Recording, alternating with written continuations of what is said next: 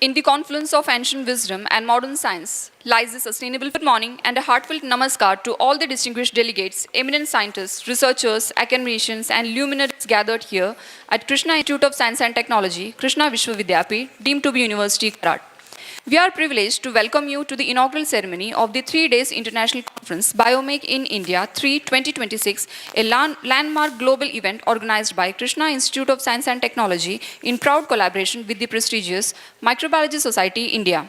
This momentous conference embodies our guiding theme, Confluence of Indian Knowledge System with Modern Science for Sustainable Innovations and Human Well-being, representing a historic sangam where millennia Old Bharatiya Gyan Parampara illuminates cutting-edge microbiology, biotechnology, and sustainable sciences. From Vedic insights on microbial ecosystem to modern gene editing and nanobiotechnology, from Ayurveda's herbal antimicrobial to synthetic biology, Biomake in India 3 bridges ancient wisdom and contemporary innovation, crafting solutions for food security, environmental sustainability, and human health that honors our roots while serving global needs. We stand in profound gratitude for the gracious presence on our dais of visionary leaders whose wisdom will illuminate this sacred. Following our ancient tradition of invoking divine wisdom for knowledge and enlightenment, I now request all our esteemed guests on the stage to kindly participate in the sacred lamp lighting ceremony, seeking Ma Saraswati's blessings for the success of the Biomake in India 3. To lead us in this sacred invocation, I humbly request Dr. Aparna Pathade, Associate Professor, Krishna Institute of Science and Technology, to grace us with the beautiful Saraswati Vandana.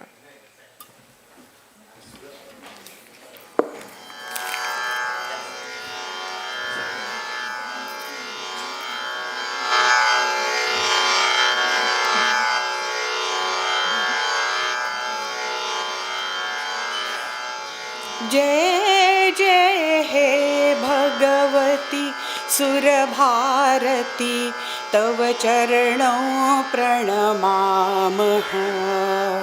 जय जय हे भगवती सुरभारती तव चरणों प्रणमामः। नाद ब्रह्ममयी जय वागेश्वरी, नाद ब्रह्ममयी जय वागेश्वरी, शरणं ते गच्छामः।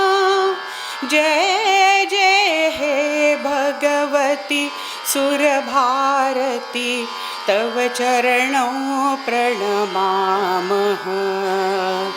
त्वमसि शरण्या त्रिभुवनधन्या, त्वमसि शरण्या त्रिभुवनधन्या, सुरमुनिवन्दितचरणा। नवरसमधुरा कवितामुखरा, नवरसमधुरा कवितामुखरा, स्मितरुचिरुचिराभरणा। जय जय हे भगवती सुरभारती तव चरणों प्रणमामः।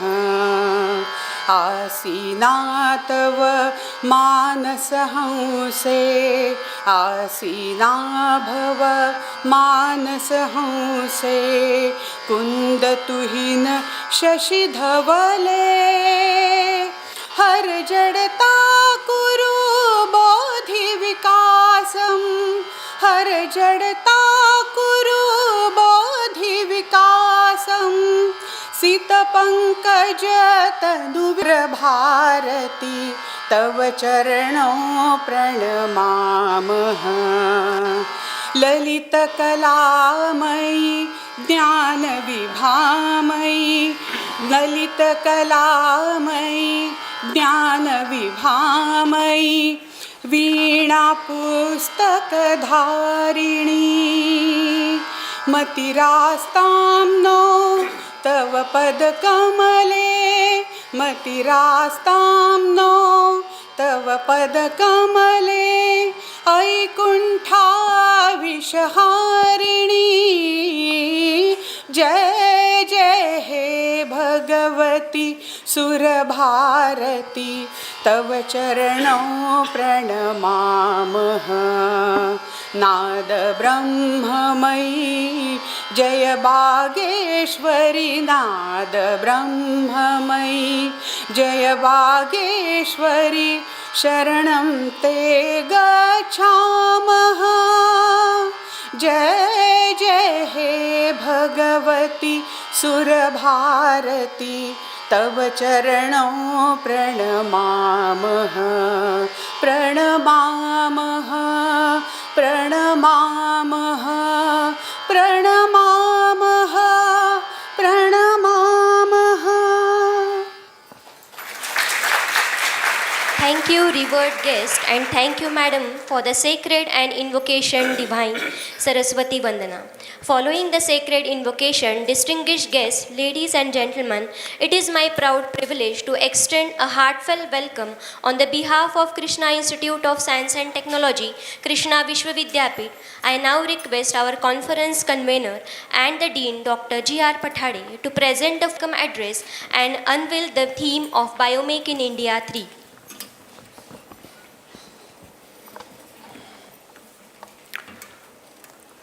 Very good morning to one and all. Dignitaries on the dais of the dais. President of today's function, Dr. Praveen Shingare sir. Chief Advisor, Academics and Accreditation, Krishna Vishwavidyapit, Karad. Honorable Dr. Nilamji Mishra Madam, Vice Chancellor, Krishna Vishwavidyapit, deemed to be University. Today's Chief Guest, Dr. Aditya Abhyankar,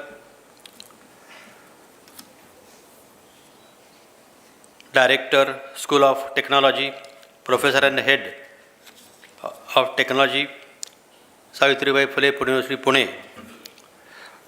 Dr. Mukund Ghorpade sir, Registrar, Krishna Vishwavidyapit, deemed to be University. Brigadier Honorable Dr. Hemashri Madam, Research Director, Krishna Vishwavidyapit, deemed to be University. Dr. Arvind Deshmukh, President, Microbiology Society, India. All the deans of different faculties of universities, directors and deputy directors, deputy registrars, HODs,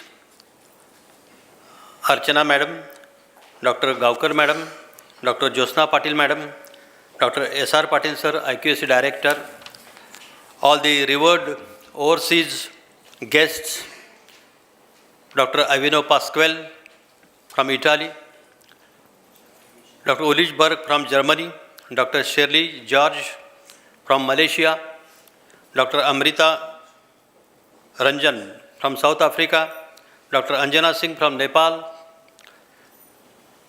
and online Dr. Balaji from Florida, USA, Dr. Manoj from South Africa, gallery of distinguished speakers from different corners of India, Dr. Devanand Shinde, ex-Vice Chancellor, Shivaji University, Kolhapur, Dr. Dubey from Haridwar, Dr. Chandrahas Halai from Mumbai, Dr. Prachi Punde from Pune, Dr. Gunjit Kaur from Kota, Dr. Govind Gupta from Bhopal, Dr. Kavya from Delhi, Dr. Burman from Delhi, Dr. Malvika from Goa, Dr.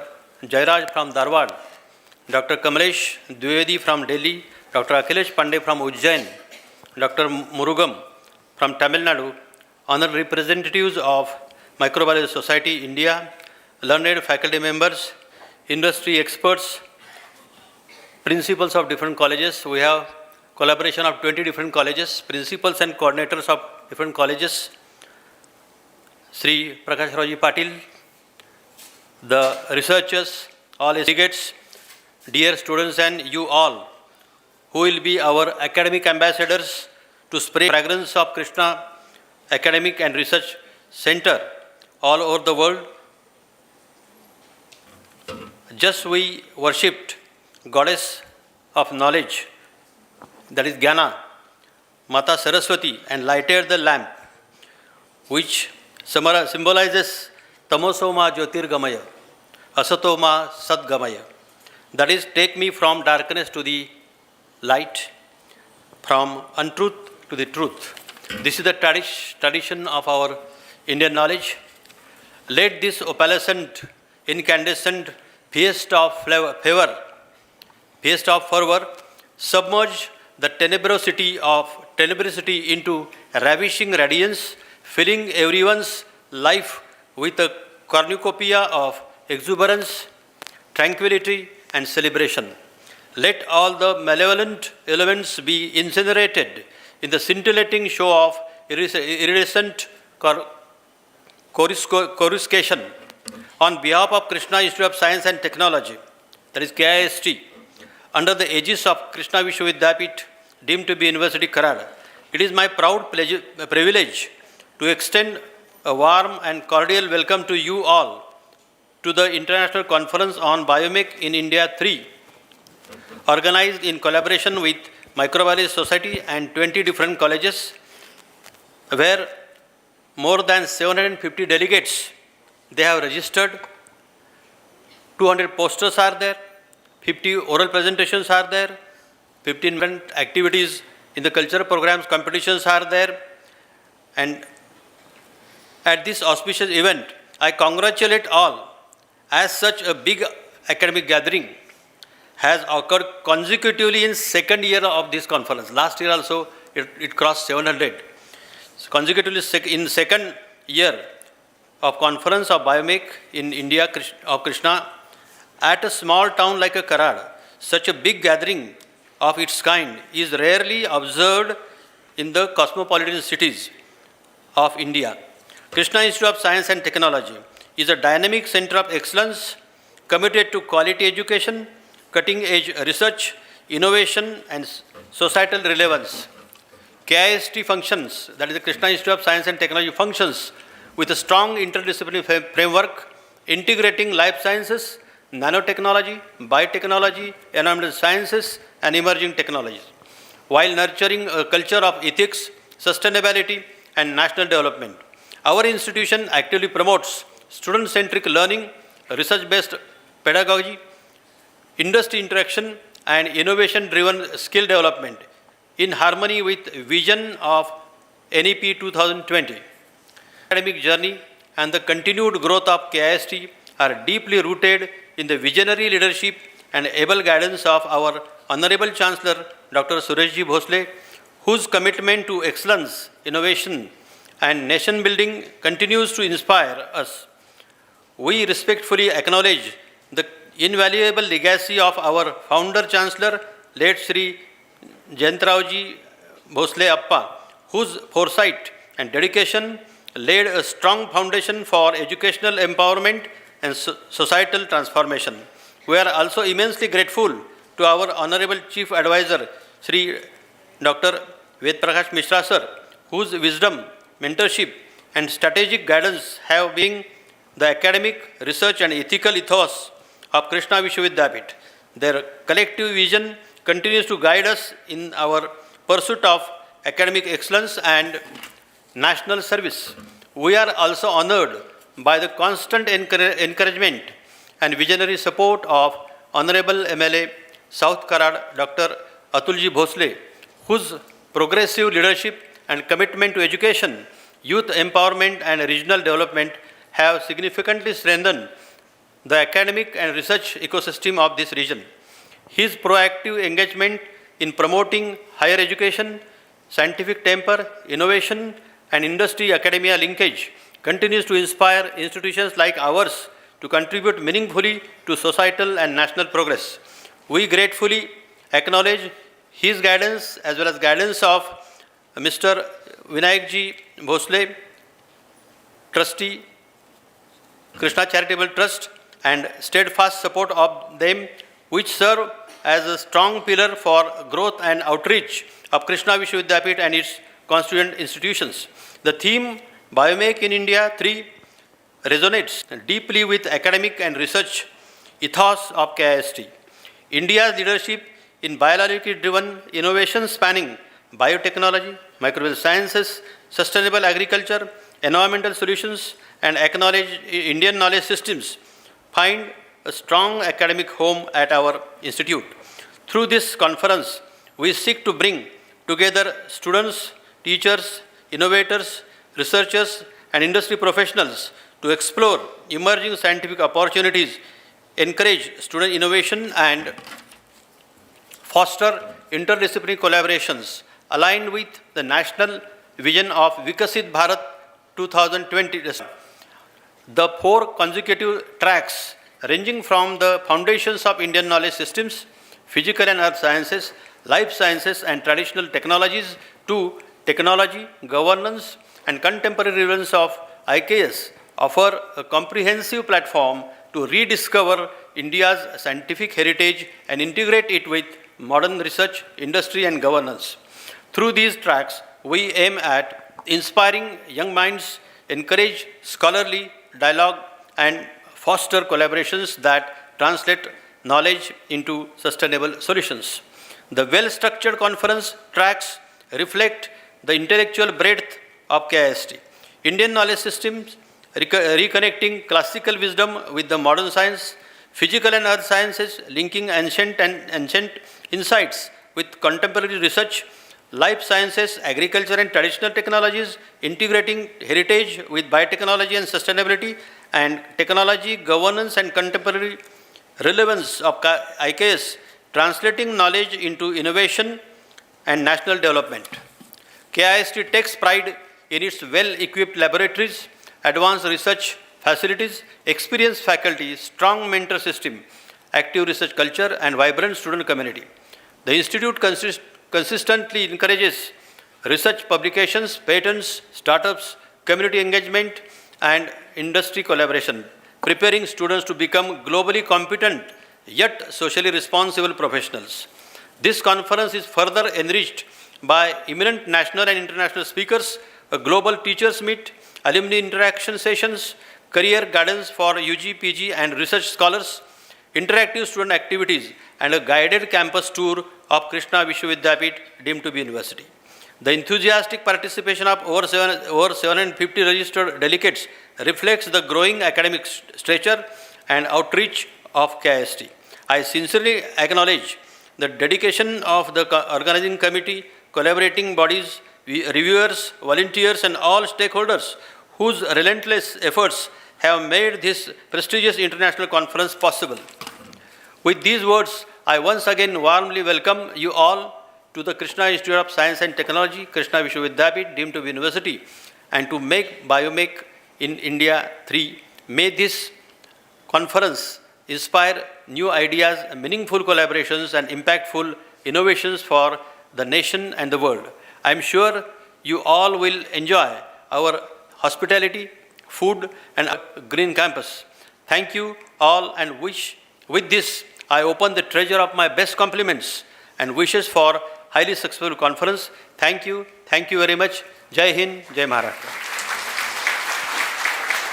Thank you, sir, for that insightful welcome and for the setting the visionary tone for the Biomake in India 3. Embracing our cherished tradition of Atithi Devo Bhava, we now proceed for the floral welcome of our esteemed dignitaries under the gracious patronage of Honorable Dr. Suresh G. Bhosle, Chancellor KVVDU. I request Honorable Dr. Praveen Shingare, Principal Advisor, Academics and Accreditation, KVVDU, to extend warm felicitations to Honorable Dr. Aditya Abhyankar, Chief Guest, Director, School of Technology, and Professor and Head, Department of Technology, SPPU, Pune.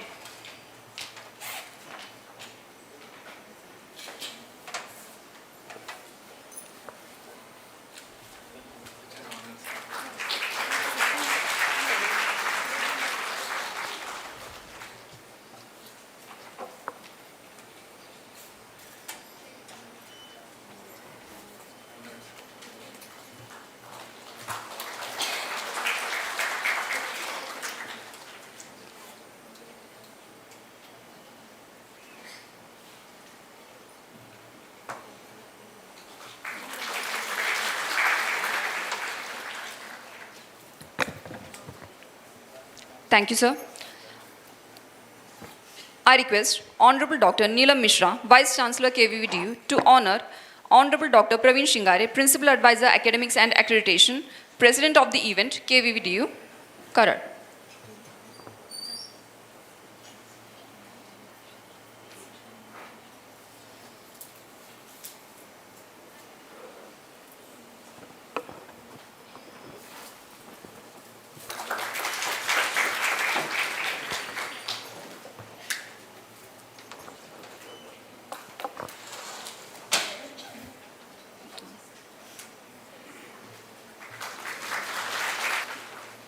Thank you, ma'am. I request Dr. G.R. Pathade, Dean and Conference Convener, KIST, to present floral tribute to Honorable Dr. Neelam Mishra, Vice Chancellor, KVDU, Karar.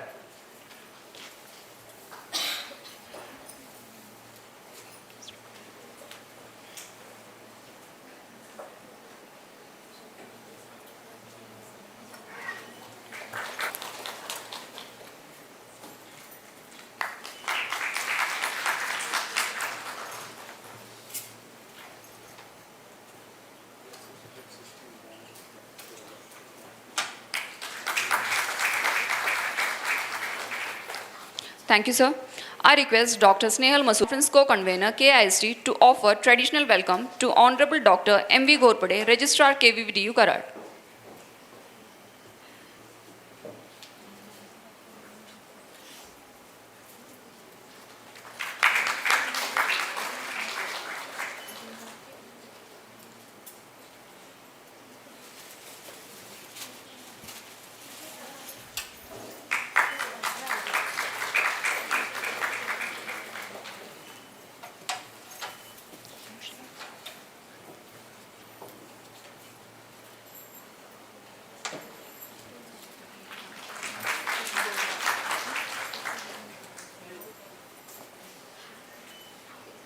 Thank you, ma'am. Request Dr. Dhanashri Patil, Assistant Professor and Conference Organizing Secretary, to felicitate Honorable Dr. Brigade KVVDU, Karar.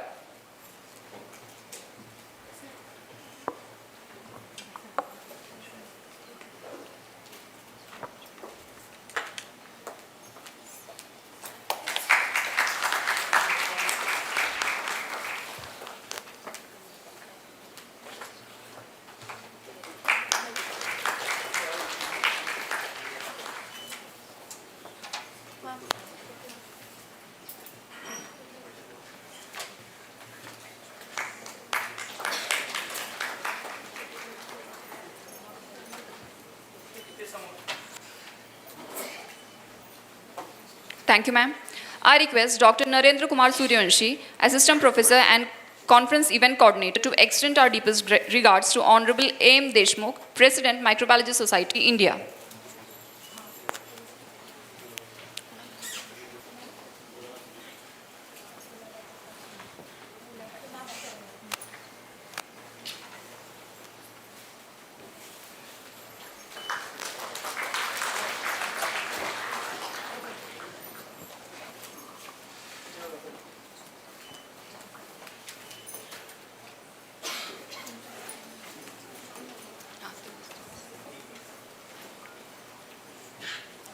Heartfelt congratulations to all our revered guests. Your gracious presence truly elevates the spirit of Biomake in India 3 2026. Along with the dignitaries on the stage, we also acknowledge all the distinguished guests seated off the dais. You are valued members of today's celebration, and your gracious presence enriches this event. We offer our warmest greetings to each one of you.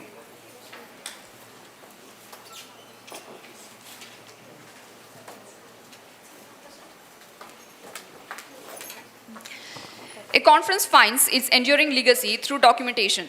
To commemorate this landmark event, we proudly present our conference souvenir, a treasured chronicle of Biomake in India 3 2026. May I respectfully request the esteemed dignitaries on the stage to kindly unveil the release of this significant publication.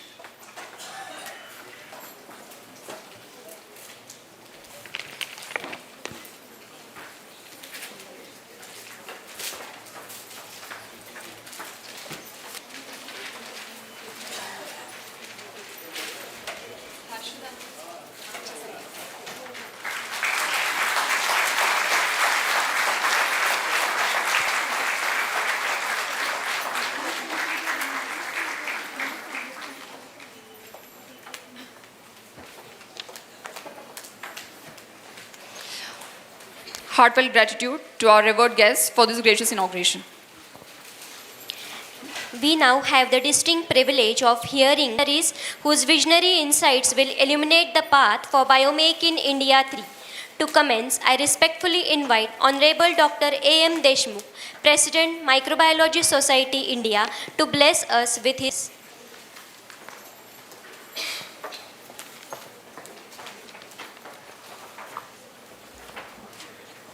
Today, I am very happy to talk in the inaugural session of this conference. The reason is that all students and teachers sitting in front of me, all of them are academically beautiful. On the stage, all dignitaries are academically beautiful. Campus you might have seen, extremely beautiful campus.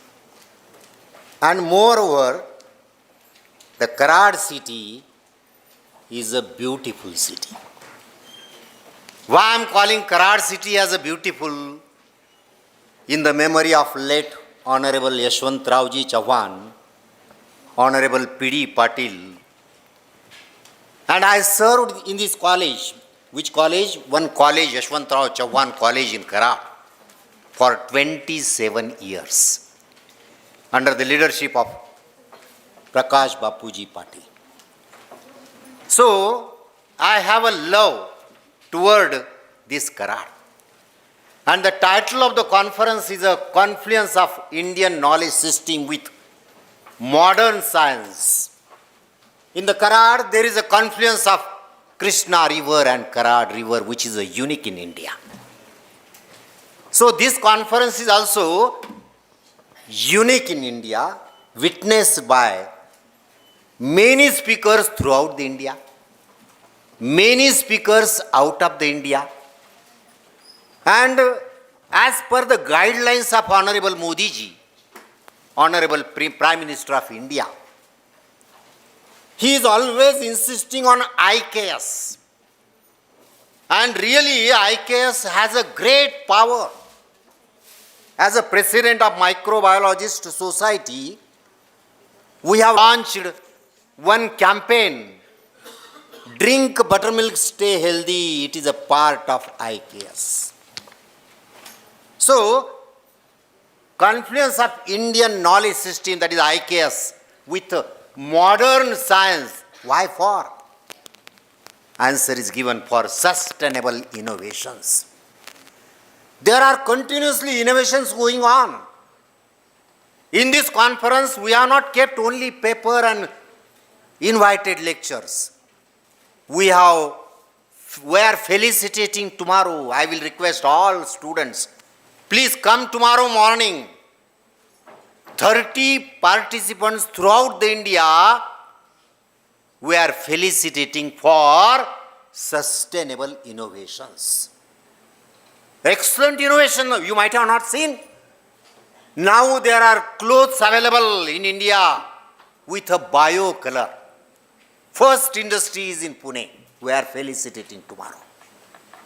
Like that, I can enlist many sustainable innovations. We are going to felicitate tomorrow, and they are going to explain what innovations we did for the sake of humanity, for the sake of India. The last word for the human well-being, what we are doing, why we are doing, why we have gathered here, why the conference is there. The answer is only well-being of human being. So I am very sure I will really appreciate the efforts of Dr. Pathade sir and Masurkar ma'am. Both of them tirelessly worked for successful organization of the conference.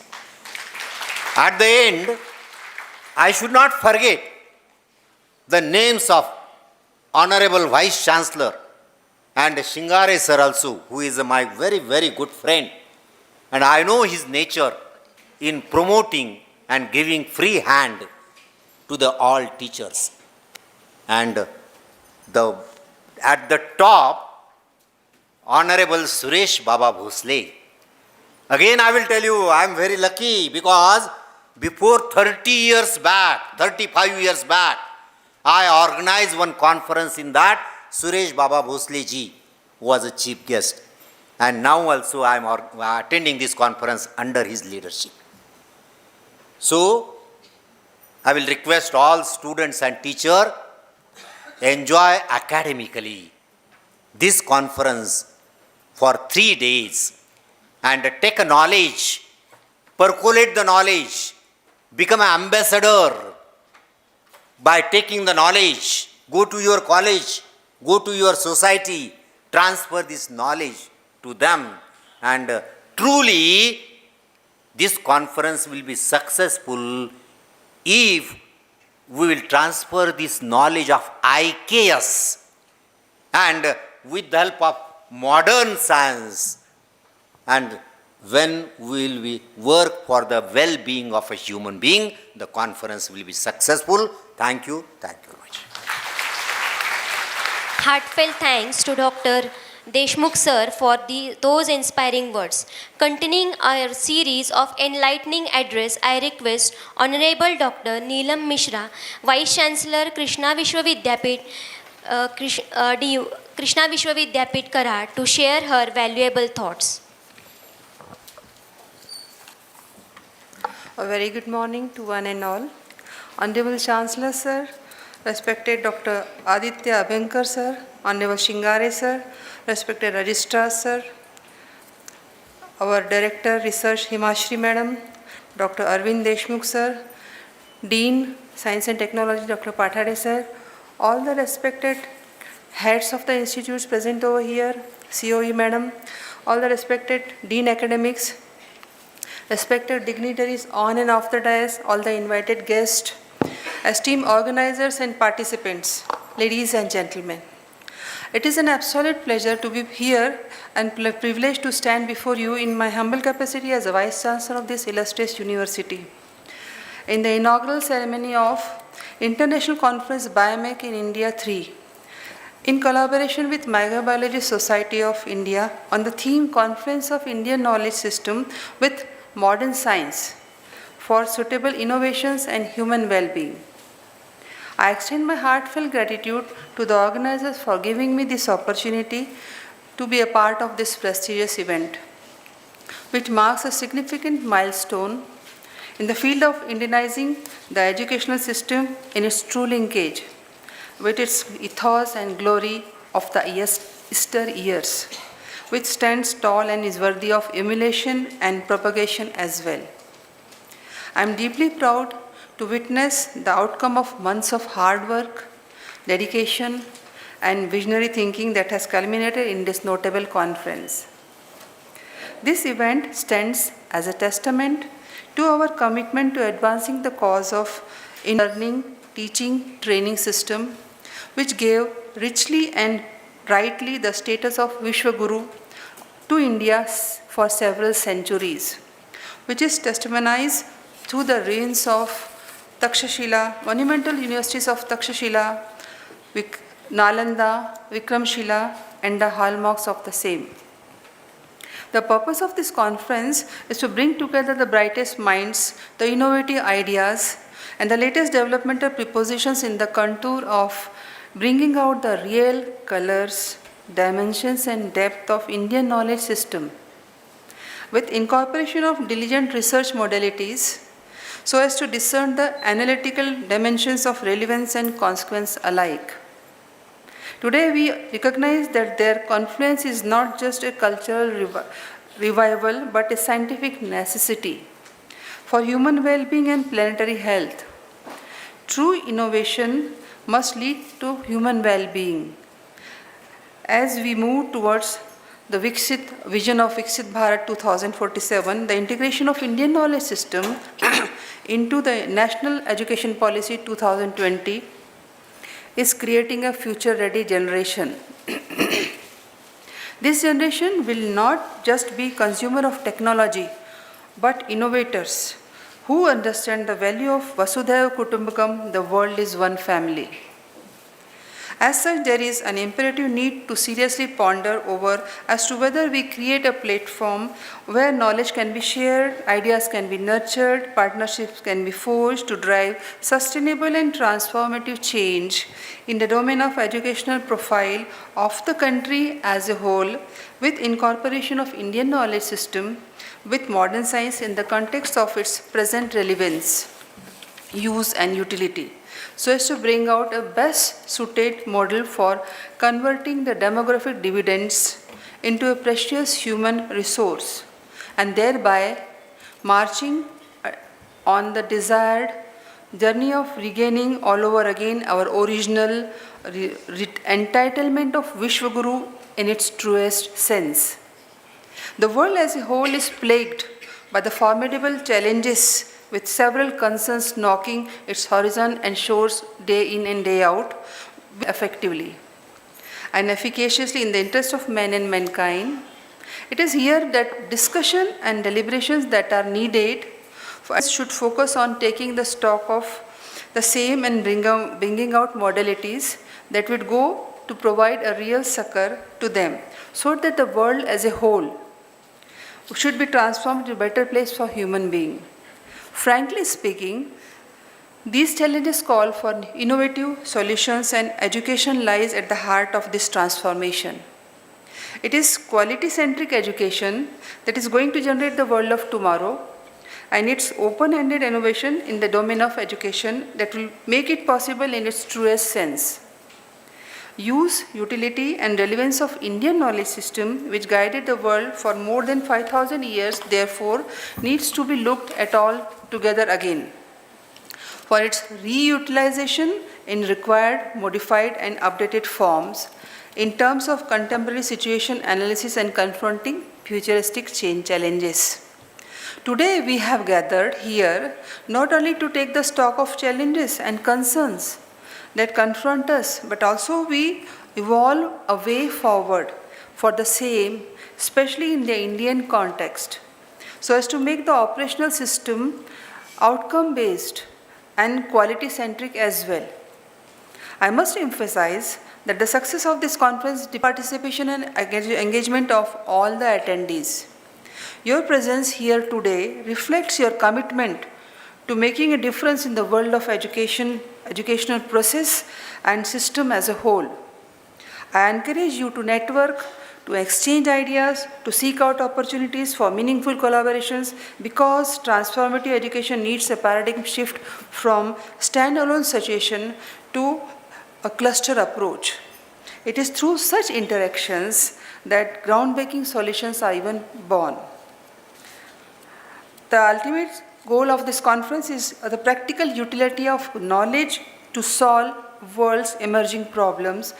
By harmonizing the empirical with the eternal, we can create a future that is not just technologically advanced, but human-centric, equitable, and profoundly sustainable. In conclusion, I would like to extend my heart, my best wishes to all the participants, to all the speakers, to all the organizers of this conference. May your discussions be fruitful, collaborations be transformative, and innovations be revolutionary. Let us work together to ensure that education as a whole continues to evolve, to thrive, and invoke desired sustainability and durability, so as to continue to shape the future generation in the desired manner. Thank you, and let the conference begin with great enthusiasm and optimism. Jai Hind, Jai Maharashtra. Thank you, ma'am, for that visionary perspective. We now look forward to the address by our distinguished chief guest, Honorable Dr. Aditya Abhyankar, Director, School of Technology and Professor and Head, Department of Technology, SPPU, Pune.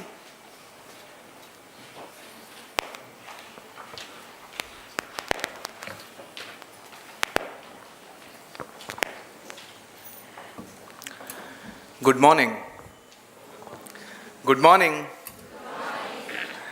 Thank you. We have dignitaries on the dais. All the honorable dignitaries on the dais, off the dais, all the researchers who have gathered for this international conference from across the globe, all the faculty members of this Illuminous Institute, and most importantly, all the young minds, all the students in this hall. It gives me great honor and pleasure to be part of this very august gathering. And I'm going to talk a lot, but during my keynote address, what I would like to do very briefly is bring on table one very interesting aspect. The confluence of Indian knowledge system with the modern science is the need of the hour. But more we talk about research, more we talk about knowledge, more we talk about wisdom, more intrigued do we feel. And there is a very about two friends traveling in a desert. And out of these two friends, one is a normal fellow, just like you and me. And the other friend is unfortunately a blind fellow, so he cannot see. And suddenly, while walking in desert, that normal fellow says, "Oh, for a cup of milk." And the blind friend asks a question. See, if you're in a desert and if one feels thirsty, one should not drink water. Otherwise, you will feel more thirsty after consuming it. So they typically drink milk. So that friend says, "Oh, for a cup of milk." And the blind friend poses a question. He says, "My dear friend, you are saying, 'Oh, for a cup of milk.' Now, cup I know, I have sensed it, I have touched it. But can you please help me understand what do you mean by milk?" And this normal friend says, "Oh, it's very simple, don't worry, I will explain it to you." So he answers back saying that milk is a kind of white liquid.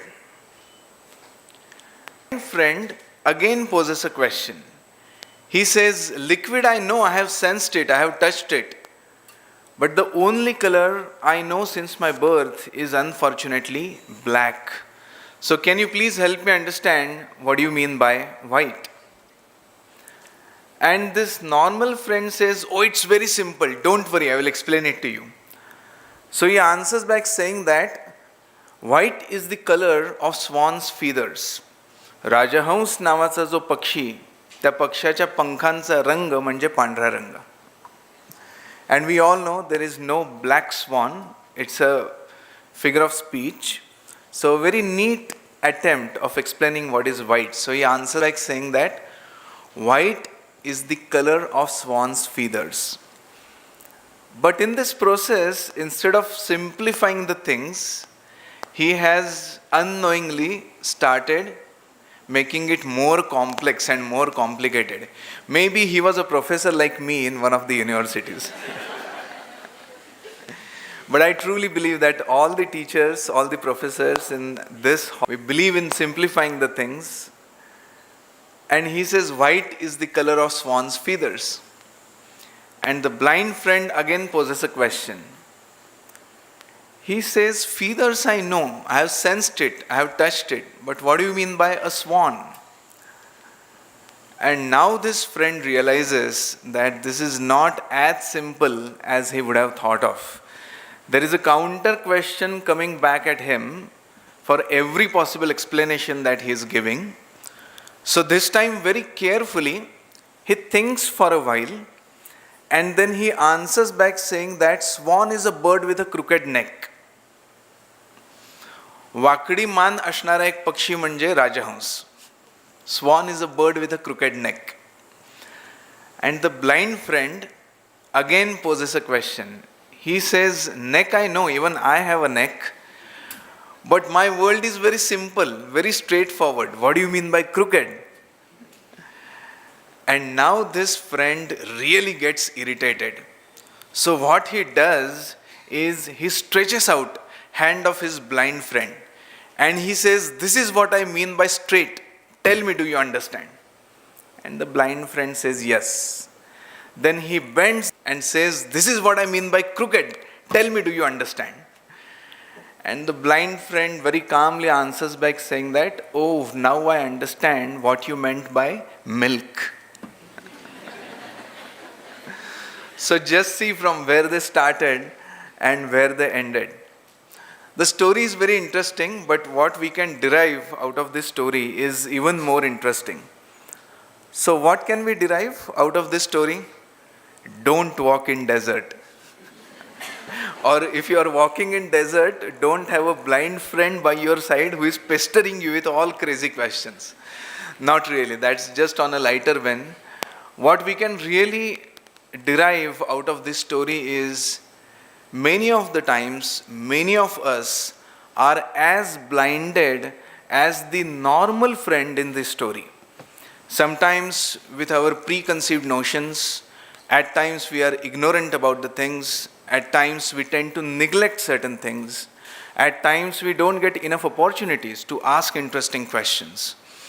And research is one platform where no question, no inquiry is stupid question and stupid inquiry. To get rid of any and every possible kind of shackle. And that's why such kind of research platforms are extremely important.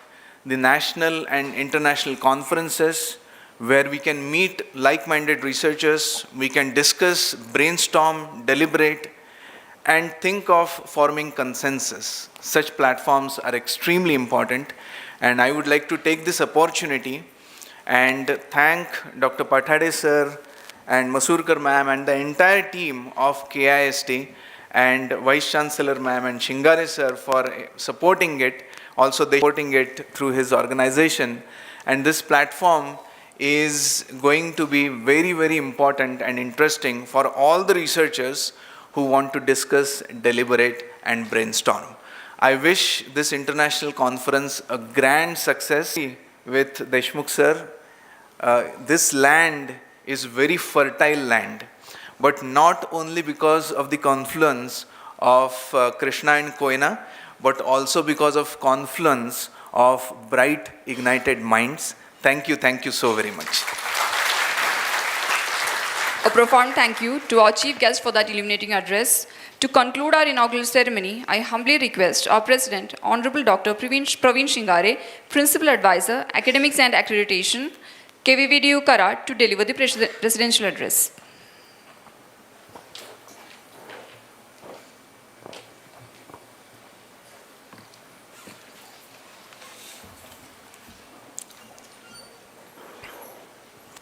Honorable Vice Chancellor of the University, Dr. Aditya,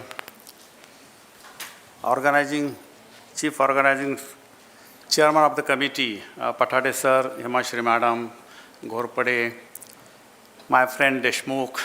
Thank you, Deshmukh Sir, for selecting our institutions for multiple conferences. We are always happy with your association. Aditya, you have proved that you are like a son. Aditya means son. So, at such a young age, he is not only professor and head, but also a director, double degrees in the Pune University. At a proper age, I will not say young age, but at a proper age you got this post. And that means you are a lucky person. Otherwise, getting a particular post when the hairs are white, that has no much meaning. Other dignitaries, professor and heads, deans, directors, foreign faculties, and dear delegates and students. It's a great pleasure to attend this international conference, and I congratulate the team of the Dr. Pathade and Biotechnology Department, which is now we call it the Science and Technology Department. And as usual, the huge response for you. Organization is, as usual, very good. I like the method. Friends, this Science and Technology Department, faculty, under this university is a rapidly growing faculty compared to other faculties in our university. And the best proof is the last page. That is the reason why I am carrying this book. I never allowed you to collect. If you see the last page, you will find 12 programs are there. We started with only 2 programs. or rather one program. Now we have reached within a short duration 12 programs. The capacity initially when we started was only 25-50, but now we have crossed 200 annual intake. So this is because of the team headed by Dr. Pathade and supported by all his colleagues. I congratulate them, and I wish that your faculty should grow further and further. Even compared to other faculties, friends, this is the only faculty which organizes many conferences, many workshops, and many other events, and which helps the university to get more and more accreditation marks in various guidelines declared by the UGC and other agencies or apical bodies. Your theme is the Indian knowledge system. Probably in this hall, I may be the one, or there may be 2-3 people who were in the Indian knowledge system, attended the school. I am talking the story of 60 years before when I was in the school. And at that time there was an Indian knowledge system. What was that system? That I learned A for apple and B for boy when I entered 7th standard. That was the Indian knowledge system. Up to 6th, no, even in 6th we were much more afraid because our seniors would say, oh, next year you have to learn English. So we were afraid, oh, we have to learn. How can I cope up with that? That was a tension when we were in the 6th standard. And then the teacher taught us apple and B for boy. That was the Indian standard system. I remember 2 important things from the Indian knowledge system, and that has a great effect in my life. Number one, when I was in the school in the Indian knowledge system, I liked to go in the field areas and bring in the evening after the school and bring a stick, weight and hard stick, and bring it next day in the school and give it to the teacher. That was a favorite, I would say, my liking or my job during that period. And just look how he is beating to the other candidates. So, the principal at that time, please note, it was chhadi lage cham cham vidya yehi gham gham. Chhadi lage to others, vidya yehi gham gham to us. That is how we were taking that. And that's why I was going in the field area and bringing that stick. But friends, we rectified that. So, that was the end, and then gradually the English medium and modern and other schooling that has started. I'm not saying that we should go back, but we enjoyed that life of Indian knowledge system. Now, what is the basic principle of the Indian knowledge system? Friends, if you see the Indian knowledge, the topmost importance given in the Indian knowledge is to the health. And that is the reason why yoga is nowadays appreciated all over the world. That is the only part of the Indian knowledge system which is accepted by the world, not any other.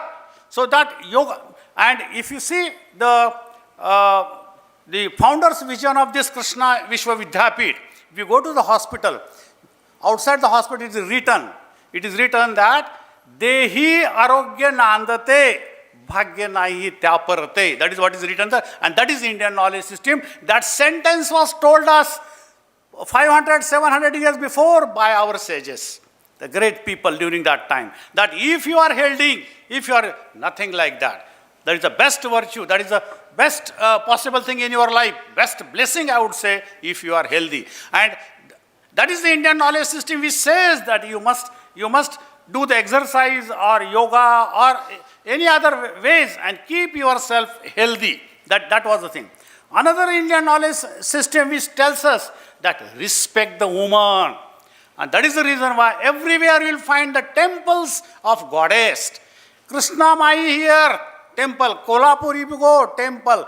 He has printed these temple photographs in your books, that these are the visiting sites. So what is that? That means the Indian people, they were respecting the woman. So woman empowerment, that was the another feature which in the Indian knowledge system, and another was the virtue, the truthfulness, ahimsa. These are all taught to us by the Indian. Follow all these things and forget about the Western. No. And that is the reason why theme is that we have to merge. And what to merge? Why to merge? It is to benefit the next generation. That is the purpose of that merging. And you all are here to discuss how to merge, how to evolve, how to develop, and see the next generation will benefit from that. Friends, this Indian knowledge system is traced by the government of and what is the name of that department? Indian knowledge system. When I ask what is the Marathi translation of Indian knowledge system? Bharatiya Jnana Paddhat. No, it is not Paddhat. I think the word was used by somebody here in the initial phase. The name of the department is Bharatiya Parampara. What is that? They have used, and that is the name of the department which is under the Department of Science, Ministry of Science in New Delhi, and initially its office is in AICT, sir, in the building of AICT in New Delhi, not having a separate office, but that is developing. So this Indian knowledge system is first time incorporated in the National Education Policy 2020, first time. Before that, everybody was not was neglecting that, but now we have realized, it is not better.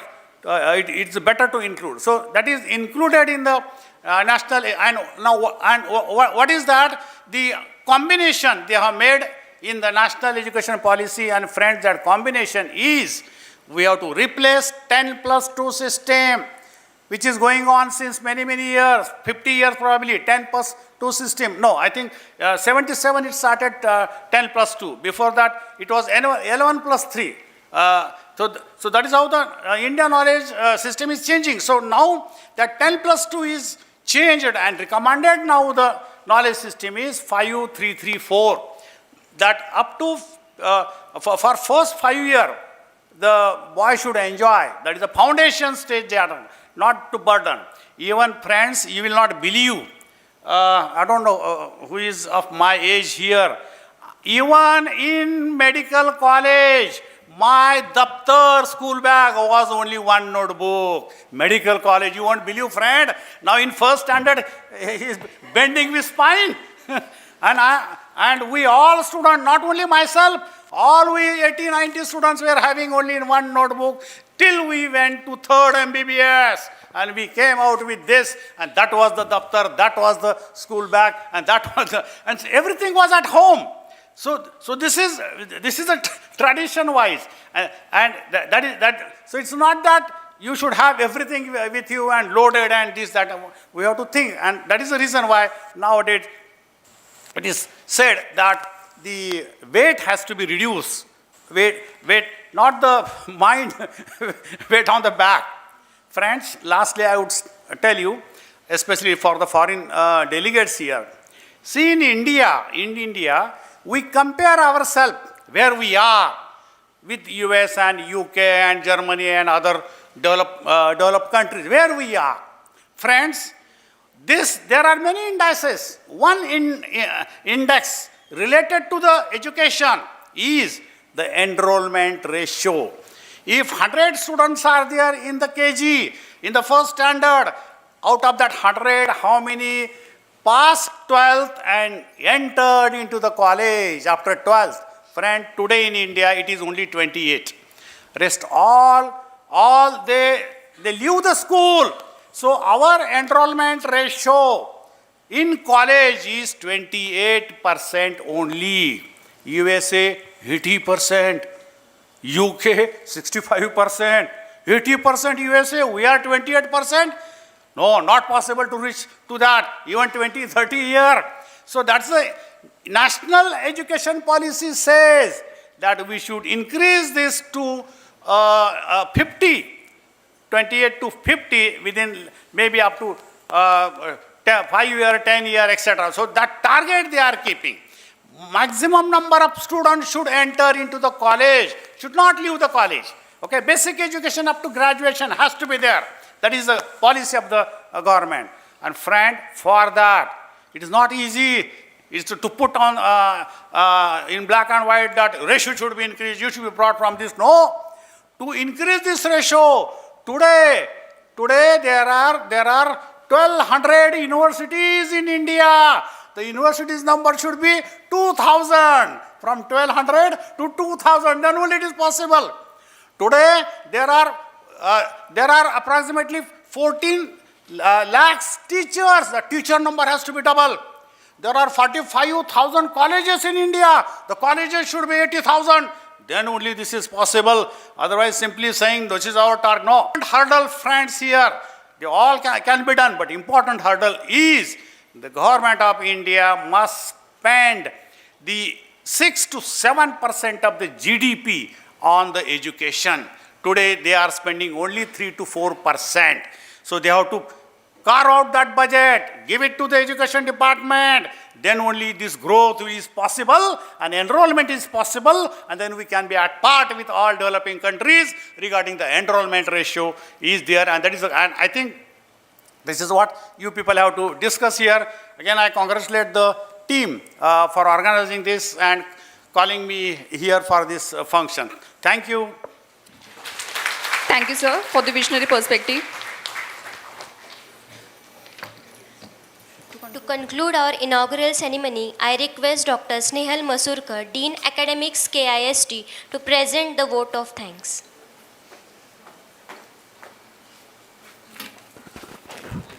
At the successful culmination of the inaugural ceremony of the International Conference Biomake in India 3, it is my proud privilege to propose the vote of thanks on behalf of Krishna Institute of Science and Technology under the aegis of Krishna Vishwavidyapit deemed to be University Karad. As the Dean Academics, co-convener and associate professor, I respectfully convey my sincere gratitude to all the distinguished dignitaries who have graced the inaugural session. Their august presence has set a dignified and inspiring tone for the conference firmly rooted in the Indian knowledge systems, where knowledge serves society, sustainability, and national development. India, as our ancient seers envisioned, has been believed that Ano Bhadra Kratavo Yantu Vishwadaha. Let noble thoughts come to us from all directions. This conference has truly embodied that spirit by bringing together wisdom from past and innovation for the future. First and foremost, we bow with deep reverence and heartfelt gratitude to the Honorable late Founder Chancellor Jayawantrao Bhosle Appa Sahib, whose visionary ideas laid the foundation of this institution. His life reflected the timeless IKS philosophy that true knowledge bestows humility, a value that continues to guide our academic and ethical pursuits. We express our profound gratitude to our Honorable Chancellor, Dr. Suresh Bhosle, for his inspiring leadership and unwavering support in nurturing interdisciplinary education rooted in Indian ethos while engaging in global science. His vision resonates with the IKS beliefs that Savidya ya Vimuktaye, that is knowledge which liberates. Our sincere thanks to our President, Dr. Praveen Shingare Sir, Principal Advisor, Academics and Accreditation, whose insightful address emphasized innovation, scientific temper, and societal responsibility, principles deeply aligned with the Indian tradition, where may all beings be happy, stands at the heart of scientific advancements. We are grateful to Chief Guest Dr. Aditya Abhyankar Sir for his esteemed presence and thoughtful contributions that strengthen the intellectual discourse of this conference. We place our deep sense of record and appreciation to Dr. Ved Prakash Mishra, Chief Advisor to Chancellor and KVV Karad, whose visionary guidance in aligning Indian knowledge systems with contemporary accreditation frameworks has ensured that our pursuit of excellence remains deeply rooted in Bharatiya wisdom while meeting global academic standards. Our special thanks to Professor Dr. Mrs. Neelam Mishra Ma'am, Vice Chancellor, KVVDU, and Guest of Honor for today's function, for her visionary guidance in integrating Indian knowledge systems with National Education Policy 2020, reinforcing the idea that ancient wisdom and modern science are not opposites but complements. We express our grateful gratitude to Honorable Registrar Dr. M.V. Ghorpade Sir for fostering a vibrant academic ecosystem where research, innovation, and IKS coverage is there. His leadership reflects the classical Indian vision of education. Guru Brahma, Guru Vishnu, the teacher as the creator and sustainer of knowledge. Our sincere thanks to beloved Dr. Arvind Deshmukh Sir, President MBSI, who is always been supporting us to organize the conference. Our sincere thanks to Director Research, Dr. Brigadier G. Himashri ma'am, for her kind support and continuous encouragement and her presence as the guest of honor. Our special thanks and gratitude goes to Director IIE, Dr. Agrawal sir, Director IQSC, Dr. Satish Patil sir, Deputy Director International Affairs Archana Kaulgikar madam, Executive Director Finance for their efficient administration and steadfast support that ensured the seamless conduct of this conference. Our special thanks to the trustee and member of Sri Shivaji Education Society, Mr. Prakash Babu Patil sir, whose presence has gratefully who is grateful to this conference.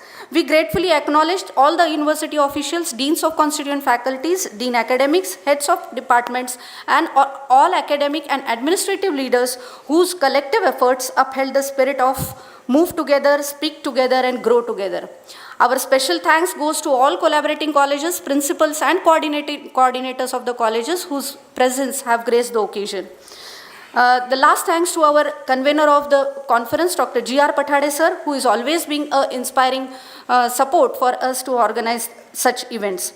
This conference under the inspiring theme Biomake in India 3 has highlighted India's leadership in biotechnology, life sciences, sustainable technology, microbial innovations, environmental solutions, and indigenous knowledge systems. The 4 conference tracks ranging from foundations of Indian knowledge systems to life sciences, physical sciences, technology, governance, and contemporary relevance beautifully demonstrated that ancient Indian science is with holistic, sustainable, and deeply human-centric. We extend our heartful appreciation to all the eminent speakers, session chairs, panelists, and contributors whose deliberations will reaffirm that Indian knowledge systems are not relics, is capable of shaping the future of Vikasit Bharat 2047. A word of gratitude goes to all international and national guests whose presence have graced the occasion. A special word of thanks to all the teaching and non-teaching staff of KIST, research scholars, students for their dedication and enthusiasm. Their participation echoed the timeless Gurukul spirit where learning is shared journey of inquiry and service. We also acknowledge with gratitude the invaluable contributions of our powerhouse team, IT services, civil and maintenance staff, photography team, and all support staff whose silent yet committed efforts ensured the smooth execution of every aspect of this conference. Finally, we thank all the delegates, researchers, innovators, industry professionals, and students for making this conference a vibrant confluence of ideas, wisdom, and innovation. Yatra Vishwam Bhavet Ekanidam, where the whole world becomes one nest. May this conference truly become a shared space of learning and collaboration. My sincere apologies if unknowingly I have missed someone to mention for the thanks. With these words, I once again express my sincere thanks to everyone who contributed to the success of Biomake in India 3 and wish all the participants continued success in their academic research and innovation journeys. Thank you. Thank you so much. Thank you, ma'am. As we move towards the conclusion of this beautiful event, elevate our souls to guide us through the divine verses of Poseidon. I would like to request Dr. Aparna Pathade, Associate Professor KIST, to lead us in the prayer. I request everyone kindly to rise for the Poseidon.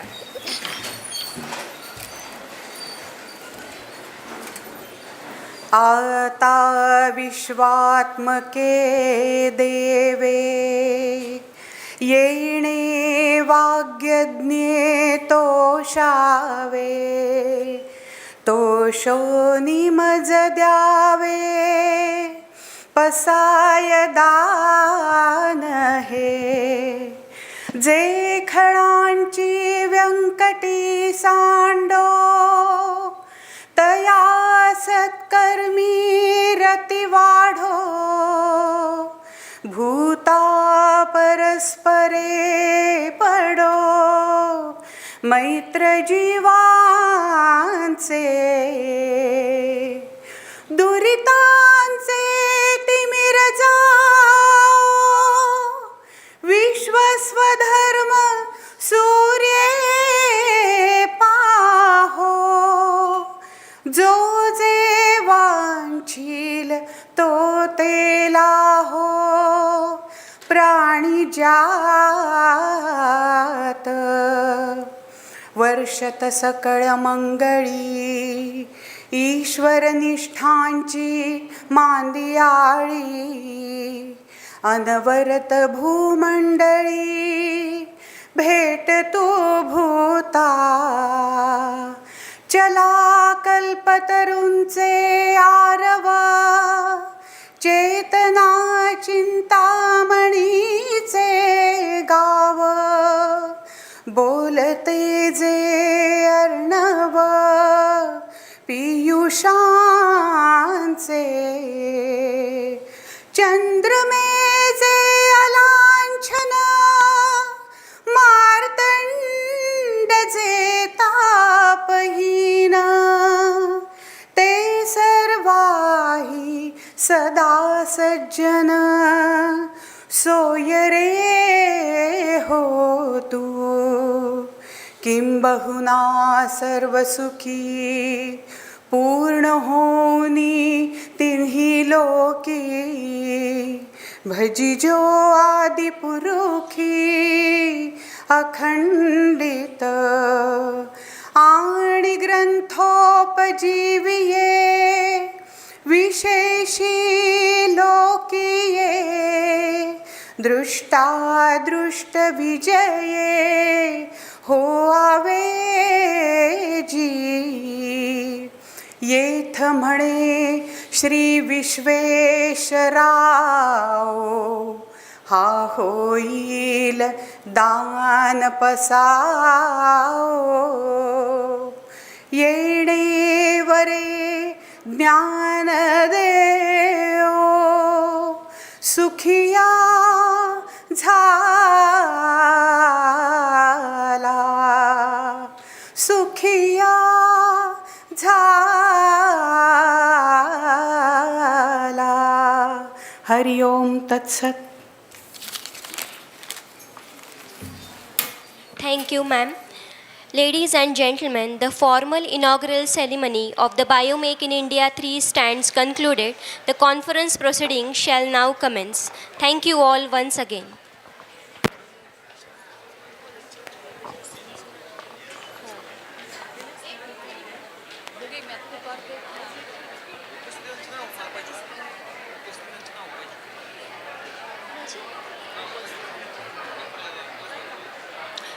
I request the audience to be seated.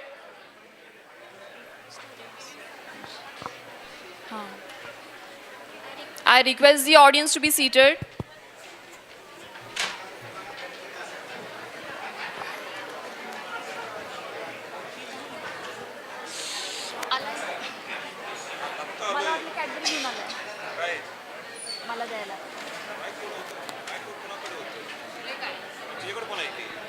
नाही मीच बोलते.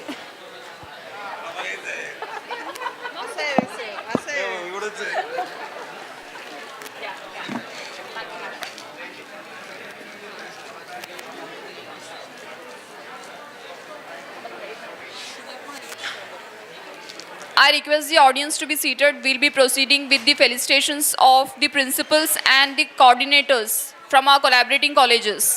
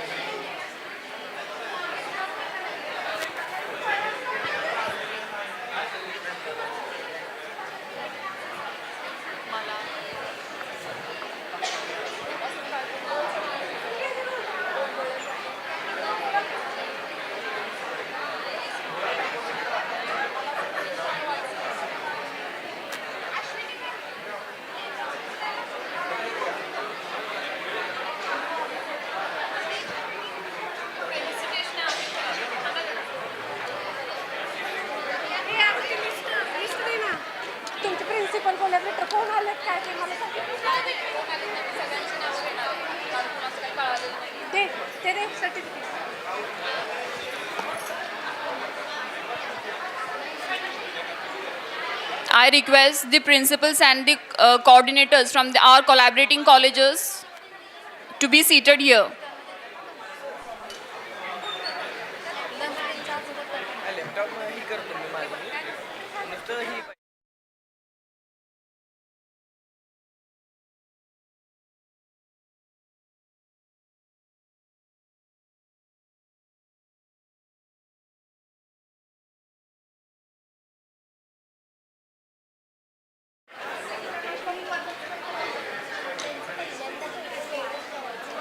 Hello, hello, hello, hello, hello.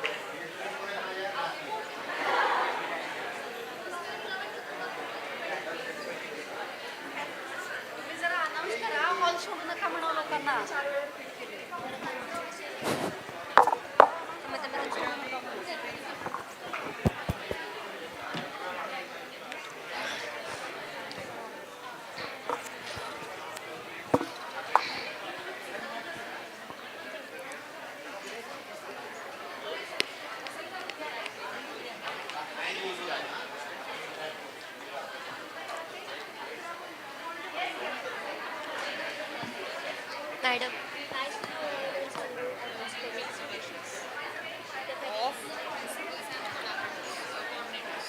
So do not leave the.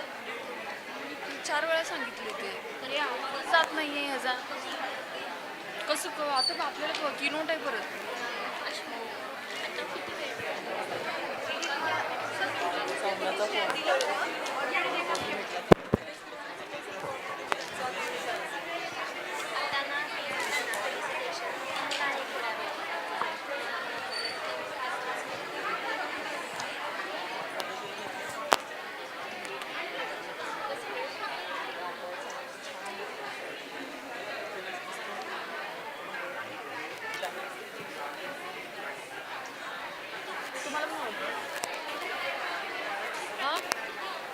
कसं काय?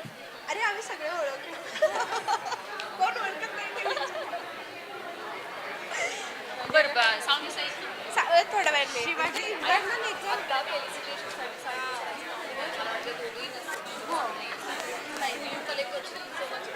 दोघांच्या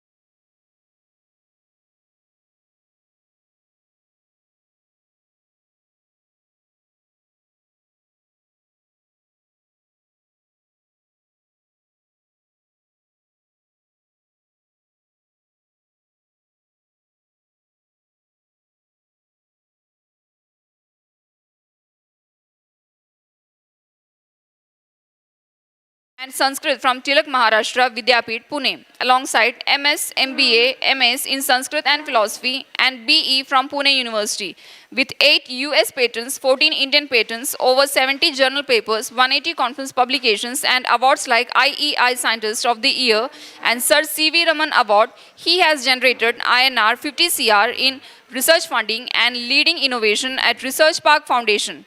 His expertise spans pattern recognition, biometrics, signal processing, and Vedic studies.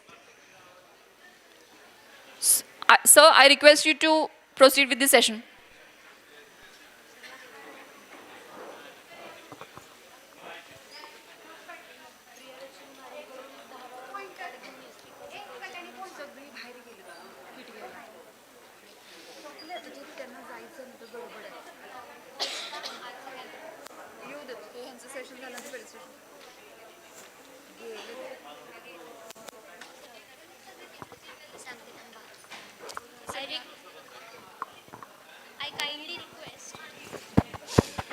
I kindly request all the students, participants to occupy the front seats. All the students and participants, come forward.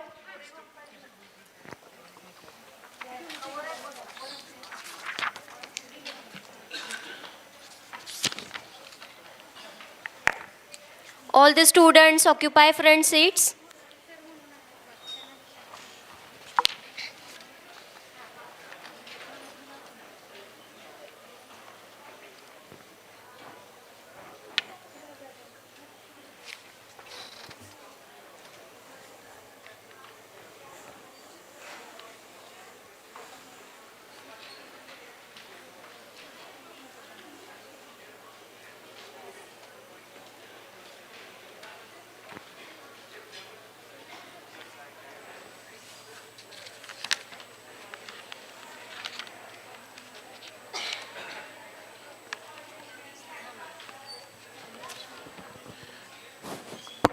Kindly be seated. All the audience, kindly be seated.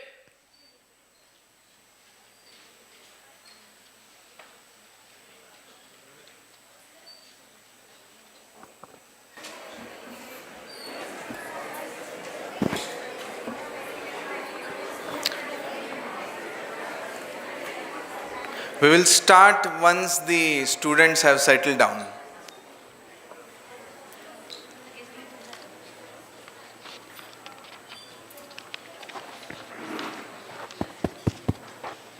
Students, please be seated in front.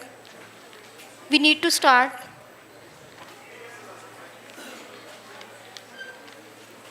Please settle down fast.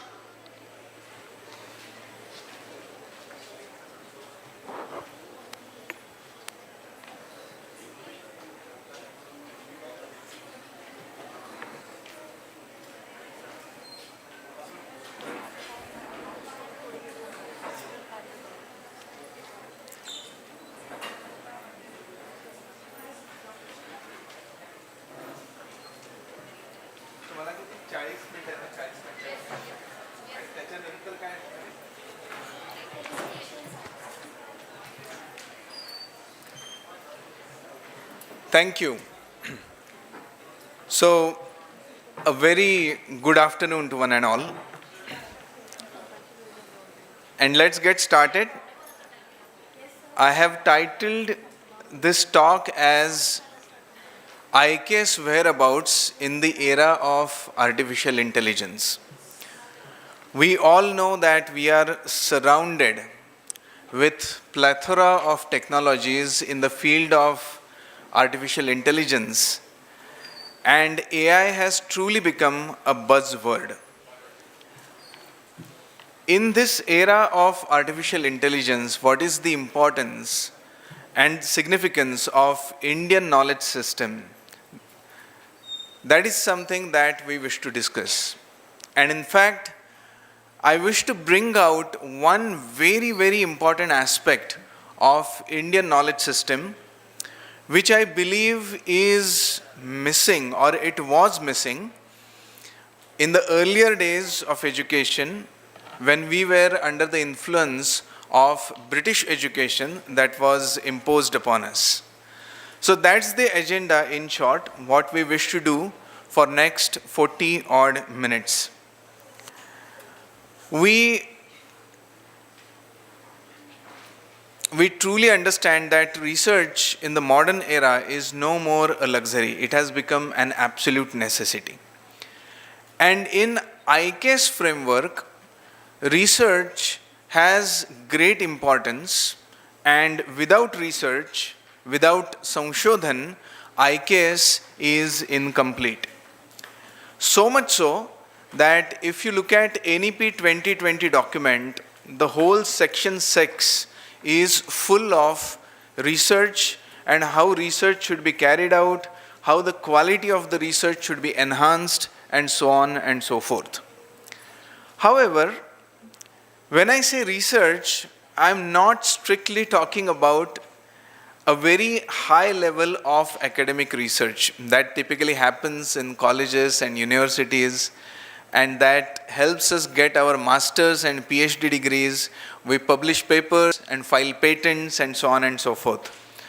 Even prior to that, when I say research, what I really mean is ability to ask very interesting searching questions, ability to not take the things granted, ability to not accept the things blindly, and ask interesting questions.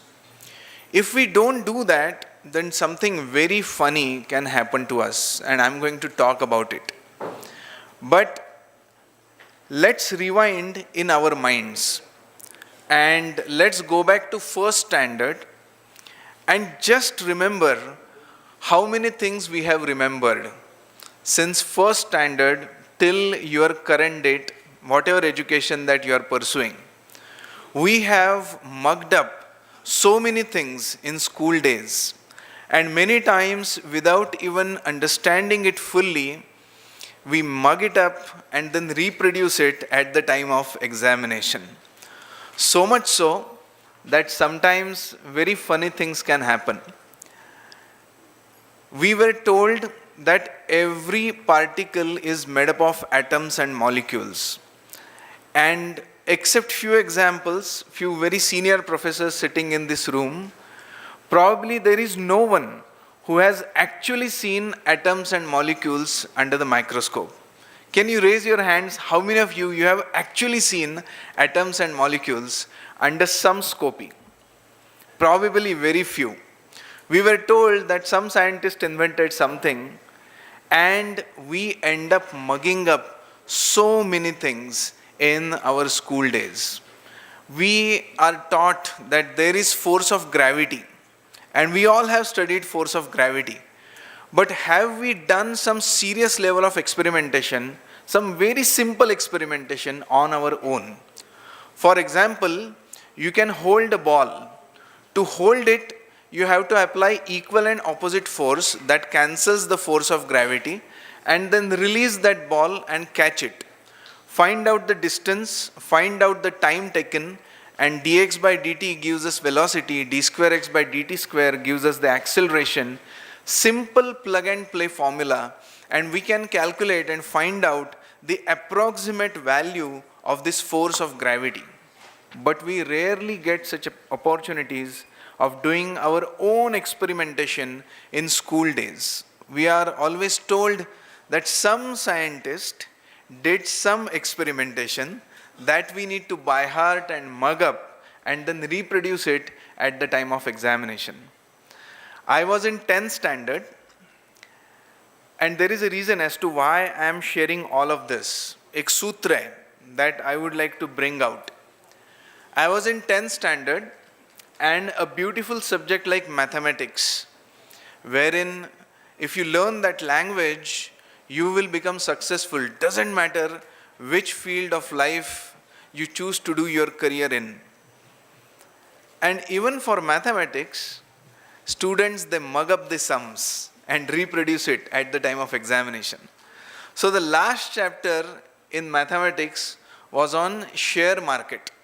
And there were some 8 sums given in the textbook. And we were told that out of these 8, one example, one question would definitely come in the board. And all the students, they had mugged up all the 8 sums. And finally, in the board paper, one out of these 8 actually appeared, but with a small twist. In the textbook, the problem given was Ram and Shyam owns XYZ Private Limited company, and then the distribution of the shares was given. In the examination, the question came, and it was Sita and Geeta owns XYZ Private Limited company. The rest of the problem was verbatim, it was same. And trust me, more than 98% of the students, they wrote, XYZ Private Limited company is not owned by Sita and Geeta, it's owned by Ram and Shyam. Please go and check your facts. So that's what sometimes mugging up can do to us. While pursuing my master's, if you have good memorization, it also helps sometimes. While pursuing my master's degree, we had a very difficult subject, non-linear optimization, and it was taught to us by one of the Nobel laureates. And there was one very dense mathematical proof which involved close to 100 variables. 100 variables, just imagine. Alpha, beta, gamma, zeta, theta, phi, psi, li. We won't be able to even cross 10. There were 100 variables, and all those crazy Greek alphabets representing those variables.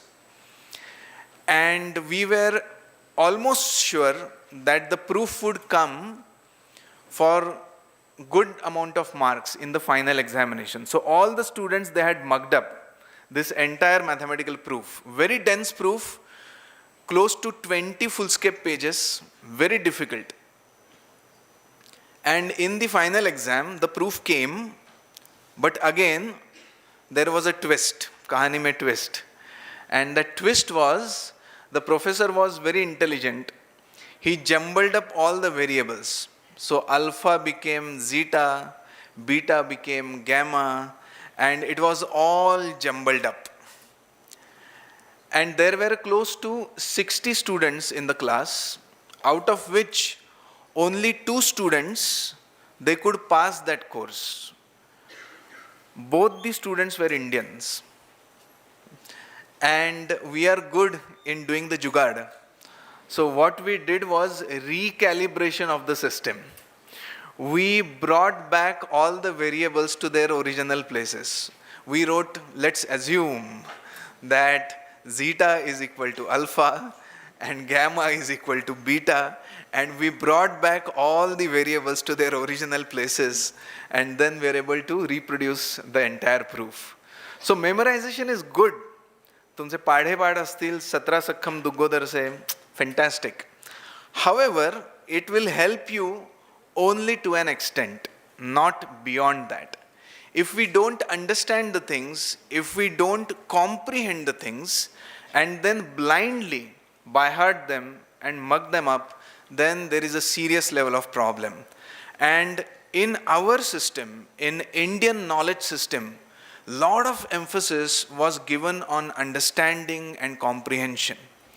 And then something very, very unfortunate happened to us as a country in 1835, when Macaulay's Minute came, and the British, they literally imposed upon us the British education system, in which they never wanted to create things, they only wanted to create manpower which will do their clerical tasks. And that's where there was no scope for innovation, independent thinking, differentiating characteristics, and that British education system has damaged our educational strata to a large extent.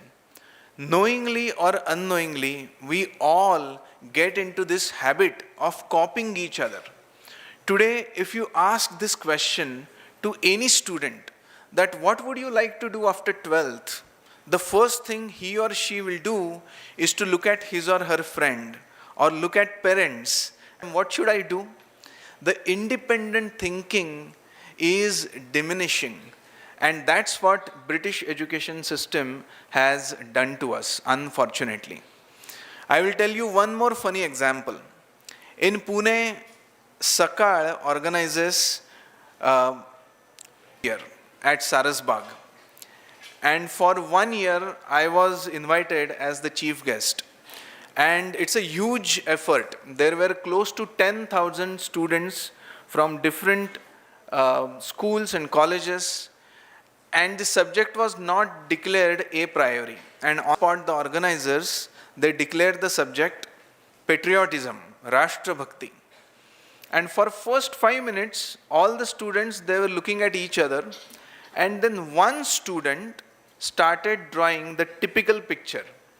That student drew the tricolor flag. Then he showed 3 steps. And then he drew 2 Jawans doing a salute to our tricolor flag. Trust me, within next 30 to 40 odd minutes, I was just taking a stroll around. More than 99% of the students, they were drawing same drawing.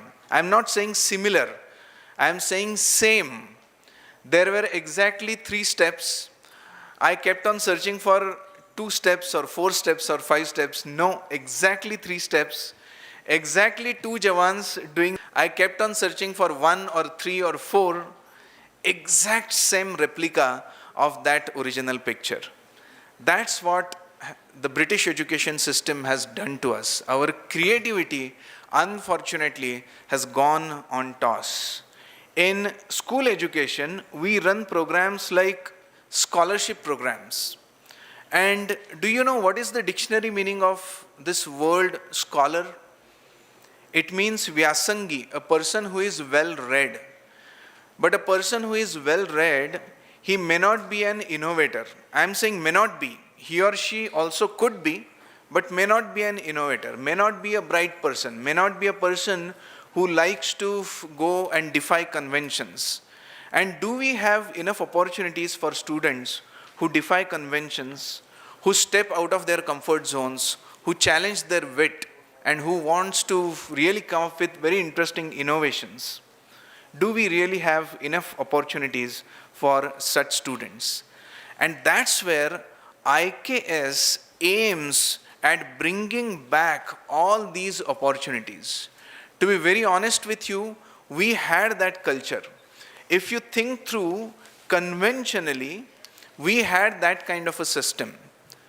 And jokingly, I always say this, what we had was Guru Kula system, and what we have today is Kula Guru system. So it's 180 degrees out of phase. But if you have good Kula Guru, like you have over here, then the institute definitely flourishes. Our system is very different. It aims at 360 degrees overall development of our students. It makes our student understand a particular thing thoroughly, so that student is self-sufficient and he and she can go anywhere on this green planet and do rest of the things without anybody's help. That's the genesis, that's the original crux of Indian knowledge system. And if we don't have that, then what happens is we lack differentiating characteristics. We all become clones of each other. And we all are born different. We all have unique fingerprints, unique faces, unique voices. So we are not asking for too much. But unfortunately, we start copying and then we get away from our own original differentiating characteristics. I will share a parody with all of you. It's a parody, so don't take it too seriously. It's a parody. In 1971, there was a movie, a very nice family drama, and the name of that movie was Bandhan. And the hero of that movie was Jitendra. So for the younger generation in the back, Jitendra is father of Tushar Kapoor and Ekta Kapoor. And in one of the scenes in that movie, Bandhan, the hero comes running back home and says, "Ma, my BA pass ho gaya," in a very typical Jitendra style. And the mother's role is played by the veteran actress Durga Khote.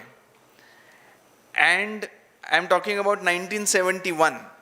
So the mother becomes so happy that instantly she cooks gajjar ka halwa for the hero of our movie. And that's because in 1971, passing BA was equivalent to getting a good job, settling down in life, and passport, marrying the heroine of the movie. Now, imagine if they make a remake of this movie in 2026. They will, right? Because they have ran out of all the good ideas. So they are remaking all the olden golden movies. And let's say Ekta Kapoor produces that movie. So name of the movie will be Kandan because it has to start with K. And being a good sister, let's say she offers the lead role to Tushar Kapoor. And we can pray to the Almighty that the poor chap will get at least couple of decent dialogues. In most of the movies, he is either deaf or dumb or specially abled. And unfortunately, we lost Reema Lagu. But these days, Madhuri Dixit, she has started portraying mother. So let's say Madhuri Dixit is the mother. And in one of the scenes, the hero comes running back home and says, "Ma, now I am BSc from KIST, one of the best institutes in our country. We are talking about smart cities and smartphones, so super intelligent mothers. No gajjar ka halwa in 2026. The first question will be, campus hua kya? And if the hero says, हाँ माँ हो गया, still no gajjar ka halwa. The next question will be, package kitna hai? And if the hero says, अच्छा package mila hai, it's an MNC, still no gajjar ka halwa. The next question will be, what are the plans for higher education? GRE, GATE, MAT, PAT, ZAT, whatever. And this will go on and on and on. And that's because, just imagine, in 2026, how many universities do we have in our country? And how many graduates do we produce every year? I will give you an example of Savitribai Phule Pune University, wherein every year 700,000, 7 lakh students, they earn their degrees just from SPPU. Now imagine in Pune alone, we have 32 different universities. How many do we have in southern part of Maharashtra? How many do we have in Maharashtra? And how many do we have in India as a whole? And how many graduates are we producing? And these students, they lack original thinking. They lack differentiating characteristics. And when this happens, we say that in the professional world out there, there is rat race. Rats do this. They follow each other. They don't have thinking ability, which is different than each other. So the rats, they typically follow each other. And that's why we say there is rat race out there in the... The unfortunate part is, even if you win that race, you are still a rat by the end of the day. And that's why it's extremely important to develop differentiating characteristics. Otherwise, it's very difficult to create your own story in the professional world. IKS emphasizes a lot on creating differentiating characteristic. Every individual is unique. Every individual is limited edition and other. It's important to have differentiating characteristics. If we don't do this, then its effects will not remain restricted at individual level. We will also be able to see the effects at national level. And if we really think about it, do we really have product companies in our country? That's the big question that we can ask. And since I'll be talking about artificial intelligence and IT sector predominantly, do you know the biggest IT company of Indian origin? What's the name of the company? Infosys is second largest. TCS is the largest, and it stands for Tata Consultancy Services. So very openly we are saying that predominantly we are into providing services. And from services to solutions to tools to frameworks to applications and finally into products, it's a long, long journey. And if we really want to have product companies in our country, it's extremely important to bring back research culture and have differentiating characteristics not only at individual level, but even in our companies. Unless our companies, they think differently, it's very difficult otherwise to create product companies. And I'm going to share a couple of very interesting stories with all of you, my own journey at Google later on. We also know that artificial intelligence has become very important, and that's because data has literally become a new currency. Data has become extremely, extremely important. This all happened because of Industry 4.0. And there are 4 different revolutions that our industry has seen. Industry 1.0, wherein predominantly we are talking about steam engines. Industry 2.0, where predominantly we are talking about electric and magnetic fields. Industry 3.0, wherein we are talking about computers and networking. And Industry 4.0, wherein we are talking about IoT and artificial intelligence and automation of the Industry 1 to 2, there is gap of 100 years. Between Industry 2 to 3, there is gap of 100 more years. And between Industry 3 to Industry 4, there is gap of only 40-50 years.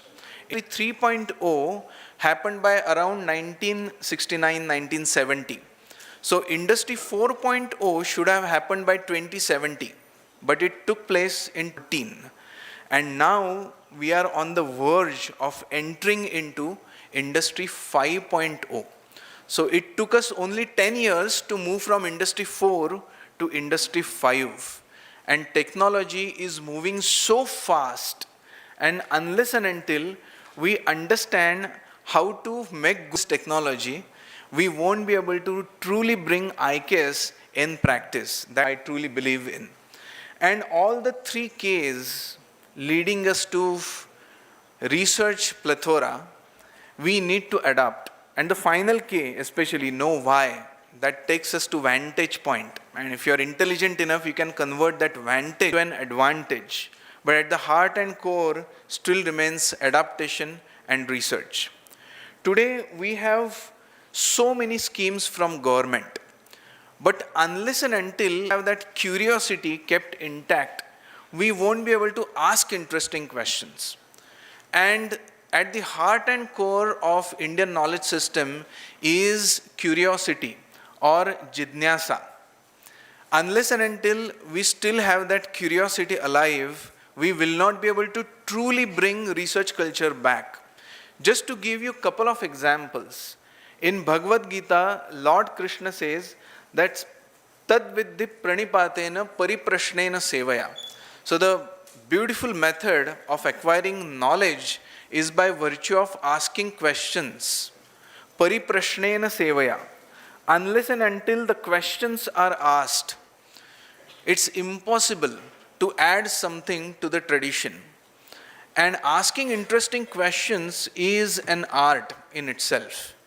It's because Arjun was able to ask very interesting questions. Lord Krishna was able to give even more profound answers.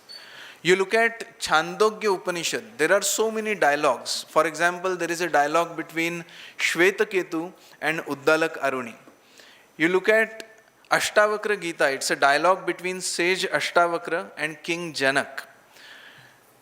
Towards end of every chapter in Bhagavad Gita, we say Om Tat Saditi Shrimad Bhagavad Gita Su Upanishatsu Brahma Vidyayam Yoga Shastre, and after that Shri Krishnarjuna Samvade. So it's a dialogue, it's a samvad between Krishna and Arjun. You look at Dasbodh, at the end of every samas, it says Iti Guru Shishya Samvade. So it's a dialogue between Guru and the disciples. And unless and until we have this tradition of asking very profound, very searching questions, we will not be able to bring back research culture in its truest possible sense. And this is evident in our literature. For example, the first Karika in Sankhya Karika is written over here.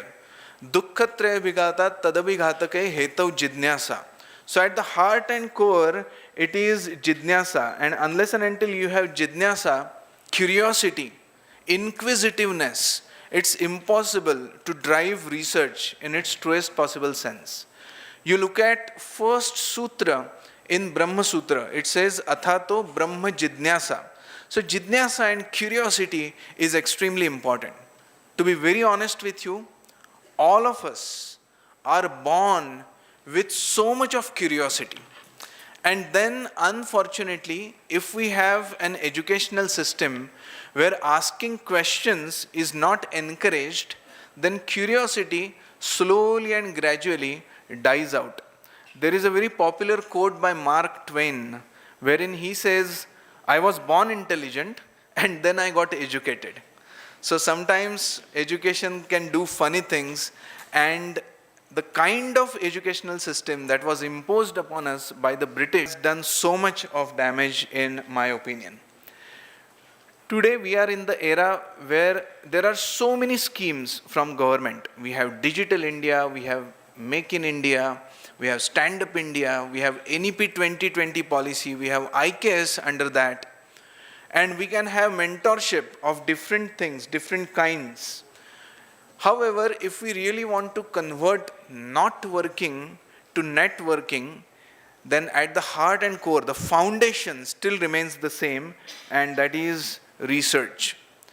Have you ever asked this question that not even in developed countries like US, what is the percentage of the startups who become successful?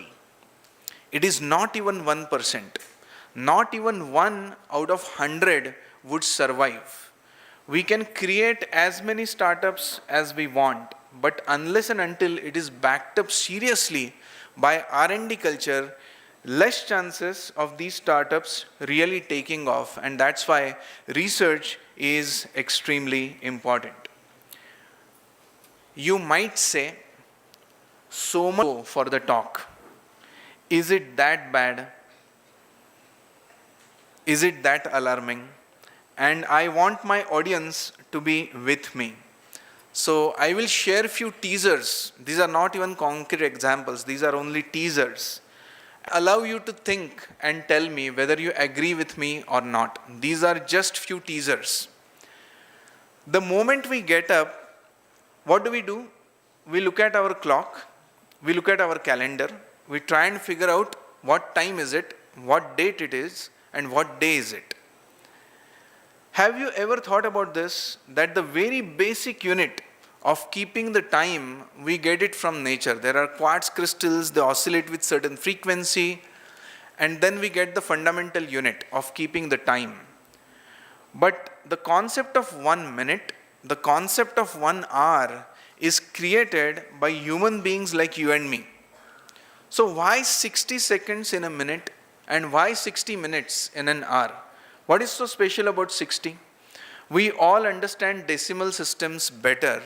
So why not have 100 seconds in a minute and 100 minutes in an hour? Everything simplifies. Our clock is so complex, 12 panche 60, and then it's so tricky. Why not have 100 seconds and 100 minutes? What is so special about 60? Any answers?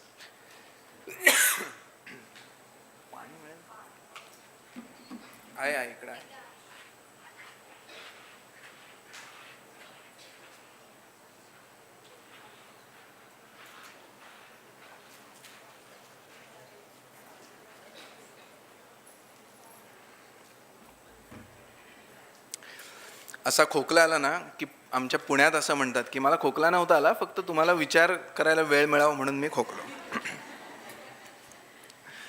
Just on a lighter vein. But what is so special about 60? And the calendar system that we follow, is it not logically illogical calendar system? So the next month is going to be February. And we stumble upon with odd number of days in the month of February, 28 if we are in leap year 29. Does that make any sense? For all other months, it's either 30 or 31. And suddenly in the month of February, we stumble upon with odd number of days. Is it not strange? So let's play a game. I work in the field of machine learning, and we write algorithms which are iterative. And we say, iteration after iteration, the algorithm marches on towards optimum solution. So there is this popular saying in English. They say march on toward. In army, they also sing marching songs. They never say January on, do they? So let's play a game. Let March be the first month of our new calendar system, and then April, and then May, and it continues. And as we are in the 7th month, do you know what is 7 in Sanskrit? It is Sapta, and that gives us September. And 8 is Ashta, leading us to October. And 9 is Navam, leading us to November. And 10 is Dasham, leading us to December. And now February becomes the 12th and the last month. So now it's okay to have odd number of days in the month of February, provided we start our calendar by around March. And look at all the conventional systems. It could be Chaitri Padwa or Buddhist system or old Chinese system, Japanese system, Iranian calendar. They all suggest starting our calendar by around that time. Vasant Rutu म्हणतो ना आपण. The trees start to blossom, and it's all about following the nature. And yet, not just bunch of us in this room, but the entire universe follows this logically illogical calendar without asking this question, why? Somewhere, I truly believe that we have lost this art of asking interesting questions. My students sometimes say, sir, so what? We follow crazy calendar system. And to convince you more, I'll give you 2 more teasers. What is the capital of our state? It is Mumbai. And the British, they made it Mumbai. Before that, it was at Pune, at Satara, at Kolhapur, and also very briefly at Nagpur. And the British, they moved it to Mumbai because for them the most comfortable mode of commutation was through sea. And the British left, and even without thinking about the consequences, we continued with Mumbai as our capital. And just imagine how much money we have vested or invested in just building infrastructure in Mumbai. Mumbai is 5 feet below sea level. We have constructed so many bridges. It's not even a place, bunch of islands. Khadीचं पाणी मागे हटवून artificially you have to create land and then build infra on top of that. And even after doing all of this, 4 hours of rainfall of 4 inches, good enough to paralyze the city of Mumbai for 4 days. And you will not be able to reach your destination. You get stuck. It is so unfortunate. Had we shifted the capital back to one of these cities, we could have saved a lot of funds. If you move little down south, there is a big city named as Bangalore, which we now call it as Bengaluru. All the giant cities, they are housed on banks of rivers. Without water, without river, the city won't be able to prosper. Pune is so fortunate, and so is Karad, that these cities are housed on banks of confluence of rivers. Pune has confluence of Mula and Mutha. म्हणूनच पुणेकरांना मुळातूनच आडमुठे म्हणतात की काय कोणास ठाऊक. त्या नद्यांच्या पाण्यातच काहीतरी असेल. You have to have river next to your city to prosper. And the only exception to this rule across the globe is Bengaluru. There is no river next to Bengaluru. And 4 states are fighting over Kaveri issue, who is going to consume how much percentage of water for so many years together. Had we shifted everything back to Mysore, we could have saved so much of funds. And have we vested or invested our funds, we should think. But the British never wanted to create thinking manpower, and that's why it is fortunate that we lacked those decision makers then. I'll give you one more very interesting teaser down the line. I will share my own experience at Google, but keep thinking about it and tell me whether you agree with me or not. Asking very interesting searching questions is an art in itself. And it has become even more important because where we stand today is an era of AI, artificial intelligence. And artificial intelligence emerged out of a technology named as deep learning systems. And these deep learning systems were very inaccessible, very computationally complex, very HP commanding and demanding. And today, so this was the first deep system that came in 2012, AlexNet, very difficult system.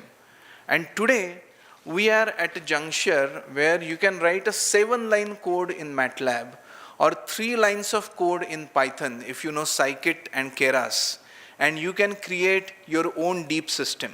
You can create your own intelligent framework by writing only 3 or 7 lines of code. So it has become extremely easy to create intelligent systems and intelligent frameworks. And as a consequence of that, AI is everywhere. How many of you use AI? All of us, either knowingly or unknowingly. Your smartphones are truly intelligent phones. If you have your phone very close to you, and if you are discussing with your friend, where do we get good pizza in Karad? Trust me, you will start getting pizza advertisements on your mobile phone. भिंतीलाही कान असतात ना, आता मोबाईललाही कान असतात. So knowingly or unknowingly, AI is everywhere. Whether you realize it or not, that's the question. And AI is so popular, I believe, all because of this man. His name is Geoffrey Hinton, and he gave us a very interesting algorithm in 1986, backpropagation. And for that, just 1 year back in 2024, he won the Nobel Prize. And thanks to him, today AI is everywhere. And just to make you aware, not to scare you, but just to make you aware as to where do we stand today and why ICAS is extremely important, I am going to share a few examples with all of you. See, AI is artificial intelligence. And today, there is a very specialized niche of AI. It's called as Gen AI or generative AI that can generate so many systems. So up till 2022, all was fine because using artificial intelligence, we were analyzing our systems, we were trying to optimize our systems. But now, artificial intelligence has started creating its own systems. So what we used to do, machines have started doing it, and they have started doing it much than us. There are 2 types of jobs. Transactional jobs, like UPI payments, it's a very mundane, monotonous job. You have to accept the funds, look at the bill, give back the change. Accept the funds, look at the bill, give back the change. So such kind of jobs are called as transactional jobs, one single transaction. And initially, AI started doing all the transactional jobs. That's why many of us, we use GPay and UPI.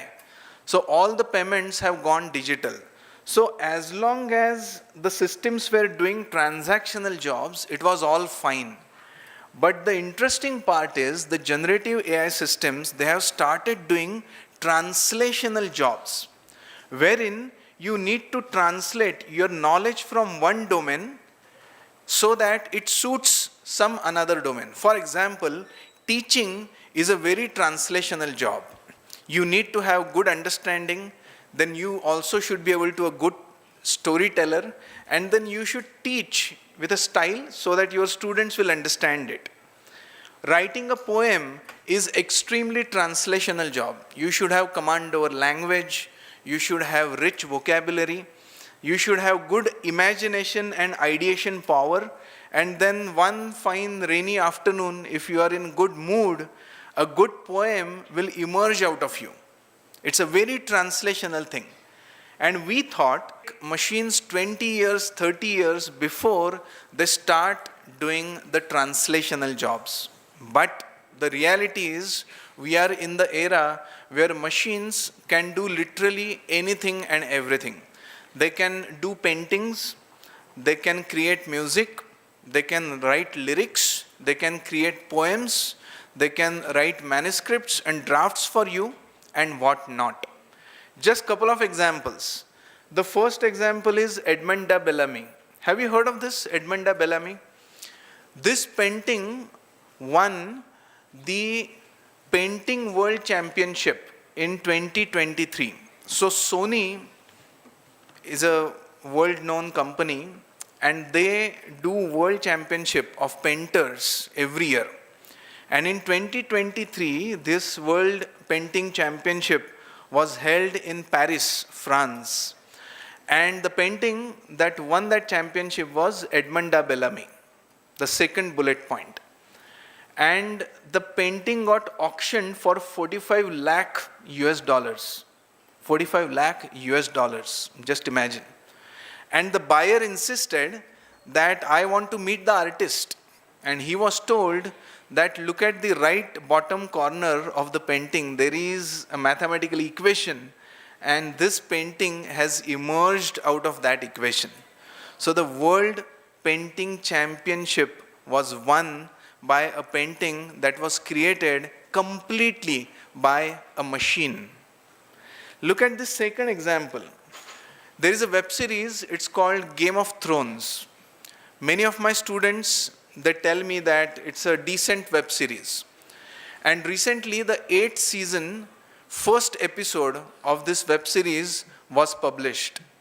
And it was written completely by machine and not by a human writer like you and me. And the feedback was taken by the viewers. What do you think? Whether this was written by a machine or a human writer? And they said, it's impossible. It was so full of melodrama, म्हणजे मेलो म्हणेपर्यंत drama, इतका melodrama, that it's impossible that it was written by an engine. It must have been written by a human writer. So machines have started replacing human writers. And sometimes we think that, okay, fine, machines have started doing this, but the machines, they simply don't understand emotions.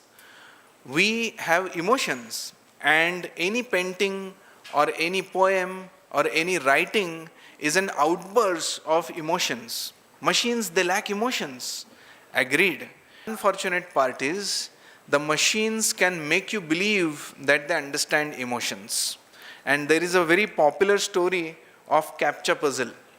When ChatGPT was getting introduced in the market, a challenging problem was given to ChatGPT, and that was to solve captcha puzzles.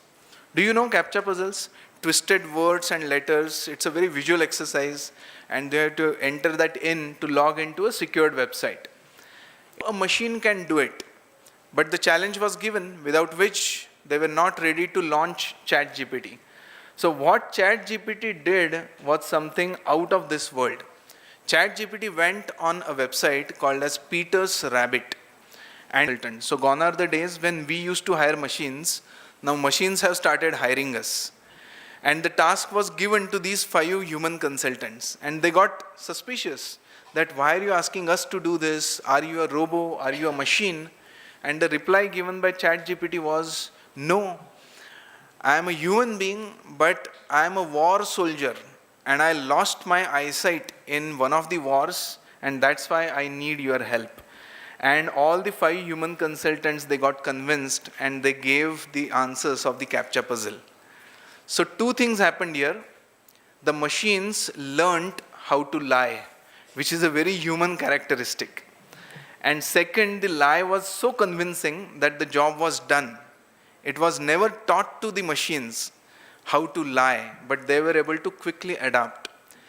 We get tired, we sleep for 8 hours. The machines, they never get tired. And they keep working every night and day.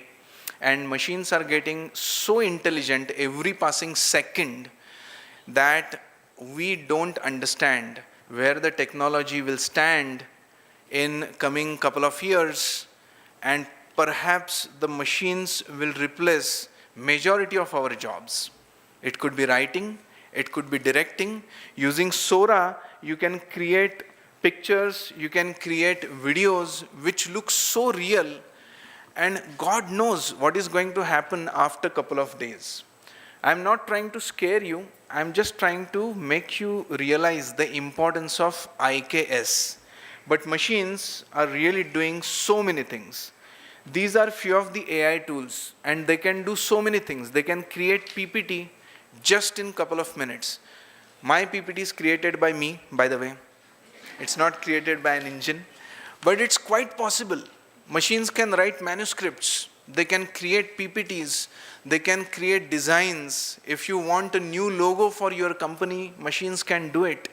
And they do it much better, faster than the human beings. It's a reality. There are few tasks where you need confluence of different expertise, and machines can do that as well. And the interesting, so these are few of my personal favorites. And the interesting part is the machines, they keep learning. This is one example. I told ChatGPT to create a sketch of a batsman playing a cover drive. So this was the first sketch that was created. You can clearly see that front foot is in the back foot is in the front. So this is not a correct drive shot.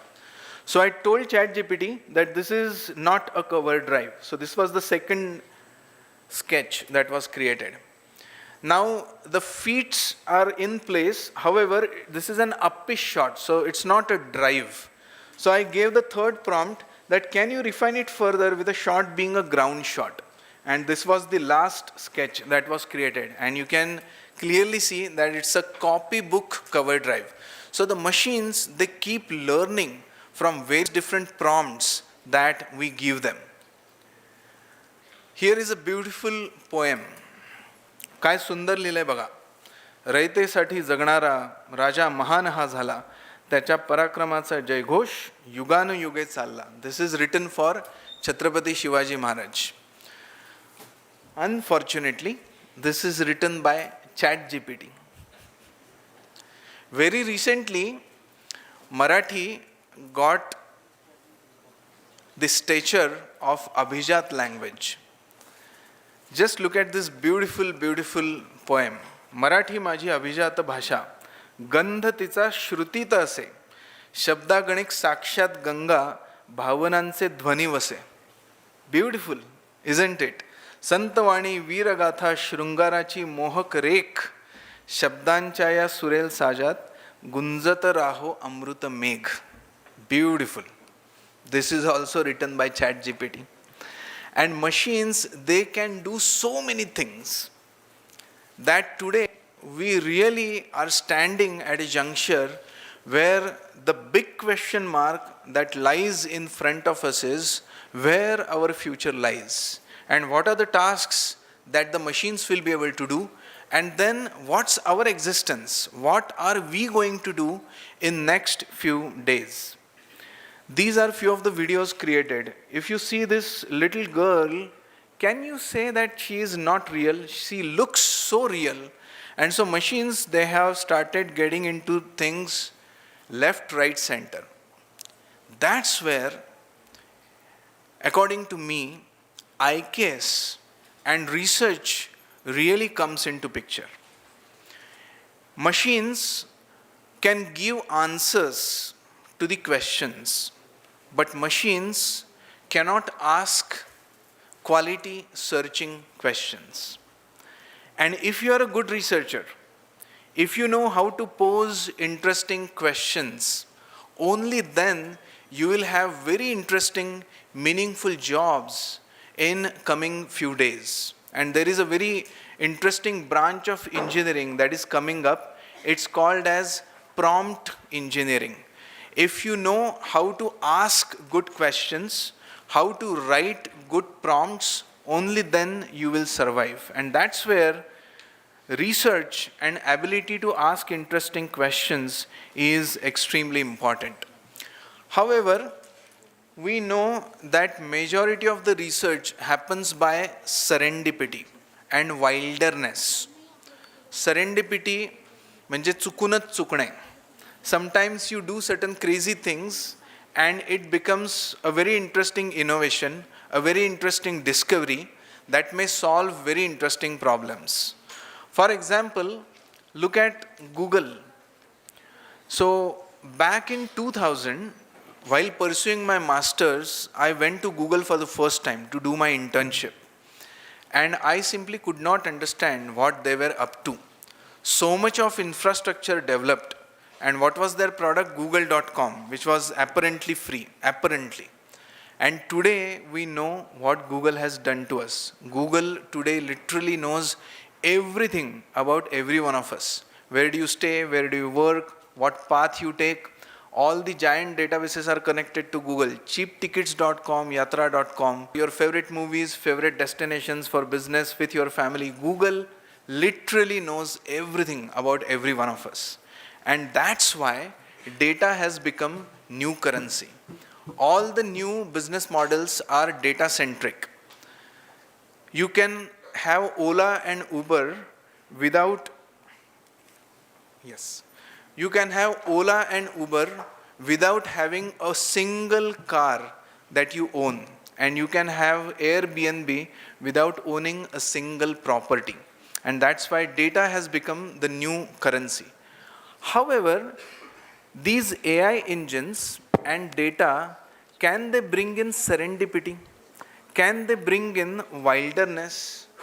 Röntgen, he made a mistake and mistakenly he was able to discover X-rays. The first X-ray image is hand of his wife. You can clearly also see the wedding ring. Such accidents, such pieces of serendipity, AI engines, they won't be able to create. Ramanujan, he was crazy. He wrote 1 plus 2 plus 3 plus 4 plus 5, all the way up to infinity is minus 1 upon 12. And in the first instance, it looks as if it's a mistake. But today we know Riemann's hypothesis, zeta value of minus 1, and you actually get this. These are the pieces of serendipity, all crazy scientists and their stories.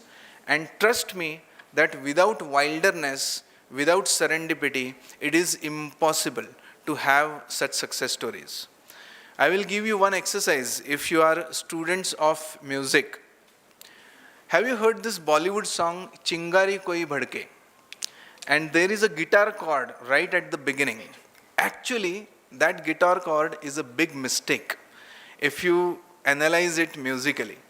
And there was a famous guitarist and he was actually playing guitar and he made that mistake, and R.D. Burman was able to realize that even that mistake is sounding so good to our ear, and that became a big song. Such mistakes are not possible with AI. It's important to learn from our mistakes. It's important to step out of conventions. It's important to go out on a limb and create very interesting discoveries and inventions. And for all of that, natural intelligence is the key. Unless we are curious, unless we encourage our curiosity and our inquisitiveness, there will be very limited discoveries and inventions. And that's why I truly believe that majority of the inventions are accidental and the sweet accidents are bound to happen. But let's bring back research culture through IKS, using IKS as our medium, and then many interesting technological accidents are bound to happen, leading to innovations, incubated entities, and startup. Happy researching. Thank you so very much for your time and attention. I really appreciate this. A profound thank you, sir, for setting the visionary tone for today's conference. Thank you. Thank you. Now I respectfully invite Dr. G.R. Pathade sir to join the stage.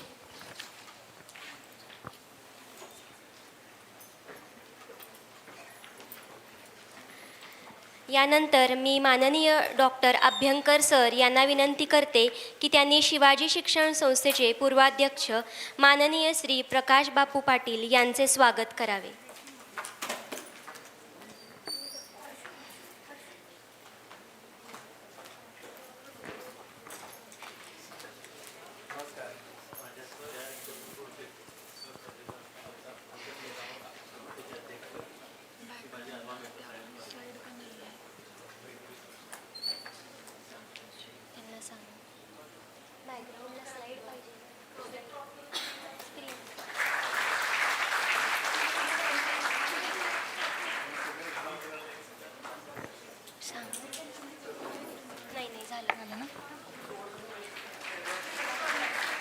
Thank you.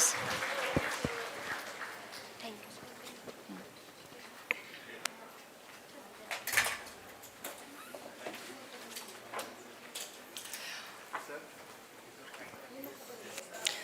Ladies and gentlemen, distinguished delegates, in celebration of our remarkable academic partnership, we now have the profound honor of felicitating the visionary leaders from our 19 collaborating colleges who have strengthened the Biomake in India 3 network. It is our distinct privilege to request our chief guest, Honorable Dr. Aditya Abhyankar, Director, School of Technology and Professor and Head, Department of Technology, SPPU, Pune, to personally felicitate these distinguished academic leaders.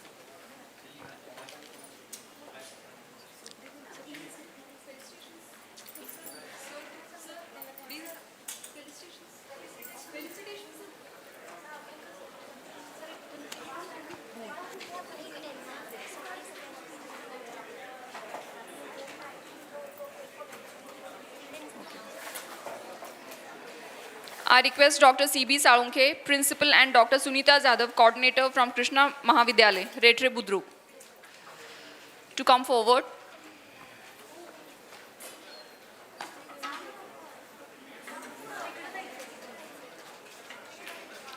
Dr. Sudhir Lakshman Lad, Principal, and Dr. Ajit Shinde, Coordinator, Jayavant Institute of Medical Sciences.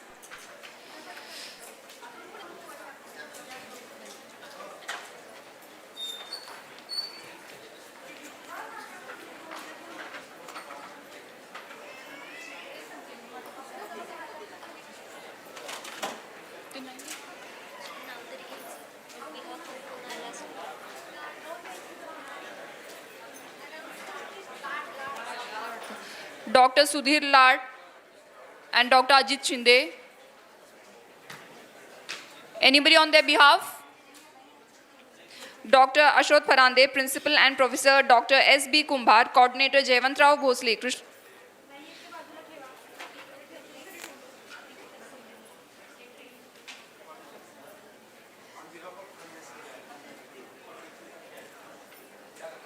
Dr. A.J. Guzar, Principal, and Dr. Sonali Patil, Coordinator, Jayavan College of Engineering and Polytechnic.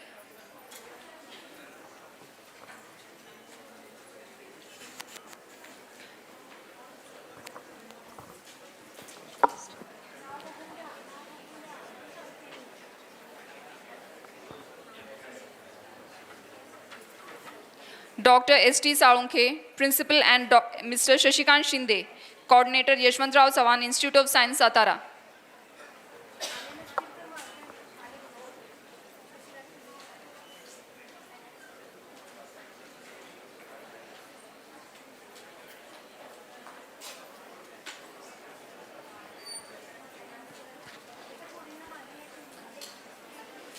Dr. C.J. Khilare, Principal, and Dr. Aarti Kamble, Coordinator, Sadguru Gadge Maharaj College, Karat.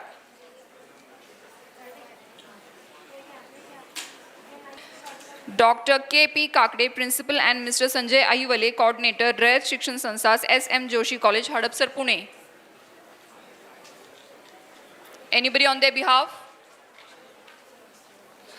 Dr. Suryakant Bapu Kengar, Principal, and Dr. Jaising Patil, Coordinator, Yashwantrao Chavan College of Science, Karat.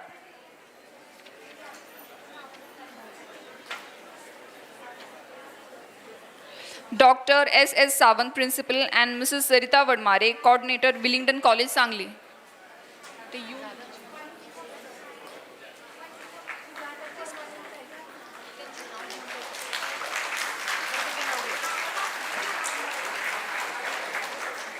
Dr. S.S. Sawant, Principal. Ms. Sarita Sawant Vadmare, Coordinator from Willingdon College, Sangli.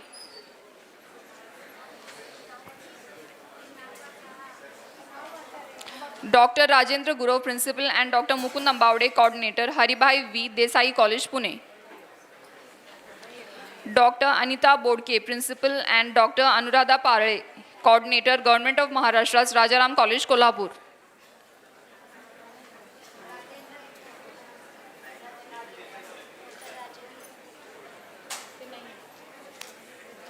Dr. Samadhan Dahikar, Principal, and Dr. Sarita Bhutade, Coordinator. Dr. Bharat B. Ballal, Principal, and Srimati Suhasini Patil, Coordinator, Mahila Mahavidyalaya, Karad.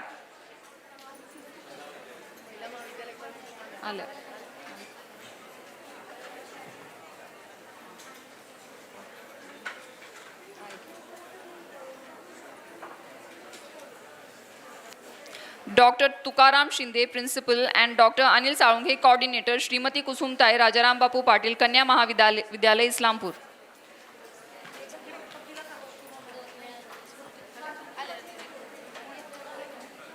क्या लेकी KRP से घेते हैं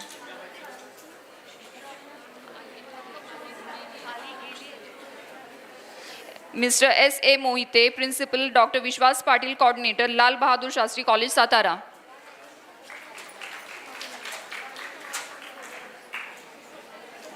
Mr. S.P. Thorat, Principal, and Ms. Vrishali Misal, Coordinator, Swami Vivekanand College, Kolhapur.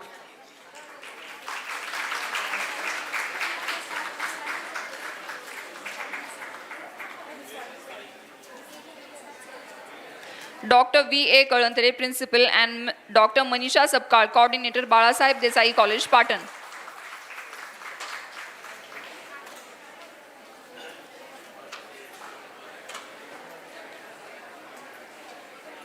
Dr. Shri Krishna Gaikwad, Principal, and Dr. Shashikant Kamble, Coordinator, Lok Nete Professor, Sharad Patil Mahavidyalaya, Miraz.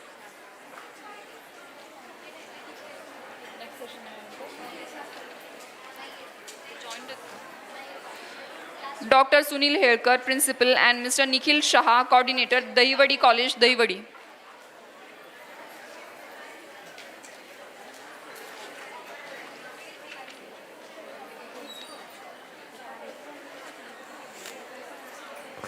A resounding round of applause for these exemplary academic leaders whose collaboration has made Biomake in India 3 a truly pan-Maharashtra movement.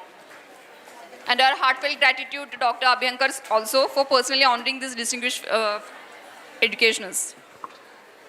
With this meaningful facilitation, our inaugural proceedings stand majestically concluded, and the scientific sessions of Biomake in India 3 shall now commence.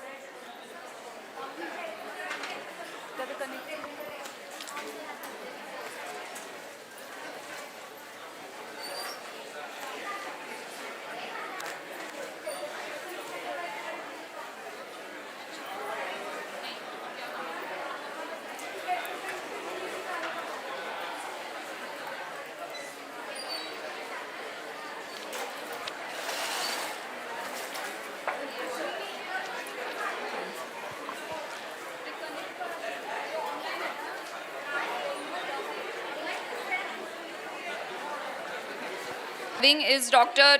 Govind Gupta, and I request Dr. Shivaji Wagmare, Assistant Professor, Ferguson College, Pune, to chair the session. Dr. Govind Gupta is Assistant Professor and in charge School of Agriculture, Sanjeev Agrawal, Global Educational University, Bhopal, an expert in environmental microbiology, plant microbiome interactions, bioremediation, and biofertilizers. Dr. Gupta holds a PhD in microbiology from Barkutullah University, Bhopal, with over 18 research papers, 3 book chapters, and proficiency in PCR, microbial cultures, and soil analysis. His research advances plant growth promoting rhizobacteria, endophytes, and plant virus identification. Over to you, sir.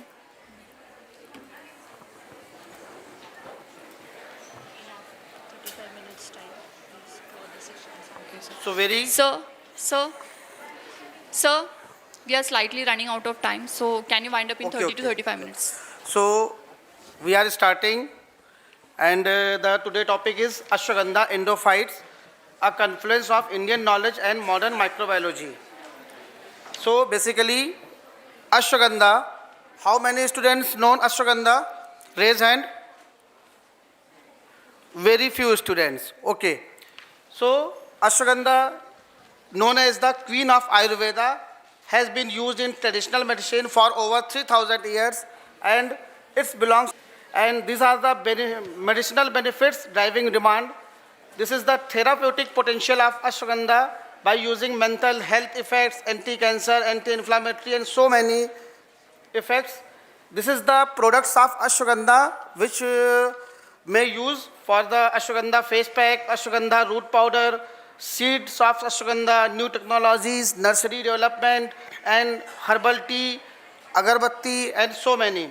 So this is the ashwagandha global production, where India is the leading plant for the native to India. After that, Nepal, Sri Lanka, and other parts of China. This is the district level production of ashwagandha in Madhya Pradesh and other states. Basically, the problem statement is the global to national scenario. This is the leaf curl disease caused, so many disease caused in ashwagandha production, and due to loss, this is the ashwagandha disease, so many loss in ashwagandha plant. Sir, So therefore, I'm interrupting. I request the audience to maintain silence. there is a need to sustainable disease solution for eco-friendly disease management.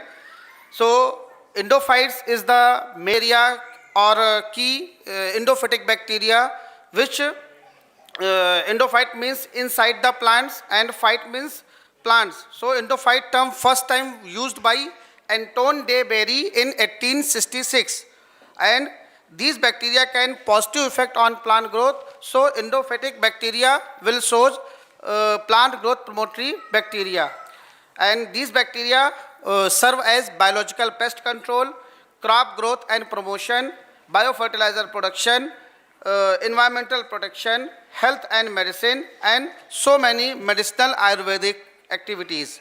So by these aspects, we have isolate and characterized endophyteria from ashwagandha plant to screen the biocontrol activity against Alternaria alternata. This is the phytopathogen caused by fungus, and then molecularization of selected endophytic bacteria, followed by production, extraction, purification, and characterization of non-volatile crude antifungal metabolites.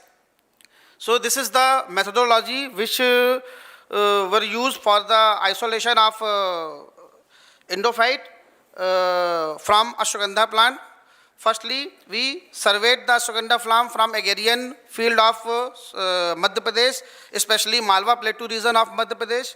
Then followed by collected ashwagandha plant sample and kept in sterile bag. Then storage of ashwagandha plant in 4 degrees Celsius. So friends, there is the so many method for isolation of endophytic bacteria. This is the endophytic bacteria from plant sample, and this is the colonies of endophytic bacteria which you seen for the after the isolation. So there is 150 endophytic bacterial strain isolated from ashwagandha plant samples, then followed by preserved in slant. And this is the Alternaria alternata MTCC strain 9617, which shows black color colonies in potato destrose agar media, and these ashwagandha plant isolated strain showed dual culture assay for biocontrol activity. So this is the biocontrol activity. This is the plain alternaria alternata, and this is the antifungal activity sourced, biocontrol activity sourced by bacterial strain, endophytic bacterial strain. So this is the positive endophytic bacterial strain which shows biocontrol activity against alternaria alternata which cause phytopathogens. And bacterial strain were checked for pathogenicity test, hemolysis, and this is the also showed phosphate solubilization. Apart from that, phosphate solubilization, zinc solubilization in 1% zinc medium, siderophore production in chrome azuralis agar medium, then followed by enzymatic test, protease production test, amylase test, and these bacterial strain were further characterized as rRNA gene sequencing, and the bacteria showed Bacillus cereus. So this is the phylogeneticity of cysteine as rRNA gene sequencing. And after that, the bacteria showed metabolites, the chromatographic profile producing metabolites, diverse and potent antifungal compounds of Bacillus cereus. So this is the peak of GCMS chromatogram of ethyl acetate extract of endophytic bacteria isolated from Bacillus cereus. And this is the conclusion of my study. A total of 150 endophytic bacterial strains were isolated from Malwa Plateau region. Of these, 5 strains showed biocontrol activity, and the study found that Indore and Neemuch block of Madhya Pradesh produced the most potent strains, followed by Mansa and Neemuch blocks. So this is the future outcome. This study will scientifically validate Indian knowledge system based use of ashwagandha plant, and identification of beneficial endophytic bacteria will support the development of natural biocontrol agents, reducing chemical inputs and improving soil and plant health. So the research will enhance knowledge of the diversity of agriculturally important bacteria in Malwa Plateau region, and this support Atmanirbhar Bharat and Viksit Bharat 2047 for this study. So I would like thanks to our university and our PhD scholar for conducting this study. These are the references. Thank you. For the low time, I have finished this in very few minutes. Thank you. And any questions for endophytic bacteria or ashwagandha plant sample? So you may also contact to lunch session.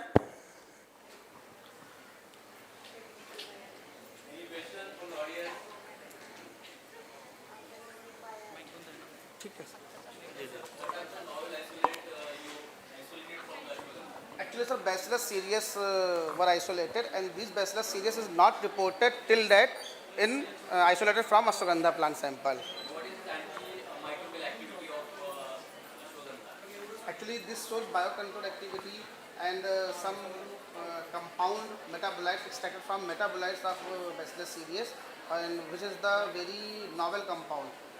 And the study is also going on, and pot trial is also scheduled, and the result will come after 1 to 2 months.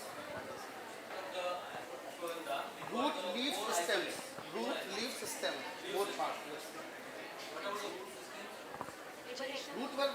Firstly, we have collected the root sample, then stored in polybags, brought in the laboratory. Then after that, rinse with water. Then rinse with sterile distilled water, 2.5% NaClO3 and 70% ethanol.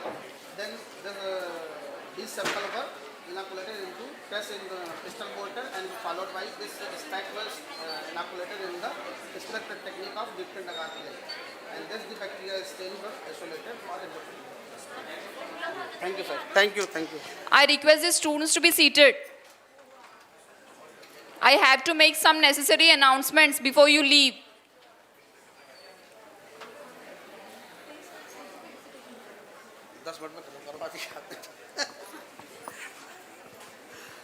बहुत जल्दी करवा दिया कुछ करना Yeah. Okay. Thank you, sir. Now I request Shivaji sir to felicitate him.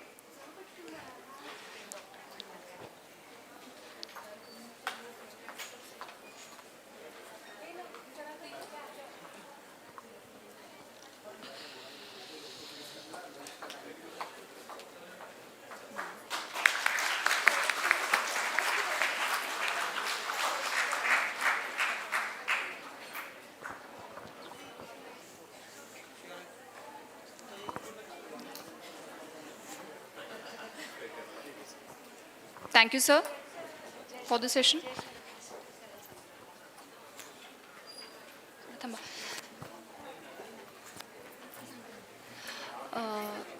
Request all the participants of the poster competition to submit your posters before you go for the lunch. And we'll be reconvening back at 2:15. At 2:15, we'll be starting our sessions, and also the evaluation for the poster presentations will reconvene. It is a kind request to all the participants to gather in the hall at 2:15 sharp. Lunch break, and immediately at 2:15.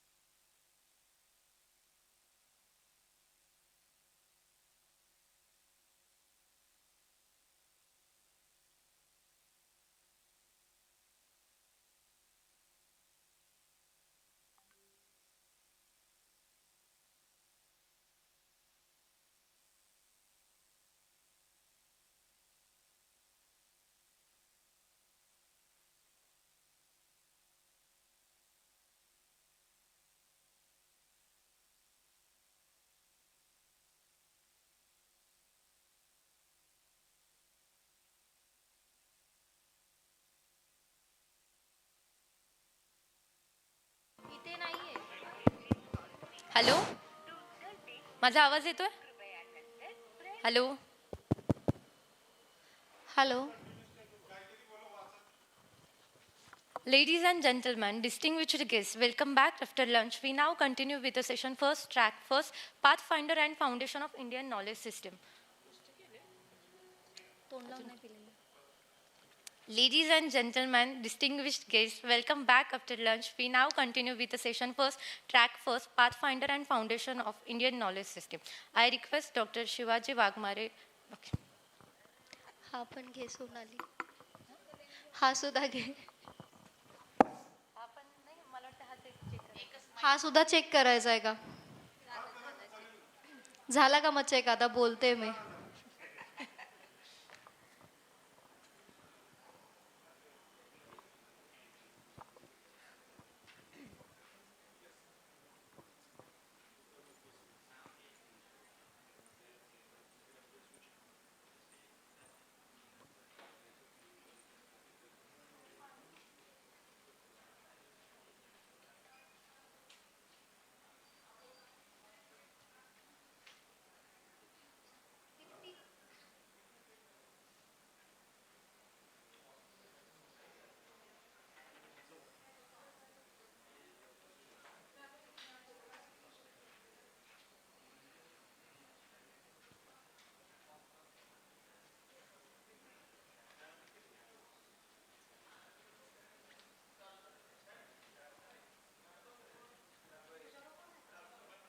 Harshu, पण माझे 2 आहेत, त्याच्यानंतर तिसरा घेऊ.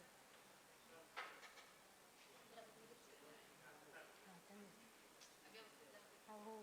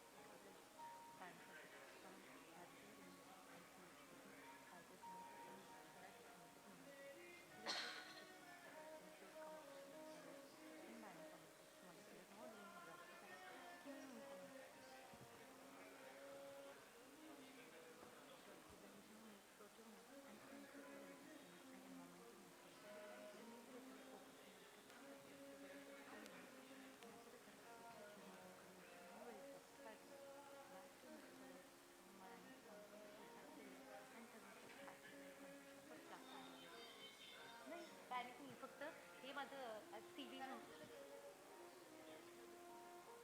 ते शेवटचं ना ते हां एखादा मत बोलताना थोडं होत आहे मला हे रीड झालेलंच नाही आहे ना सकाळी आल्या ना परत एकदा CV ते परत कन्स्ट्रक्ट केले काही काही रिटर्न केले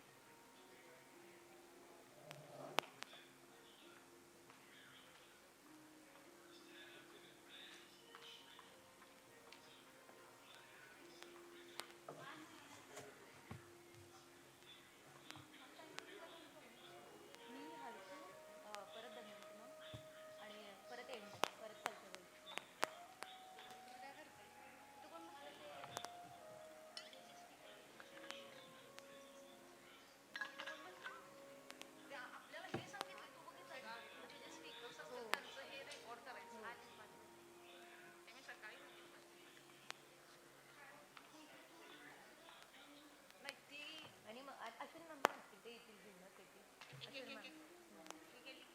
हां मॅम लागतात हो ना अरे तेवढं आहेच लास्ट मुमेंटला बाबा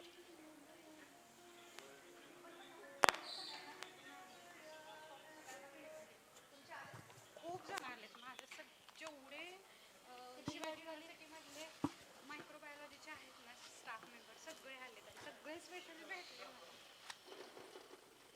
इव्हन प्रिन्सिपल्सपासून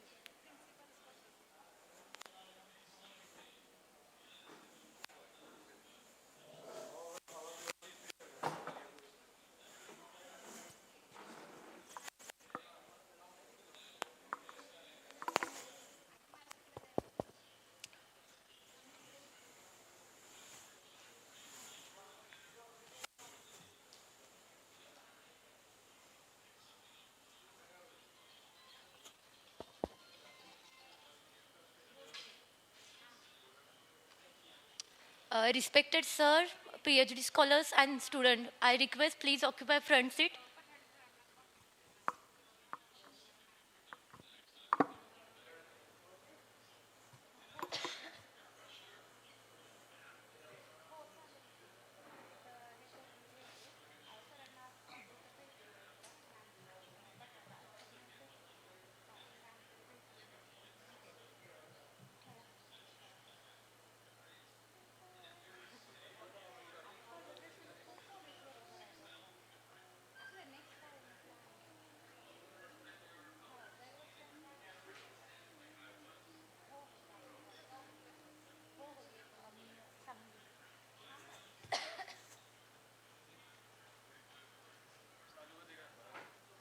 आम्ही स्पीकर आणि चेअर पर्सनचीच वाट बघतोय अगदी आता 8 जरी असतील 5 जरी असतील तरी स्टार्ट करणार सगळ्यांना लवकर येऊन पाठवा जेवढे स्टुडंट दिसतील तेवढे आधी स्टुडंट नाही व्हॉलंटियर्स मधलं कोण आहे का अनुराधा वगैरे ते सेकंड इयर थर्ड इयर प्रत्येक माझ्यावर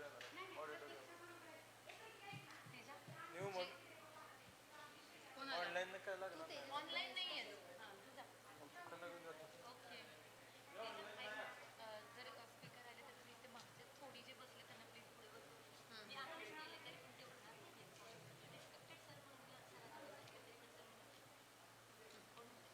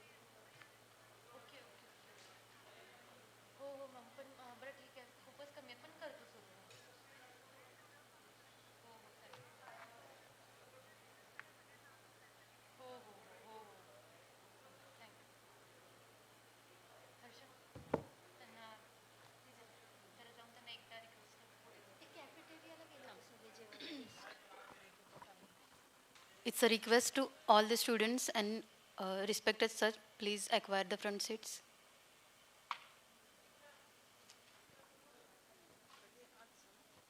Students of KIST, acquire the front seats. Please cooperate.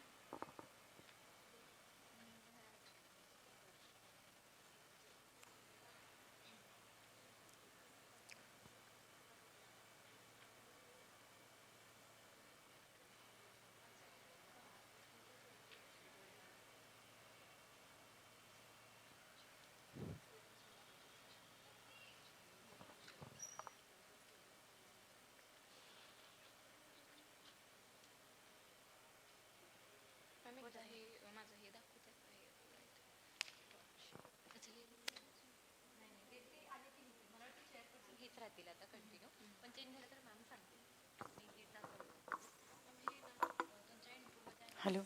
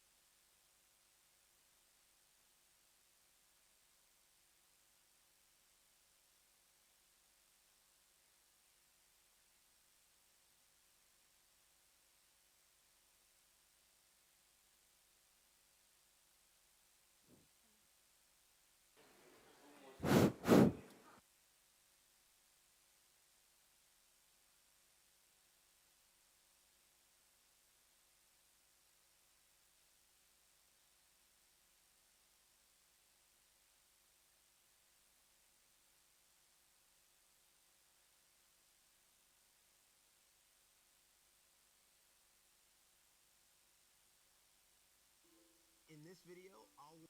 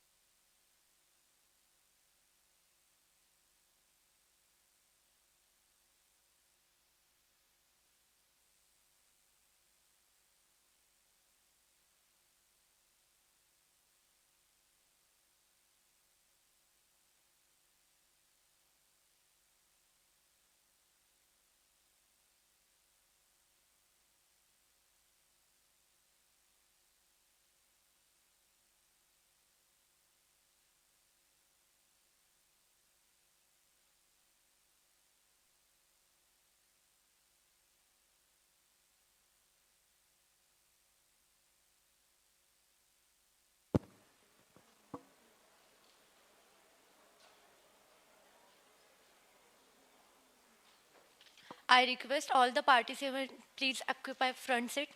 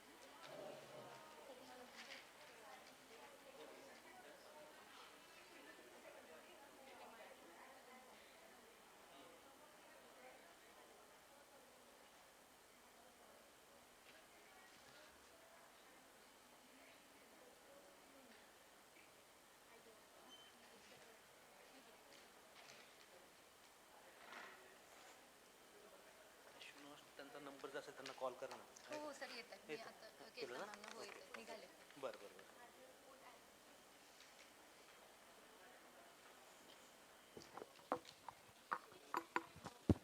Student, please occupy front seat.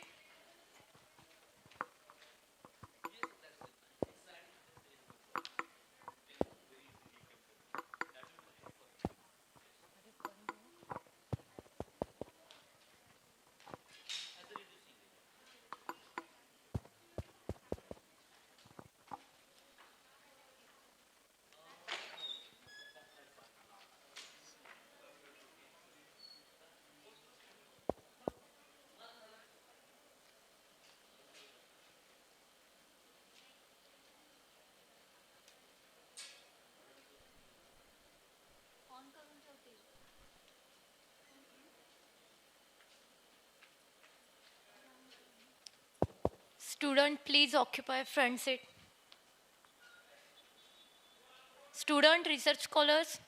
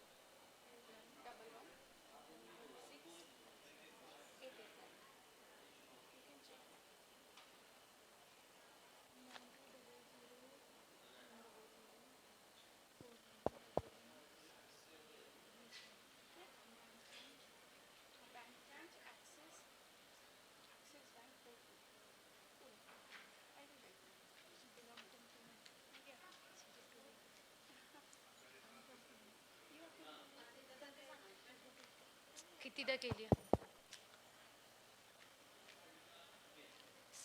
अगं मी पाचव्यांदा करते त्यांना कसं कळत नाही सांग त्यांच्या पुढे मी पाचव्यांदा केली I request student to please occupy front seats.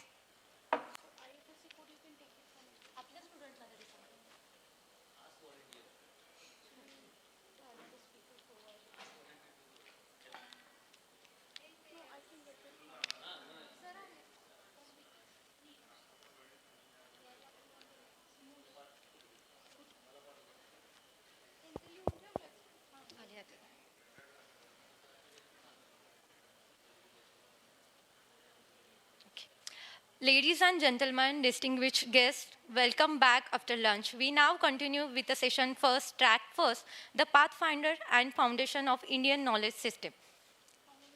I request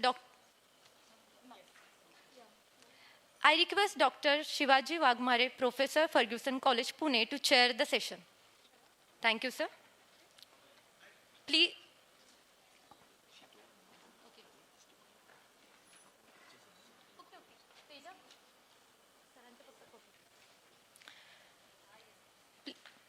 Welcome our speaker, Dr. Sinosh Kriyanshan. Dr. Sinosh Kriyanshan is Assistant Professor of Microbiology at St. Pius Xavier College, Rajarampuram, Kerala. With 20 years of teaching and research experience, he holds MSc degree in microbiology and bioinformatics from Bharatiya University and PhD in biotechnology and Vishweshwara Technological University. His research expertise include computational biology and bioinformatics, molecular modeling, drug design, genomics, antimicrobial resistance, and environmental microbiology. His major research focuses on structural-based virtual screening of natural therapeutic agent, discovery of a novel drug, bioactive metabolites from marine sponge, associate bacteria, and thermophilic bacteria consortia for plastic degradation. Dr. Sinosh has published 84 international research articles, 89 conference proceedings, 1 textbook, and 16 invited book chapters. He served as associate editor of Computer in Biology, Medicine elsewhere, academic editor, guest editor of Frontiers in Microbiology, and reviewer for over 170 journals. He is member of more than 25 professional societies. He also recognized among the top 2% scientists worldwide in 2024 by Stanford University elsewhere. Please join me in extending warm welcome to Dr. Sinosh. Thank you, sir.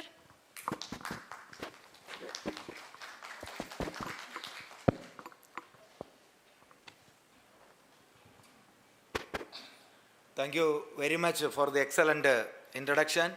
At the outset, I would like to thank Professor Deshmukh sir and Professor Girish sir for the kind invitation, and it is my great honor and pleasure to stand before you and deliver the talk on the AI-enabled computational biology and medicinal chemistry for the next generation drug discovery against antimicrobial drug-resistant pathogen. That is one of the major and potential topic nowadays. Just now only Professor Aditya, in his wonderful keynote address, he has mentioned about the importance of AI, the artificial intelligence and machine learning nowadays, for the science and technology. So, and in this particular concept, we are talking about the Biomake in India, the version 3. We clearly mentioned about the influence and focus about the Indian knowledge system. So that is what we are currently interested on, the Indian knowledge system with the modern science for the future innovation and for human well-being. That is what we have been discussing. And antimicrobial resistance, one of the very problematic and potential case. So every, one child is dying in every 3 minutes due to the multi-drug resistant sepsis. Similarly, 10 million AMR-related deaths are going to happen in 2050, and 28 million people living in the poverty by 2050 is going to be affected by this AMR. And you know that 7.5% decline in the livestock by 2015. That is one of the very problematic case that we are witnessing actually. So antimicrobial resistance, our students are here, the organisms are resistant against the conventional therapeutics.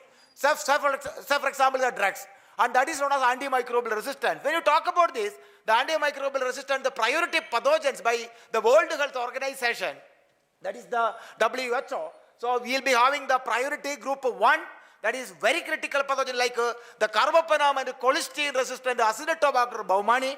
Then similarly Pseudomonas aeruginosa, again carbapenem and cholesterol resistant Pseudomonas aeruginosa. Then you will be having the Enterobacteriaceae family. Then prior to high pathogens like Streptococcus faecium, then Staphylococcus aureus, you know very well. All of us know that the methicillin resistant Staphylococcus aureus and Helicobacter pylori and so on. And again the last year the WHO has reframed and included several important concepts in this particular area. So the critical pathogen remains the same. The carbapenem and cholesterol resistant Acinetobacter baumannii is the number 1. Then followed by the third generation cephalosporin resistant gram-negative organism. Then the next one is carbapenem resistant organism. The high group, if you look, the Salmonella typhi, then Shigella, then Streptococcus or Enterococcus faecium, Pseudomonas aeruginosa, and so on. Now again, the Mycobacterium tuberculosis is one of the dangerous pathogen.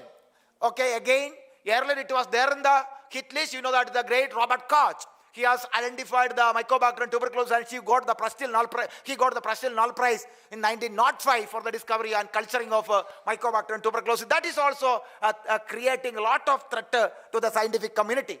Then all of us know that the students are sitting over here, you know that the escape pathogen. Escape is a short form of 6 organisms. The Enterococcus faecium, Staphylococcus aureus, Klebsiella pneumoniae, then Acinetobacter baumannii, Pseudomonas aeruginosa, and Enterococcus, Enterobacter aerogenes, and similar type of organisms. These are escaping. They are drastically neglecting all sorts of the impact of antibiotic, and that is why these organisms are said to be the escape pathogens.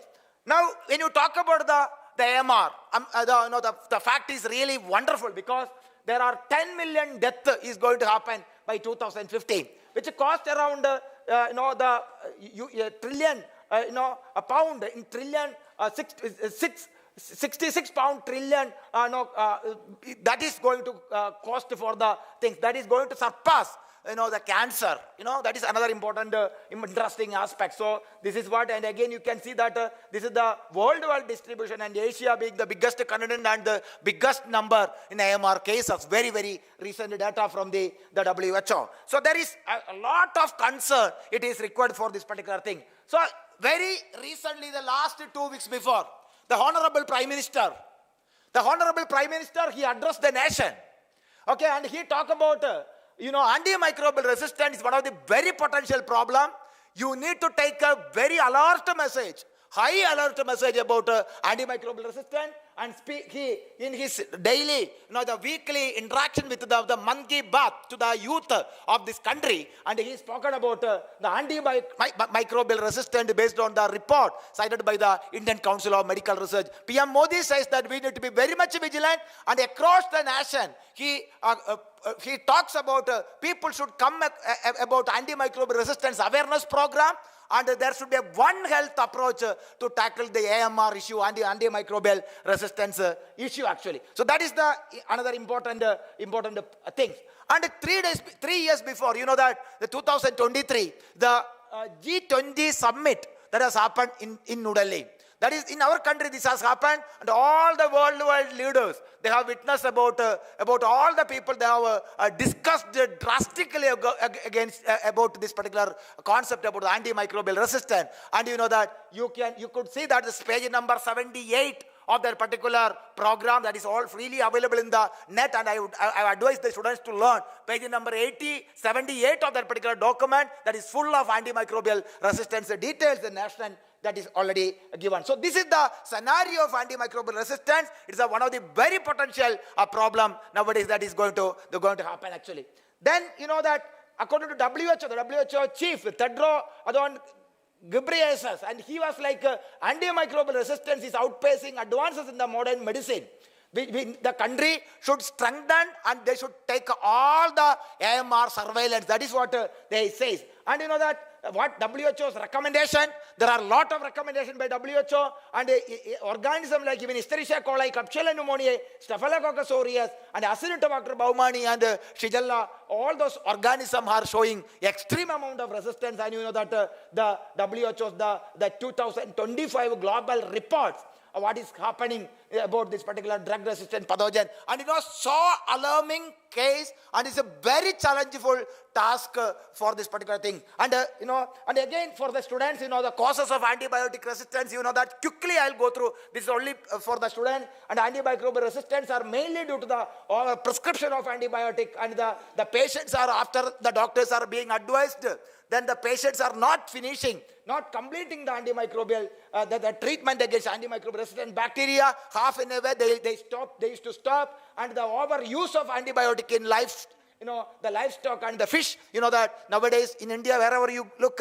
you won't get any non-vegetarian item without any antibiotic treatment. And the poor infection control in the hospitals and the clinical setting, and the lack of hygiene and the poor sanitation, that is what it says that under the United Nations Sustainable Developmental Goal, that 17 principles. So these are some of the most important problems we need to address about antimicrobial resistance. Then, the general mode of action, again, this is for the students, general mode of action about the antibiotic. Most of the antibiotics are the cell wall synthesis.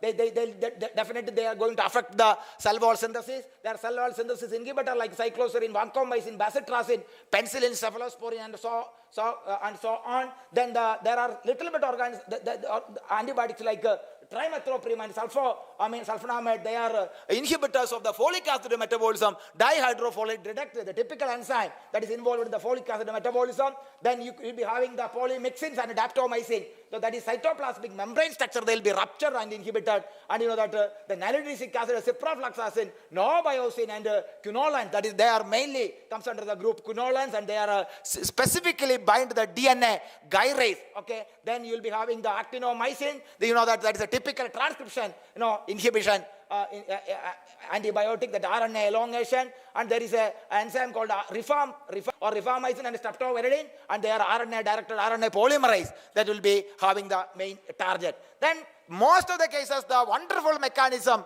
of the antimicrobial resistance is that is going to happen about this one. That is the inhibitors of erythromycin, chloramphenicol, clindamycin, lincomycin. They are the ribosome. That they are the sentries of protein synthesis. So this ribosome, and that is going to inhibit actually. Then the protein synthesis, the small subunit like tetracycline, streptomycin, gentamicin and kanamycin and all those things, that it will be an inhibitor. These are the inhibitors of the 30th subunit, because 30th subunit is the subunit that will be initiating the translation. So this is another important concept of antimicrobial. We should talk about when you are talking about the antimicrobial resistance, what is the mode of action about the antibiotic. Then next one is, see, what is the general mechanism, how the bacteria is getting resistant about the antibiotic. How the bacteria is getting resistant, what is the mode of action. So there is a beautiful mechanism over here that is recently published in the journal Antibiotic. And that the most important mechanisms are the enzymatic inactivation of antibiotic. There are the enzyme, they can, as soon as the antibiotic enter, the bacteria can synthesize the enzyme, and this enzyme is going to be inactivate the antibiotic and restrict the antibiotic completely before it is getting targeted to the right place. Then you will be having the target site modification. That antibiotic interaction is specifically targeting about a particular protein, and this particular protein will be getting altered when the organism is when the antibiotic is inhibiting this particular thing. That the modification of the target is the next one. Then you will be having the limiting antibiotic update, and thereby the reduced the permeability of the antibiotic, the reduced permeability in the case of this one. And there is an active efflux pump mechanism. The efflux pump mechanism is very wonderfully highlighted. That is efflux pump mechanism, and that is another important thing. And the another important thing is like the folate as well as other important immediate metabolites actually. So that is why this antibiotic resistance is a very challenging task. Drug discovery and development is a very tedious and potential threat actually, and it is a very complicated process nowadays that is going to happen actually. And there are a lot of approaches to tackle the antimicrobial resistance. So a lot of approaches that is there to tackle the antimicrobial resistance. There are antiviral drugs against this one. Now everywhere we are getting the mementa like the bacteriophage therapy, the phage therapy, then the CRISPR-Cas9 antimicrobial agent, then the live biotherapeutics and vaccination we are having. After COVID-19, we know that the drug repurposing, that is another potential impact actually, drug repurposing of the drug and the antimicrobial peptide. Nowadays, antimicrobial peptides are getting momentum actually. So this is another important aspect. So this is what I told you. There is again, Professor Aditya was mentioning about the power of AI. This slide you see how beautiful it is. This I have just created by using AI. This slide I have just created by using AI. So that is why he has already mentioned the power of artificial intelligence to create a beautiful images actually. So I should declare this one. Some of the couple of slides which I am presenting, that is AI. Whenever you are using AI in the research, there should be a disclaimer. This should disclose that actually. That is what I want to tell you. See, the latest approach to tackle AMR. As I said, the Honorable Prime Minister, 2 weeks before he has addressed the nation. Okay, just 2 weeks before, okay, about the ICMR's report. So here we are going to have the nanotechnology-based solution, excellent nanotechnology-based solution like a quantum dots and a nano drug delivery system. Then CRISPR and phage therapy is booming. Then AI-based drug delivery concept, AI-based drug discovery approaches. Then the immunotherapy and vaccine. I know that some of the speakers, they'll be talking about all those things. So, and you know that what is required, what the nation is getting actually. That is why Professor Girish sir has organized this particular conference. You know, the One Health approach. Okay, that is the power of the title of this particular talk, Biomake in India 3. So there should be only one solution.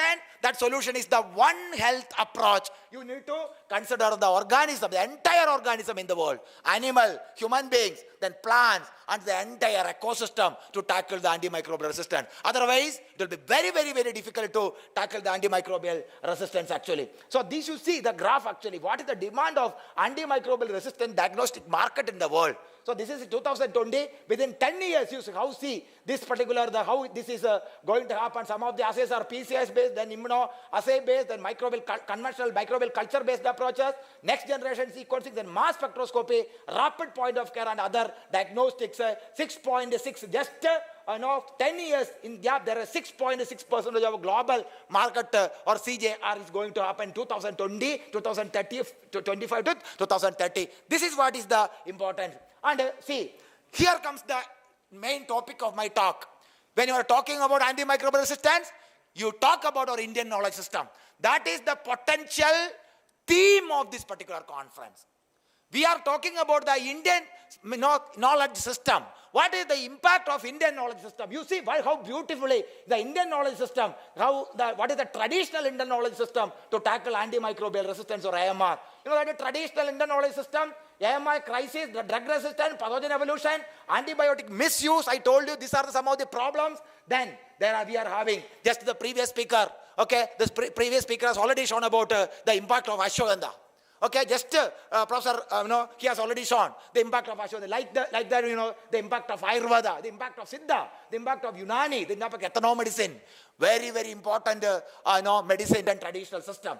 Then the herbal plant. That is what I am going to talk about in my talk. The herbal plant, antimicrobials and anti-resistant properties. The polyherbal formulation, like triphala and all those things. Dashamula. Just now, the morning they have already spoken. Okay, Dashamula and Triphala, all such kind of thing. Immunomodulation, you know that the Gudinchi, then similarly Ashwagandha, Saras. Just now, the previous speaker has very well covered about the impact of, how excellently he has narrated about the impact of Ashwagandha based, based therapeutic products, that against this one. Okay, fungus. Okay. Then similarly, that anti-virulent strategies. Then similarly, get to my, all those things are very, very excellent. And another thing, this is what I am going to talk, because I am a transformed microbiology to computational biology and bioinformatics. I am going to talk about, like Professor Aditya has already mentioned, the impact of AI, the impact of artificial intelligence in drug discovery. So this is another important. Now you will be having a holistic strategies to combat antimicrobial resistance. As I said, the One Health approach is very, very important. And integrative research is very, very important. And the future therapeutic is very, very important. That is why, dear students, the younger generation like you, attend a conference like this, you are going to get an amazing opportunity to learn some of the new therapeutic aspect, some of the new concept you are going to get in touch with. That is the importance of this particular thing actually. So this is the most important thing. Now I am going to talk about the drug discovery. How I told about initially, in my previous slide. So that is why the Honorable Prime Minister has already mentioned all those things. Okay, so now you see all conventional medications we are in a deep trouble. It is not working properly. Okay, so what is the thing? And you should understand really how much complicated is the drug discovery and vaccine development process. Okay, so conventionally, the drug discovery and development process is one of the potential problem. When you are starting with identifying a drug, 10,000 molecules if you start, then after the preliminary screening like the phase 1, phase 2, phase 3 clinical trial, if the company is very much lucky, then you will be able to get at least one drug into the market. Very lucky the company is, that is to subject to terms and condition. Okay, working some around 10 to 15 plus years only, one single drug molecules are coming into the market, dear students. So that is why we should understand the complexities of the antimicrobial the resistance. Okay, and you know that a company should spend more than $880 billion. Similarly, more than 1 million euro. Okay, to identify the drug into the market. So the major problem, here comes the importance of bioinformatics and computational biology. So what is the impact of bioinformatics and computational biology? You can use artificial intelligence and machine learning, like Professor Aditya has mentioned. Okay, so here why companies are most of the time they are taking, because it requires experimental validation. It requires identifying a particular drug, you require the target. Identifying a particular drug, you require the target. Target identification is not so easy. It is extremely time consuming. Okay, extremely. X-ray, NMR spectroscopy, circular dichroism. Then similarly, the so-called cryo-electron microscopy. Generating that particular structure is very, very tough actually. Even if you are having excellent facilities, there is no guarantee that you will come up with a good quality structure. So here comes the importance of bioinformatics and computational biology. Okay, so you can do modeling work. You can model the three-dimensional structure of the target by bioinformatics. Anyway, massive development of next generation sequencing is available. You make use of this sequence, and what you do the structure prediction of the protein. Then you do the modeling, computational medicinal chemistry you do. Network pharmacology, 10 years of work you can reduce into some around 1 month work. And you go ahead with the best result in the wet lab. I am not telling wet lab is not important. Wet lab is extremely important because finally it should be validated through wet lab only. But I am telling you, you can minimize the thing actually. I will show you a couple of good examples. I am happy that all the Deshmukh sir has already mentioned in the morning. More than 600 to 700 students are attending this particular conference. So I will tell you, most of the students I do aware that is BSc students, MSc students. And I will tell you what you people can contribute. Whatever the study, I'll show you a couple of case studies in which my student, they are just undergraduate student, not even PhD scholar. I don't work, whatever I am showing here, not even a single work I am showing here, it is not even a single PhD student. That is just BSc and MSc students' work. That is what, dear students, and that is what you should thank Girish sir for organizing such kind of a wonderful program for the country. So that is what is very, very important. So here, I told you, this is what he has already told in the morning. Okay, so here you can see the scope and application of computational biology. The Nobel Prize, the Nobel Prize in chemistry you see, last 2023, there is a server called the AlphaFold. So this is done by the David Baker and Debasis Kasabis and John M. Jumper. They got the Nobel Prize in chemistry for what? Discovery of a server for the prediction of the three-dimensional structure of the protein. So this is what is basic single amino acid, you can predict it actually. That this is another important thing. I have this is, if your people are more interested in computational biology, this is the article series what we have. I am the editor of this particular thing, and that you can go for computational drug discovery. This we are, because every day we are having the emerging viral infection. This is what we have recently we have written. Then another editor is the future of virology. The editor has invited me to write expertise, and this also I have written. People are reading. You will be able to understand what is the basics of this particular paper. The integrative computational approaches for the cost of novel therapeutics against microbes, against here it is spoken about Ebola, but again antimicrobial resistance marker. This is expert opinion therapeutic drug discovery. So all those things I know. This is published in the last week. Then I told you about the structure discovery. Structure discovery is very, very tough. Identifying the structure, the three-dimensional structure is very, very toughest task. When you look the protein database, this particular database is the collection of the three-dimensional structure of the protein. Only 2.47 lakh structures are available. Now you understand, whatever structures are available in the world, only 2.47 lakh it is available. That means to say 99.9% structures are still not knowing. That is the power of AI. That is the power of computational biology and database. And people will like, I should learn C++, I should learn Oracle, I should learn Java. Nothing is required. What you require is, you require only the basics of molecular biology and biochemistry. You require the basics about molecular biology and biochemistry. That is, dear student, that is the only thing you require. Then you will be knowing how to browse the internet. This is basic thing actually. This is the, there's a January month of the molecule. This is PDB structure you need to do. This is again, then what are the important aspects? Important aspects of the three-dimensional structure prediction. There are three important approaches. Homology modeling, de novo prediction, ab initio modeling, and fold recognition. These are the important approaches for the three-dimensional structure prediction. So these three are very, very important thing. The complex protocols are there. So that is what here it is being highlighted. People are really interested. You can go through these particular things actually. Now you see, this is what I told you, how the Indian traditional systems are going to help. Indian traditional knowledge, you see, the plant-based components are the very, very important potential items for the, this is going to be in the future medication for the MR. Now we will be having polyphenol, like all polyphenols, all molecules are very well studied.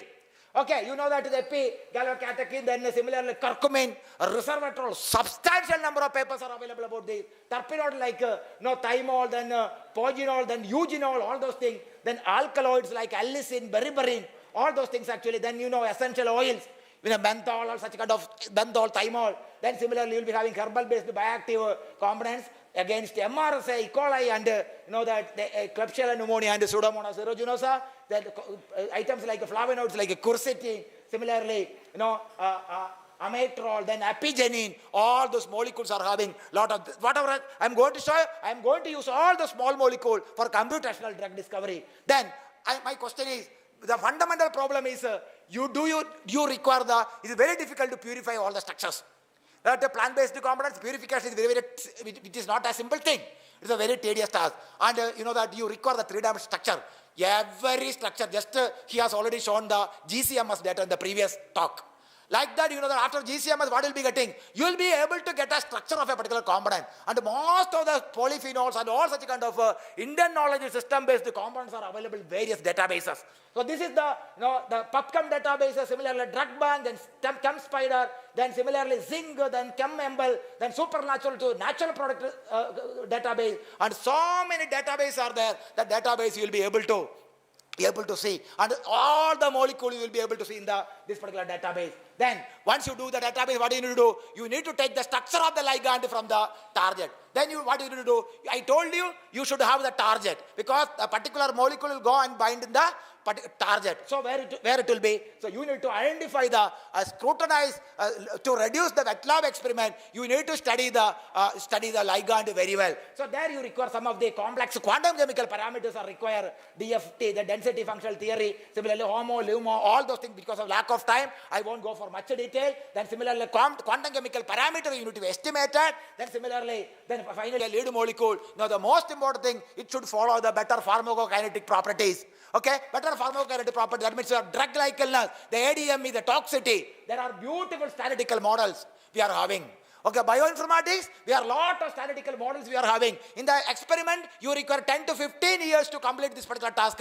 But in computational biology, you require only 1 or 2 days to complete this one actually. You will be, because most of the computational biology tool, like Professor Aditya has mentioned, nowadays it is AI enabled. High-end AI enabled approaches. You will be having, you can do the pharmacokinetic studies excellently, and toxicity studies you will be having excellently. You will be able to get it actually. So this is the important. These are softwares when you are looking. Then similarly, this is the overview of computational medicinal chemistry prediction of drug target.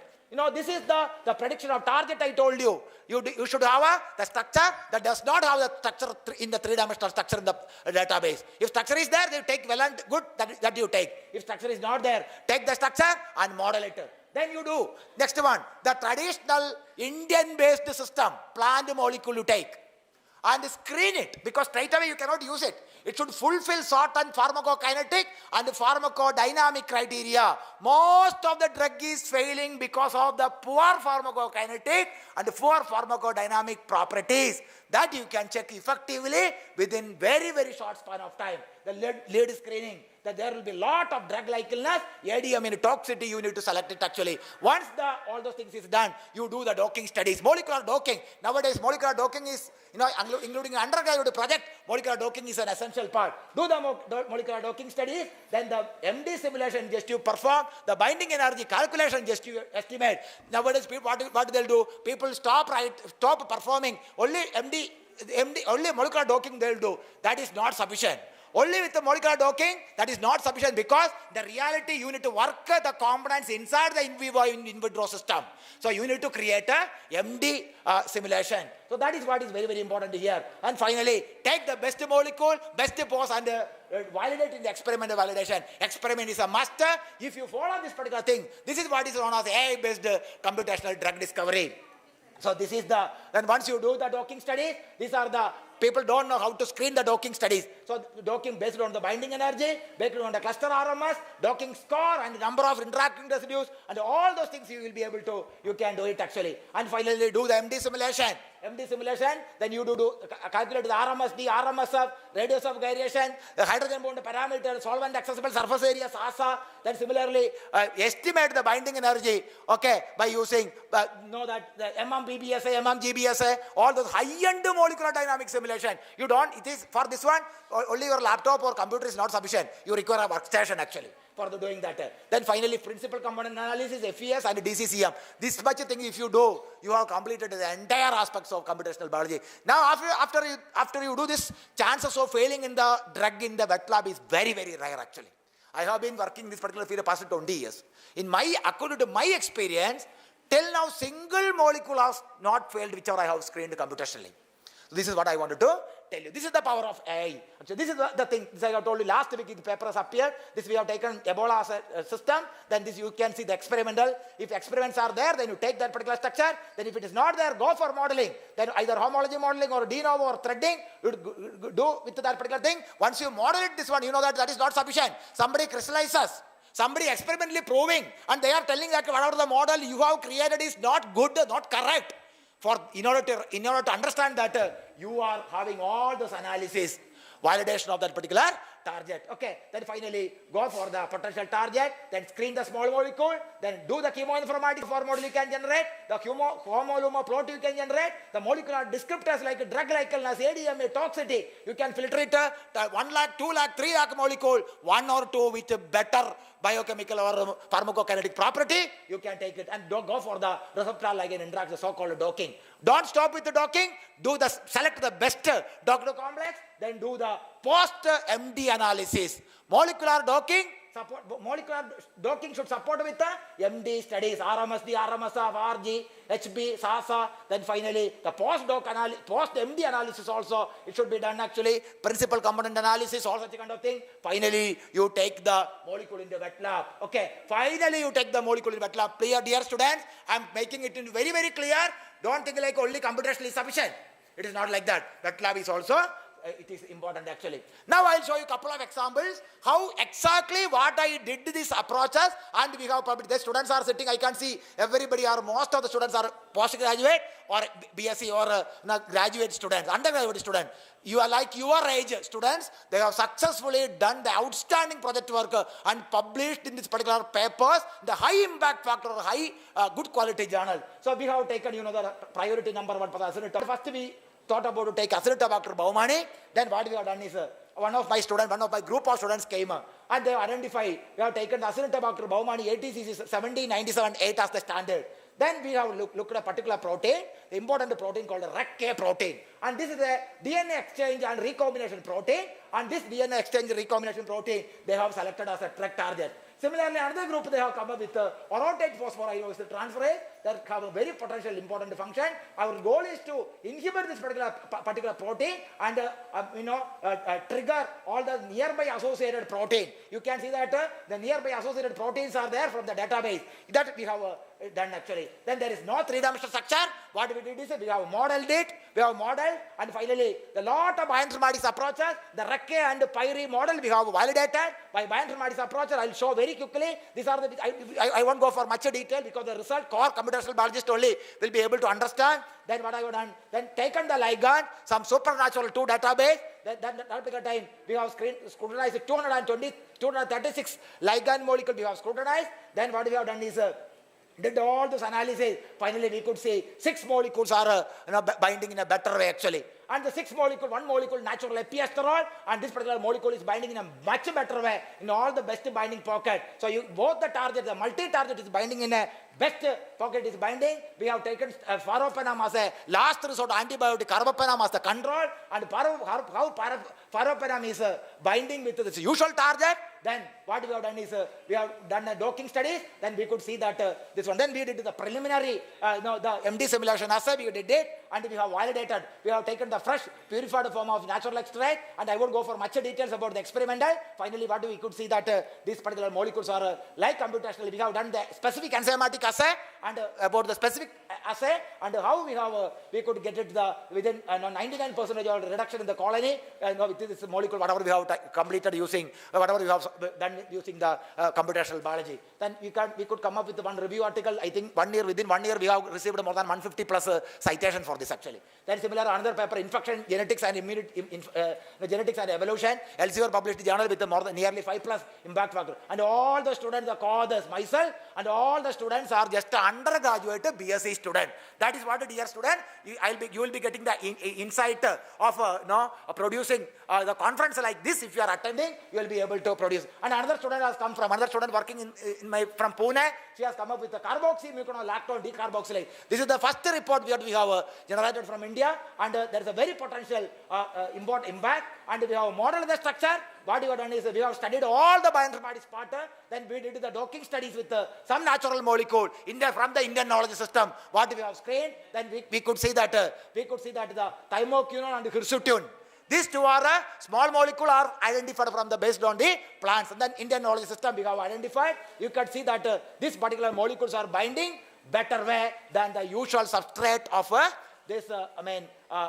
this CMD. So that is carboxymuconolactone. The binding energy you can see that is less in comparison with the molecule that I have identified. Most importantly, you can see they are all three are binding in a very same binding site, the competitive inhibitor. So we did the MD simulation, this one, and we have reported this particular study in computers in biology and medicine. This particular girl she's from Pune. Okay, she's from Pune, and now she is after getting the publication, she is studying her PhD in the NCL Pune. This is what I want to tell you. Then another student came with an GMP synthetase. Okay, the GMP synthesis, there is no three-dimensional structure of the, there is no target structure. We identified a small molecule from the Indian medicinal, and we did wonderful docking studies against by targeting this one. We could identify that this is an excellent binding. It is happening when comparison with the comparative control. We did extensive MD simulation.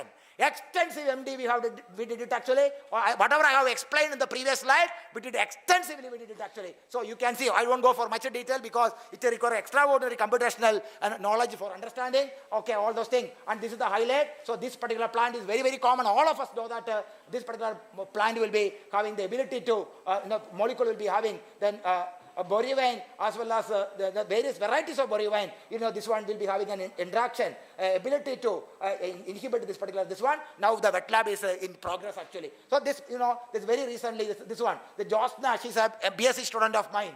Okay, similarly, this student, she's a BSc student, and that is published in BBRC, one of the very reputed journal published by Elsevier. So this is what the dear students, if you are having little bit of knowledge, then I can keep on to saying lot of examples. Similarly, antibiotic resistant Pseudomonas aeruginosa, we have targeted, the mechanism is, sir, how much time I have?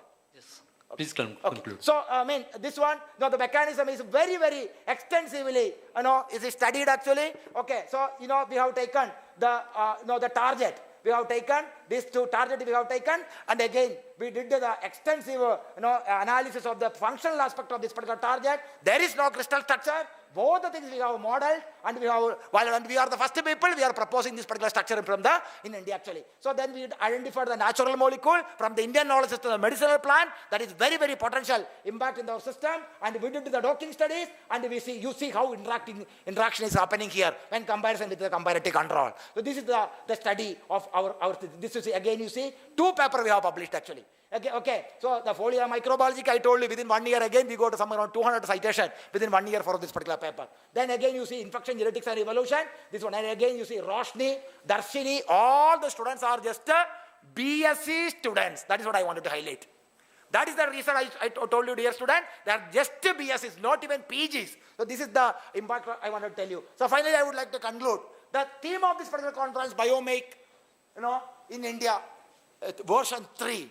Contribute substantial knowledge about the Indian medicinal plant, similar type of conventional Indian system, like the NEP 2020 says. We need to prioritize the knowledge whatever we are having in our country.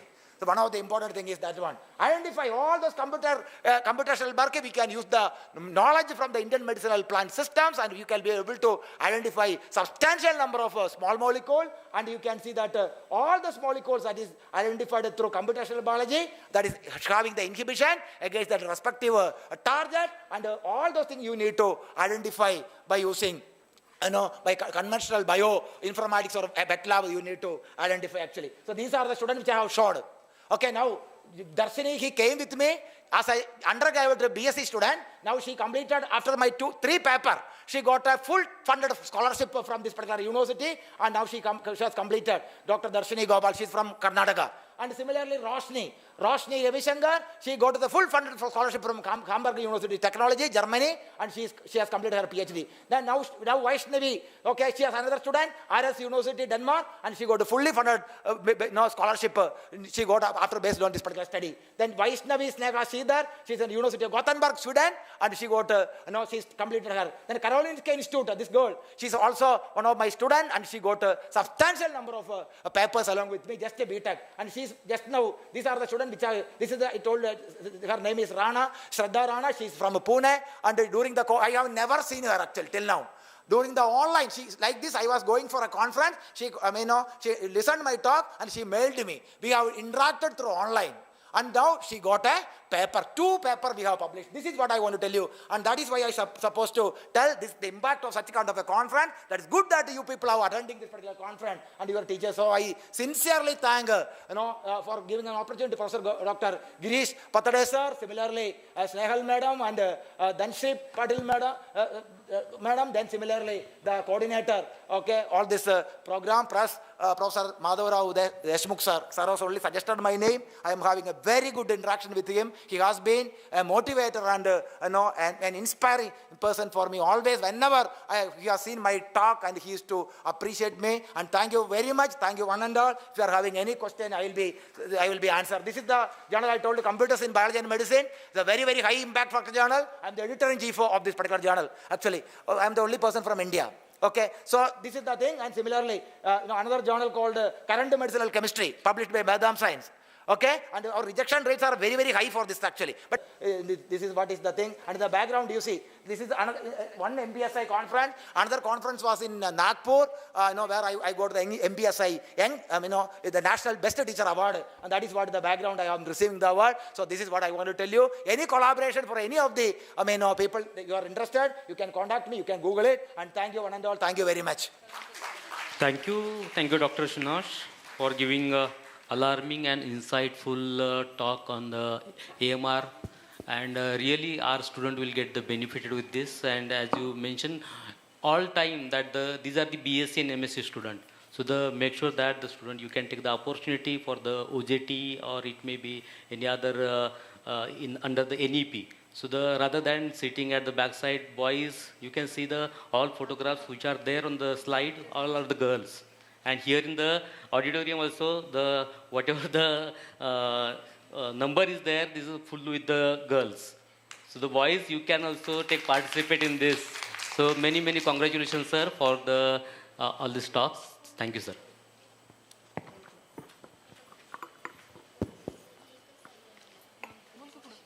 Thank you, sir. Thank you so much. I request Dr. Shivaji Wagmare, Assistant Professor, to felicitate the speaker of the session.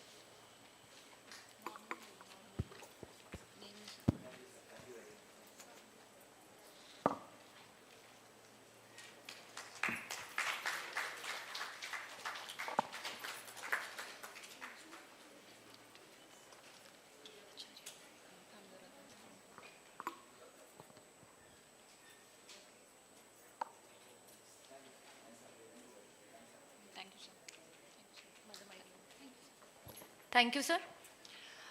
Before we proceed to the next session, we are having two college coordinators here, whom we have to felicitate now.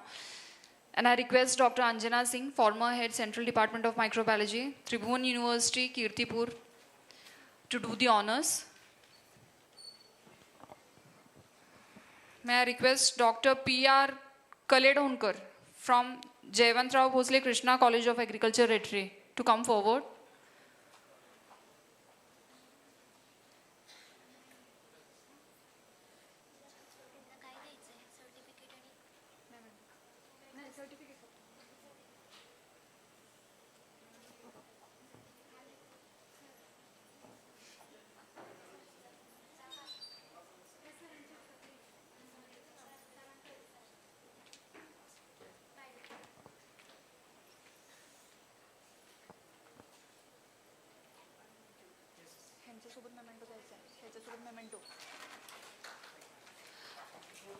Next we have Principal Dr. Sri Krishna Gaikwad and Dr. Shashikant Kamble from Lok Nete Professor Sharad Patil Mahavidyalaya, Miras.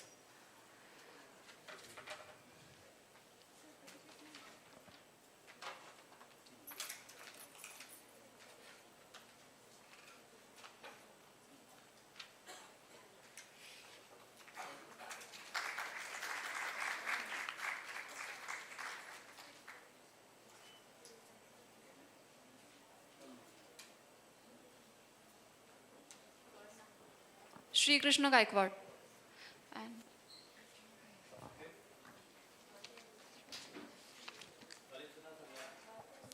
Lok Nete Professor Sharad Patil Mahavidyalaya, Shashikant Kamble and Sri Krishna Gaikwad.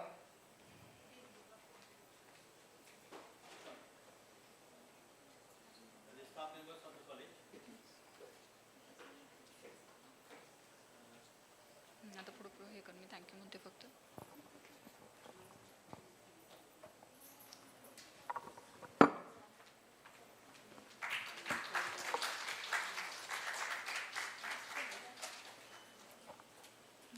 Thank you, sir. Thank you, ma'am. I invite our next speaker, Dr. D.K. Acharya, Professor, Dean Research and Head of Institute, Gandhinagar Institute of Science, Gandhinagar University, Gujarat.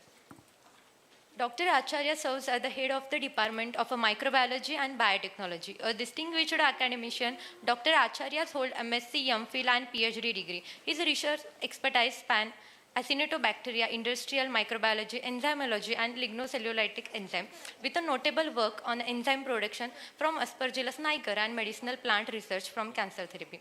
An active member of our academic council, Dr. Acharya has delivered several international talks and continued to make significant contribution to advanced biotechnology and research. Please join me to extending warm welcome Dr. D.K. Acharya. Thank you, sir. Thank you. Thank you very much. So, I request you to kindly wind up in time. What time? 5 minutes? No, sir. 30 to 35 minutes. Okay, no problem. I will wind up my talk within 30 minutes. First of all, I would like to thank KIST for inviting me over here to deliver my views on making India the contribution of a microbiology subject. Because my work, I am focusing in that direction, that how the microorganisms is useful to make India Atmanirbhar. And this is one of the tiny tried. Whatever I learned and implemented practically, I am just expressing these views over here. So thank you very much for giving me an opportunity. The title you are seeing, the sustainable bioprocessing of bacterial secondary metabolites for environmental resilience and the circular bioeconomy. So here there are you are seeing. And these all buzzwords we are hearing since last approximately 7 to 8 years. And suddenly the boom in these words we are seeing since last 3 to 4 years, I can say 2020, after the COVID-19 time. So, before starting the one project, just I have some, we can say what डर रहता है कि whenever we starting the work, whether it will be implemented, whether it will be fulfill our objectives or not.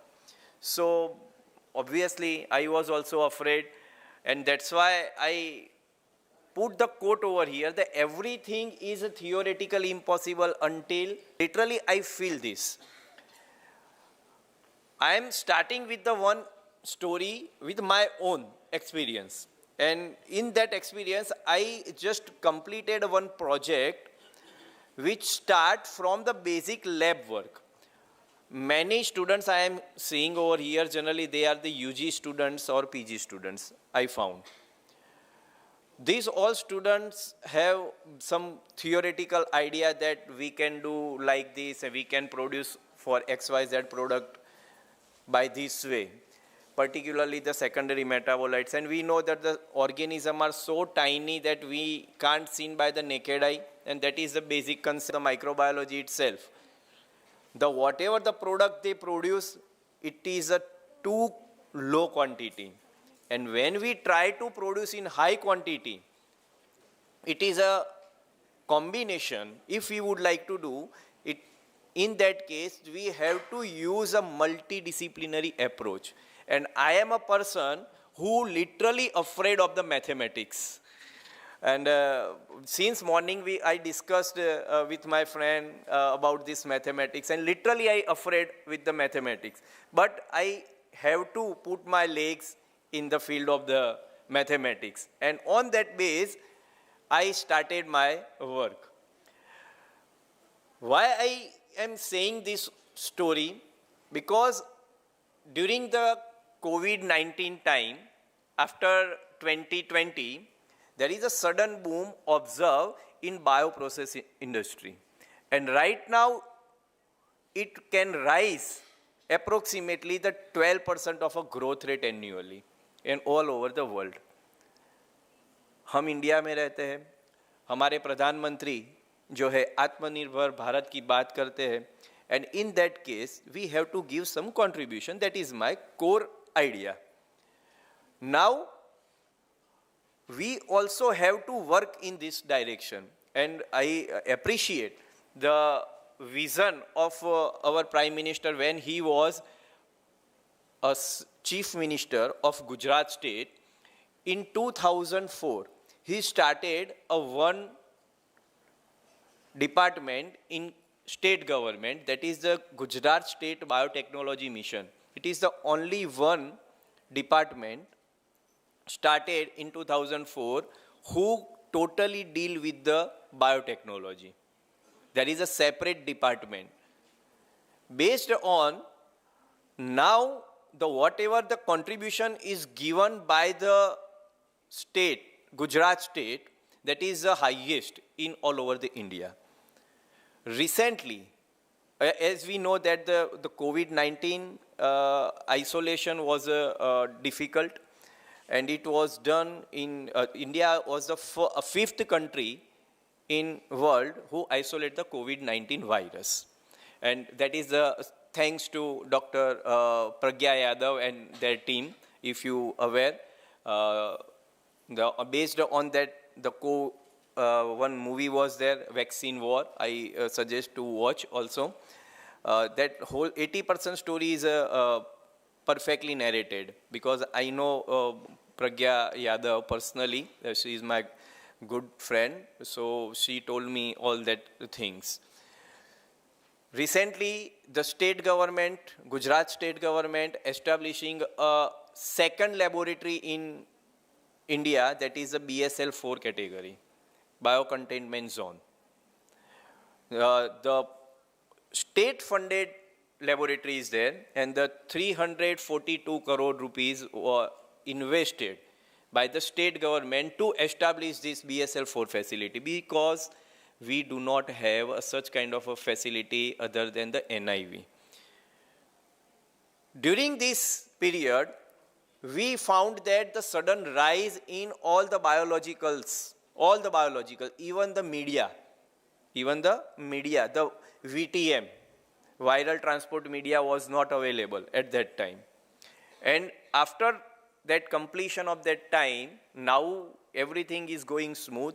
The capacity is now increased. Each and everything is now going smoothly.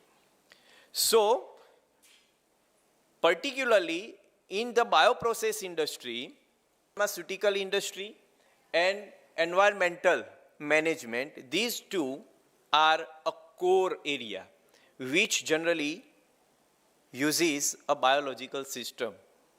And that's why the more contribution from industrial sector. And the both in Gujarat, as you are aware that the 80% of the pharmaceuticals industries are located in Gujarat, from the Vapi to the Palanpur, and whole corridor is there. Almost all the pharmaceuticals are there of India, almost all. And obviously, environmental pollution is also there, because the Gujarat is a industrial hub. Chemical industries are also there. That's why the pollution is also the problem.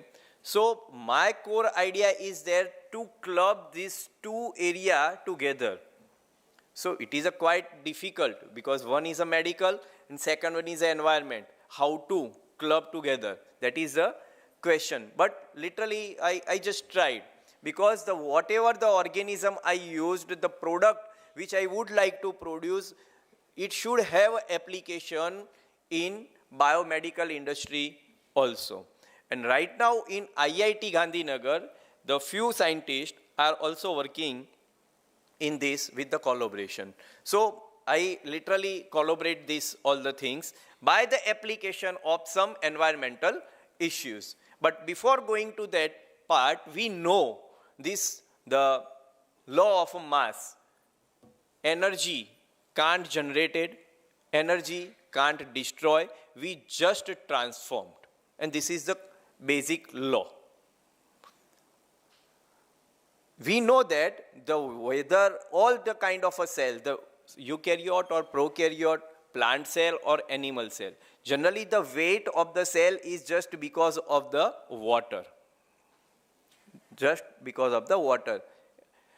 When we died, or any organism die, whatever the mass remain after the death is just what they gain from this earth or environment. हमारे शास्त्रों में ऐसा लिखा गया है, खास करके गीता में कृष्ण भगवान ने बोला है कि आत्मा जो है वो अमर है. What is the core concept? We know that there are the two kind of molecules are there, micromolecules and the macromolecules. The micromolecules and the macromolecules, particularly the macromolecules, are the 6: carbon, nitrogen, hydrogen, oxygen, phosphorus and the sulfur. We are taking from nutrients, plant source or animal source, whatever it may be. It can be recycled जब हमारा death होता है, कोई भी cell का death होता है, तो या फिर it can be disposed by the burning, burn कर देते हैं, जला देते हैं, या फिर उसको दफना देते हैं. After the degradation, the whatever the mass is remain, we actually the gain. Rest is a water and it can be removed. And this again recycled. It goes to the again in earth and the in cycle जो है वो continue रहती है. That is a core concept. It is a proven, already proven. If we labeled all these micromolecules or a macromolecules, you will find into the next generation. कोई ना कोई तो use करेगा ना. That's why this is the core idea and the scientifically it is a proven. So हमें थोड़ा तो IKS को मानना पड़ेगा कि it is there, the concept we need. तो ये concept तो already है. But for the bioprocess what? This is a one kind of a process where we are using the application of a microorganism in the combination of a technology, particularly the engineering aspects is there. So the chemical engineering to create a valuable product. The valuable product means what? Like antibiotic, vaccine, enzyme, hormones, etc. There are a lot of things are there. So this is the idea. We know the organism is producing. The quantity is a very less, so we cannot quantify. That is the question. The how to magnify the amount. So that is the basic query. And this is the basic core idea of a biotechnology. The whole biotechnology subject is based, even the definition itself is based on the जो भी organism use कर organism का use जो है या फिर उसकी system का application जो है for the betterment of a humankind. And the human is the only creature of this earth which is the most selfish. वो सबकी चीज़ use करता है, हमारी चीज़ को use नहीं करना चाहिए. So we are putting the boundaries surrounding us. So we have to think beyond that. There are these three basic key component or stages are there. Upstream process, bioreactor or bioreaction we can say, and downstream process. You studied all these concepts. Upstream means what? We are just preparing the media, sterilization, all the preparation comes under the stage of a upstream process. After that preparation, the stage of a bioreaction or we can say the bioreactor or fermentation is there, where the organism involvement is there. Organism utilizes media and convert that all the component into the some valuable product. The product which is produced by the organism, that produced for their own growth. They need for their growth. But we are using for our own self. So, and after the production, how to recover that product? That is the downstream process. That is the separation and the purification. And this is the most difficult task actually. This is the most difficult task. Behind this whole concept, the full of economics are going on. Because without, and I am basically from Gujarat and Gujarati, so we have a more concern with the economics because the money matters over here. So when we are doing the fermentation, and I usually always telling that the fermentation industry or biological research is a highest cost demanding area. आप medical की बात करो या फिर biotechnology या फिर this microbiology, the cost is very very high. So सभी लोग इसीलिए नहीं रिसर्च करते इसमें. So the bioprocess economic studies the financial aspect, all the financial aspect is there. The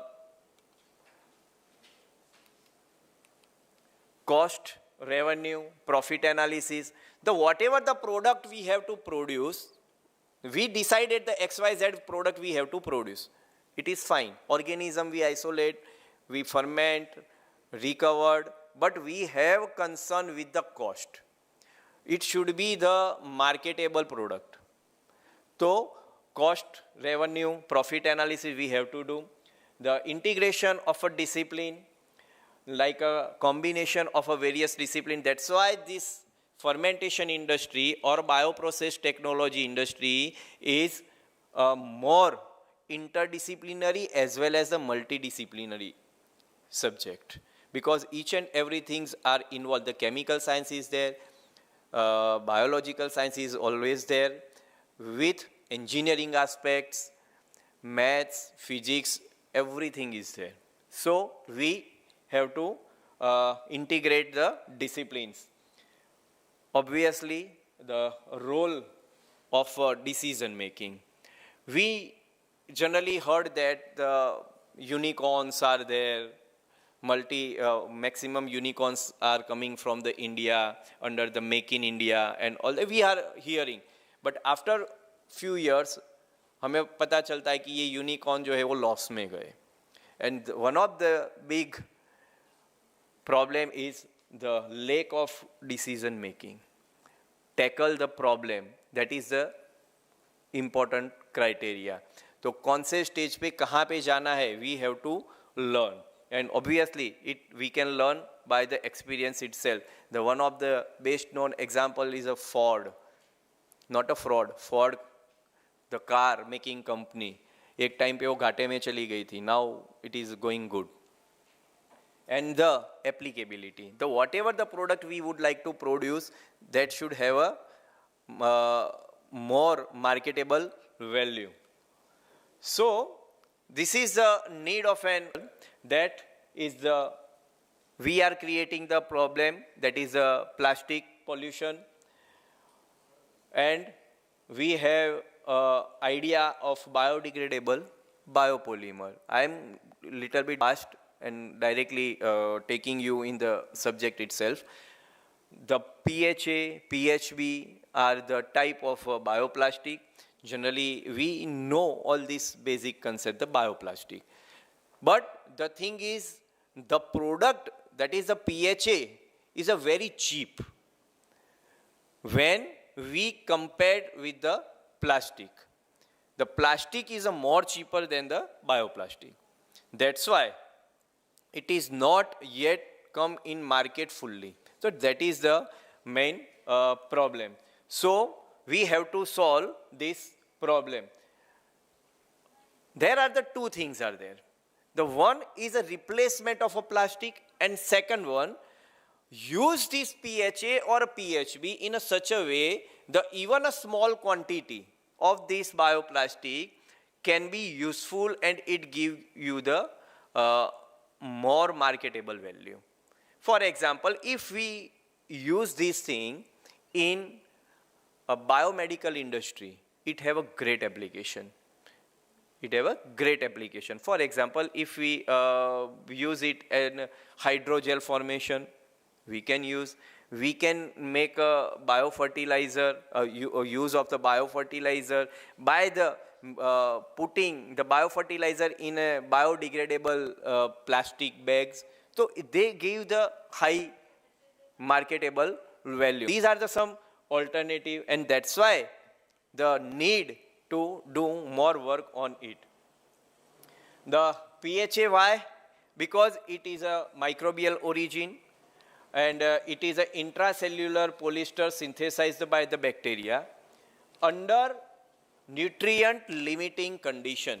Here the high carbon content is needed as compared to the nitrogen. So the nitrogen limitation condition should be there and the high carbon content should be there. In that case only the organism can produce a bioplastic.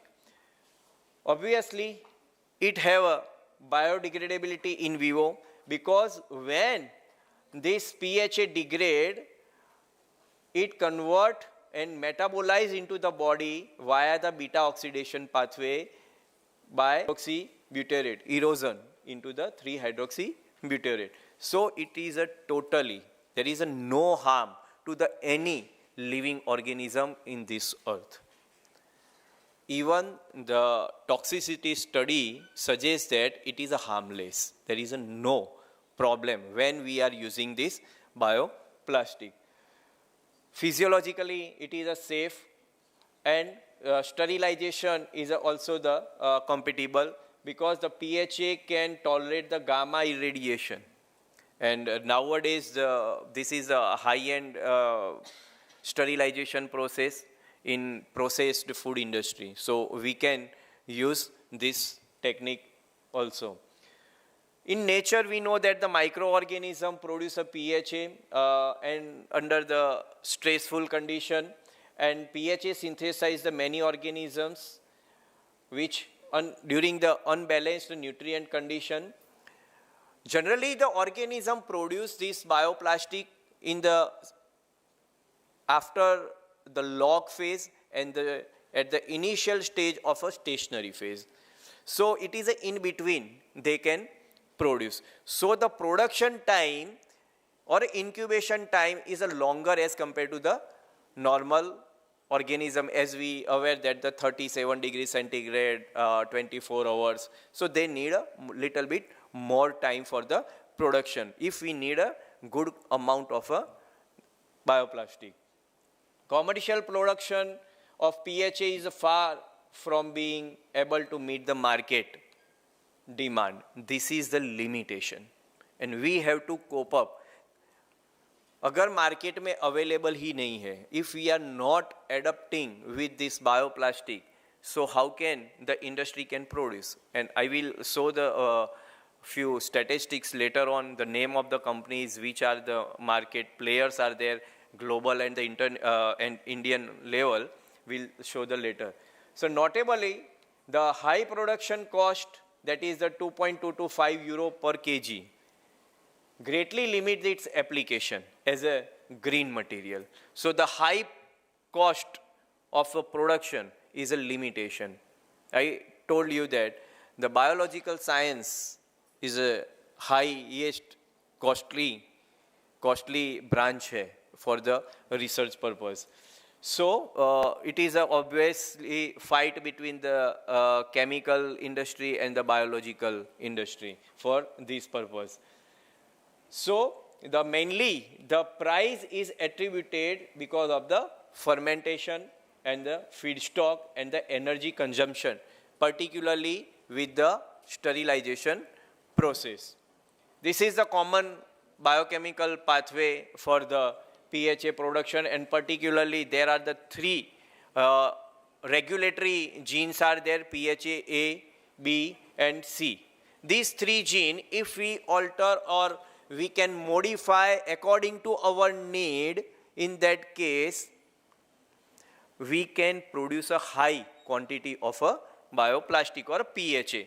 And according to the feedstock we are providing to the organism, they produce a quality as well as a quantity of a bioplastic.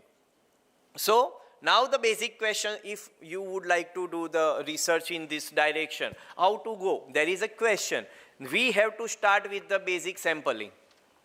You have to choose a sample where we can say there is some problematic areas are there, like we can say and some areas where unexplored areas are there, like mangrove soils.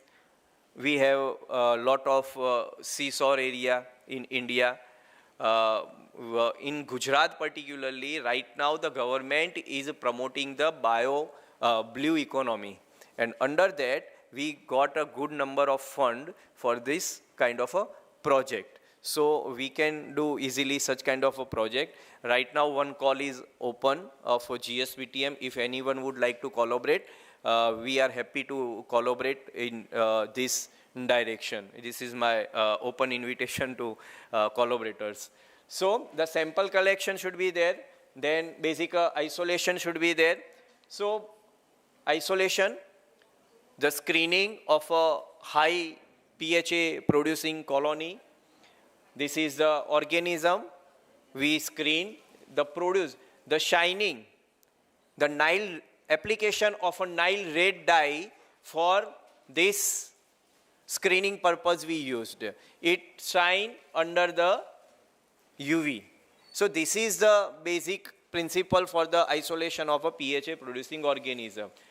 After that, we have to produce at a laboratory scale, flask scale, flask to large flask scale, then to the 2 to 5 liter of a fermenter, and then to the high 50 liter or 100 liter of fermenter, that is a pilot scale, and then we can go for the hundreds of liters.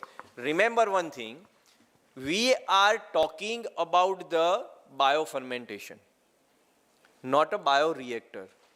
The bioreactor have a capacity in thousands of liters, while the fermenter capacity only of hundreds of liters, because the cost is too high. Cost is too high. When I was working on one project, that project cost was a 150 crore rupees of a project. I just completed that project 2 years ago. When we purchased a fermenter of a 800 liter of a capacity, the fermenter cost is too high. That is a 15 crore rupees just for the vessel. That's why? Because we have to strictly maintain the aseptic condition. This is the important thing. And for the fermenter, we need some sensors, some automation, some software, some other tools, and obviously we need a skilled labor. And that is the most difficult task. And each and every pharmaceutical industry or biopharmaceutical industry are facing the problem. We are saying that there is a no job are there, but skilled forces are not there. So you have to learn this, the basic core idea or concept of microbiology or biotechnology. You have to develop your skill. And this is the most important, and particularly the practical laboratory skill is the most important. So after the production, we can analyze, and this is the real bioplastic we produced. This bioplastic, or this is a PHA, and this PHA is a very raw. It is degraded within a 60 to 90 days. And it is already proven. So we started the isolation of organism, that this level, this is the PHA. You can see the film, bioplastic film is there. When we are working, तो जब हम extract करते थे तो हमारे हाथ में चिपक जाती थी during the extraction. So and I told you that इसमें कुछ भी टॉक्सिसिटी नहीं होती है. So there is a no adverse effect. तो कोई प्रॉब्लम हमें नहीं होता. There are the 15 peoples team are working on this project. तो किसी को आज के दिन भी कुछ भी प्रॉब्लम नहीं हुआ है. We also study the cytotoxicity test also. Right now I am just telling, but I am not presenting any kind of a data over here, because the large scale production commercialization process is still underway. And the one person who literally interested gave the money to do the work, and he invested the 150 crore rupees for this project. And this is one of the big private project for the PHA in India. So this is very proud. And he literally told that do not expose my name or my company name. So I am not exposing over here. But he is literally have faith in microbiology and the biotechnology. And he is a 12th fail person. So this is quite interesting. So it looked like this after the extraction.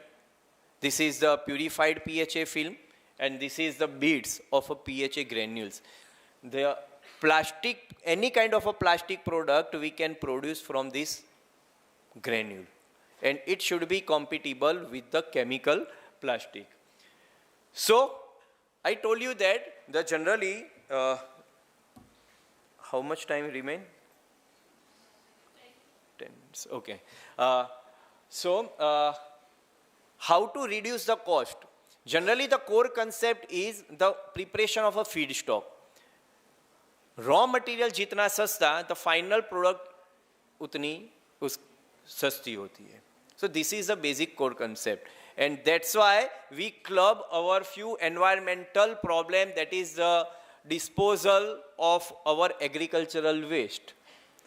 We used that agricultural waste as a feedstock, and by using this feedstock, the feedstock is totally free of cost, but we are giving a price to the farmers, so the farmers can earn from this agricultural waste. जो use कर नहीं सकते वो हम use कर सकते हैं. तो we tried tens of different agriculture waste, but right now I am just presenting the only the one waste which is a very difficult to handle, that is the tobacco waste. Tobacco waste जो है ना वो animals भी खाते नहीं हैं. Big problem particularly in the central Gujarat, because the central Gujarat produce the high amount of tobacco. So the problem is there. So we start the work on that direction. Here are the properties are there of a PHA. Sir, please conclude. Yes. So this is the properties. I am not going much more.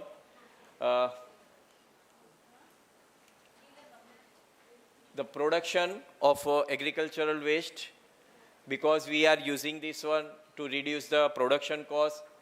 Sustainability, because this material is available throughout the year and we can manage the waste also over here. We pre-treated the agricultural waste. There are the three kind of pre-treatment are there, as you are aware: physical, chemical and the biological. We are not using the biological pre-treatment. Instead of, we use the physical pre-treatment to increase the substrate availability to the organism. That is a core concept to use these properties. The pre-treatment, acid, alkali, pre-treatment is there. Thermal pre-treatment is also we used, but it is not effective as much. So the fermenter we used like this at a smaller scale. First we go from flask to this 2 to 5 liters of fermenter, and then to the pilot scale. You are seeing this is the tobacco waste material we used for the production of a PHA. Our concept is also like that, the whatever the cheap material we can use, we have to use. That's why we modify our own. We design the whole fermenter by our own, or it is very difficult to handle. Contamination problem should be there. There are some engineering problems we faced. You also have to know this. This is the contamination, the fungal contamination, and we know that if the contamination is there, the biological product can not be used. क्योंकि उसमें क्या होता है we don't know, और उसका analysis हमें महंगा पड़ता है. तो इंडस्ट्रियल स्केल पे कोई एनालिसिस उतना नहीं करता है. अगर कंटामिनेशन है तो जस्ट डिस्कार्ड इट. तो lakhs of rupees we have to discard, और हमने कई बार ऐसा किया हुआ है. We also try to use some alternative engineering aspect. So you are seeing another problem is a foaming problem. We also faced the high foaming. These are the result. We used the mineral salt media. We used so remain as much as low. Now I just give some basic idea about the PHA market player. These are the global player: Denimer, Green Biomaterial, Bion, RWDC Industries, and the Kaneka from the Japan. The Kaneka, Denimer, the Denimer is at a first position. They are producing and selling the huge amount of this PHA, particularly in US. If you go to the Starbucks, they are using the PHA composite material, biocomposite material for the straw making. And the one straw if we convert into in the rupees, it costs around 8 to 10 rupees. So it is costly. So we have to try to reduce the cost. So now the question, what about the Indian player? From India, the Aura, Vikas, Ecotech, Regal, Praj Industry and the C6 Energy. These are the player we can say, but all are partial successful. So in nut and shell, we can say there is no Indian player is in market. There is no one. That's why we have a scope to develop this kind of a project under this program, Atmanirbhar Bharat. And that is the Biomake in India. So we can use. So no Indian company has yet achieved a large-scale commercial PHA. Most have succeeded technically at a lab scale and the pilot scale. So India early commercialization phase, we can say. So what to do? There are the few things are there. These are the biomedicinal purposes are there. I told you that. Plastic का replacement सोचने से पहले we have to find out some alternative. So these are the some alternative. तो यहाँ पे हमको थोड़ा price में इफेक्टिव रहे for the survival of the company we can use for this kind of a purpose, particularly the 3D printing, gene delivery, regenerative organ, scaffold. इसमें हम अगर यूज़ करें तो it can give the good number of money. Obviously challenges are there and scopes are there. So scope कहाँ है? To increase find out the yield, high yielding strain, cheap material usage, use the rDNA technology, develop the non-sterile fermentation technology. This is the new concept in bio industry.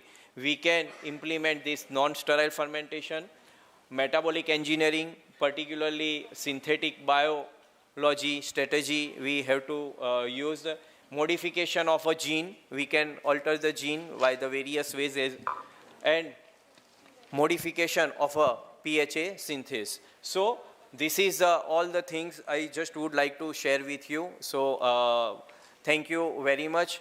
Thank you very much, sir, for giving me an opportunity over here to express my view over here. So I hope so I completed in time. Yes, sir. Thank you. Sir. Thank you. Thank you, DK Acharya sir, for giving very wonderful talk. Really, your talk is a true example of lab to industry. Thank you, sir. Thank you so much. This session is open for question answering.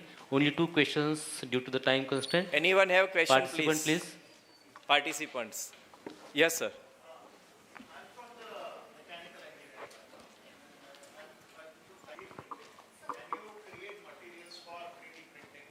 Multicolor 3D printing? Yes, sir. We can create, this is the bioplastic is one kind of a raw material. We have to alter its property and the alteration can be do with the help of a chemical engineering. Here the other alternative is also there. The biochemical modification is also available. And by this way, we can alter the property and we can use this one for the 3D bioprinting. It is possible. It is 100% possible. Anyone would like to? Students? Okay, thank you, sir. Thank you very much. Thank you, sir. I request Dr. Shivaji Wagmare, Assistant Professor, Ferguson College, Pune, to felicitate the speaker of the session.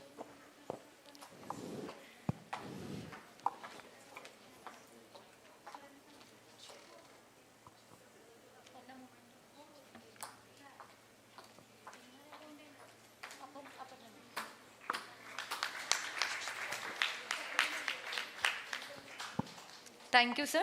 I request Dr. Aparna Pathade, Associate Professor, KIST, to felicitate the session chair. Felicitate the session chair, Dr. Shivaji Wagmare.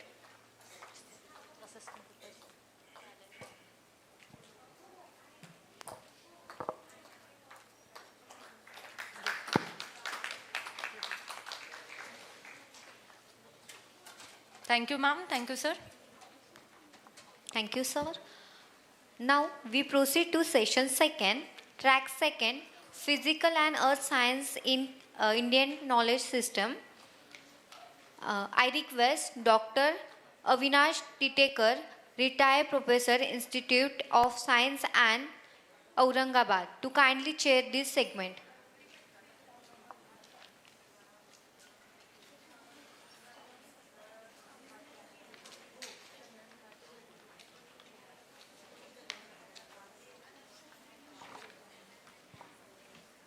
Thank you, sir. I invite our first speaker is Dr. Gajanan Ghodke, Associate Professor, Department of Biological and Environmental Science, College of Life Science and Biotechnology, Dongguk University, Seoul and South Korea Biomedical Campus, Republic of Korea, joining us online.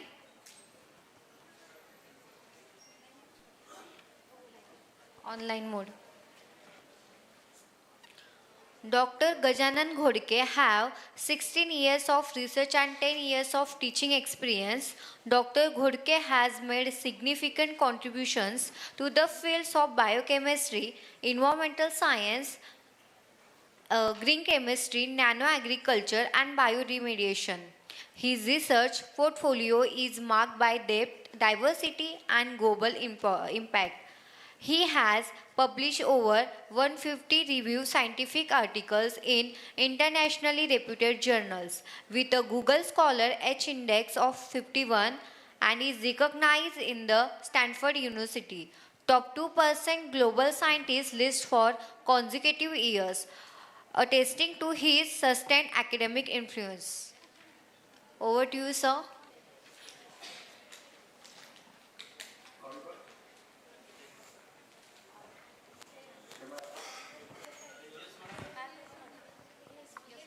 Yes, sir. Yes, sir.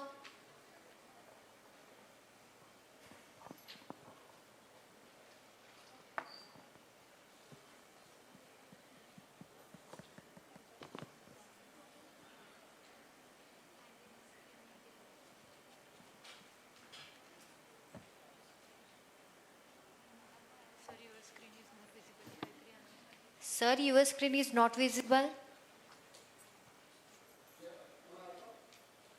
Yes, yes. Yes, sir.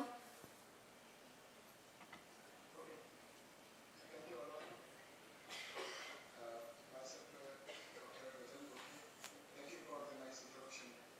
I would like to thank all all scientists gathered here, students, researchers, and all together organizing committee. It is done a great job. Usually, this one, I think, pleasure to see all of you there. But first of all, I say sorry for that. I promised to be there in person, but because of some concerns and some developments, I dropped my travel to India. So instead, I would like to join online, and please bear with that because this presentation session been here all of you thank for this 3-day international conference. Now we make under the Biomake in India. This organized by this one of the eminent institutions. This has been under the collaboration with Macron Society, with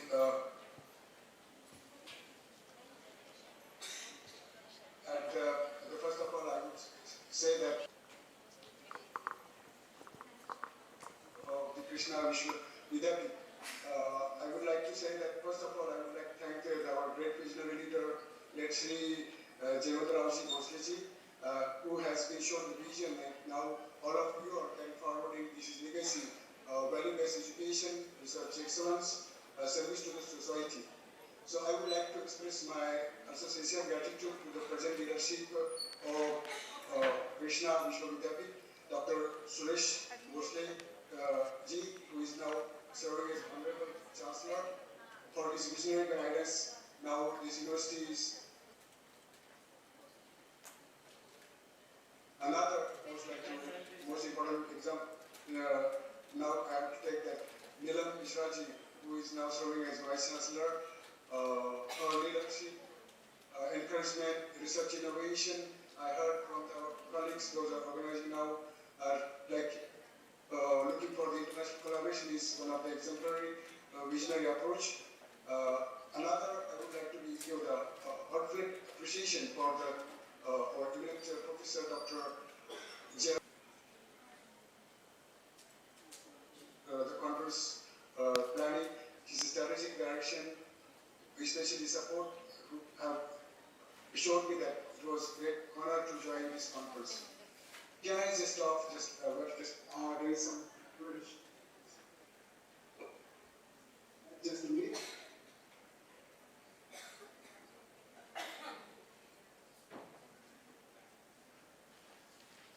Sorry for inconvenience today. It was a little bit, the temperature was a little high. So I would like to only thank to the Professor Snell, Madam as well, and the other coordinators like Tesri Madam, Moshinji as well, for their dedication, coordination. I've been also looking for this kind of coordination. I know that many conference, this conference coordination being very excellent and instrumental to make this very successful. Is going to be make successful conference.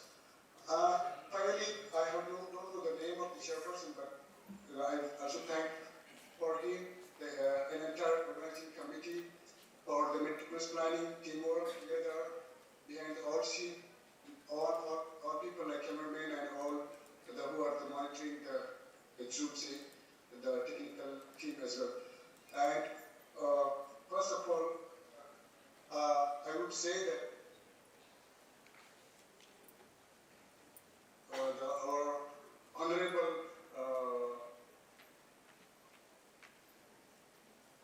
be there, and it was one of the honor as well, who admired his vision, and we follow his footsteps, and now he has shown vision for the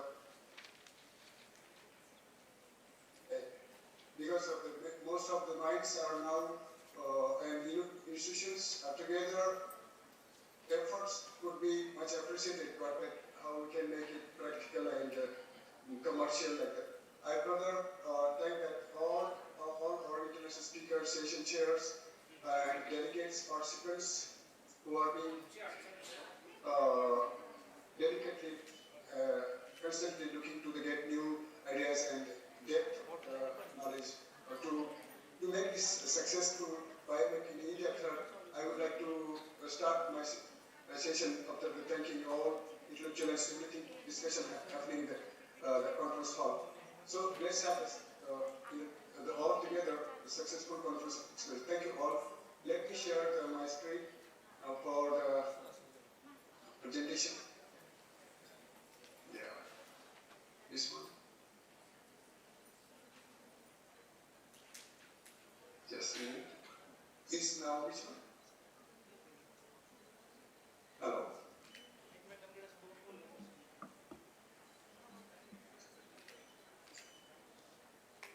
Hello.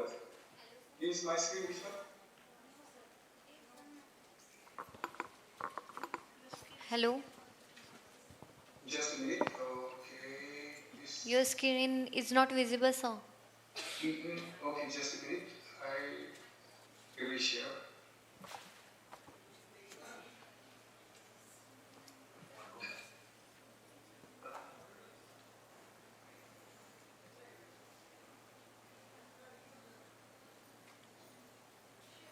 Is now visible, right? Yes, sir.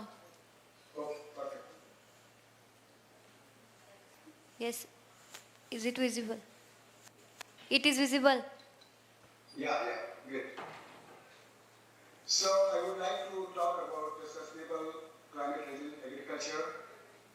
It being one of my top interest topic. I would like to focus on the food system, food security and circular economy and global sustainability. So, and how we can reshape the future agriculture. I would like to talk about our ancient agriculture, wisdom and philosophy and the work than looking recently, because the green revolution, we think that right now we are practicing for the food security is not going to be give the best practices in the future, because of this is not acceptable as the norms, the human health and overall environment sustainability and environment protection and biodiversity losses. Right now, we are practicing the huge amount of agrochemicals in terms of the fertilizers and the pesticides. And we are damaging the soil ecology as well as the food web and water ecology. The soil, both we are damaging totally, because this is currently going to be great implication in the future. And in addition to that, almost we are damaging every creature, including the small insect and the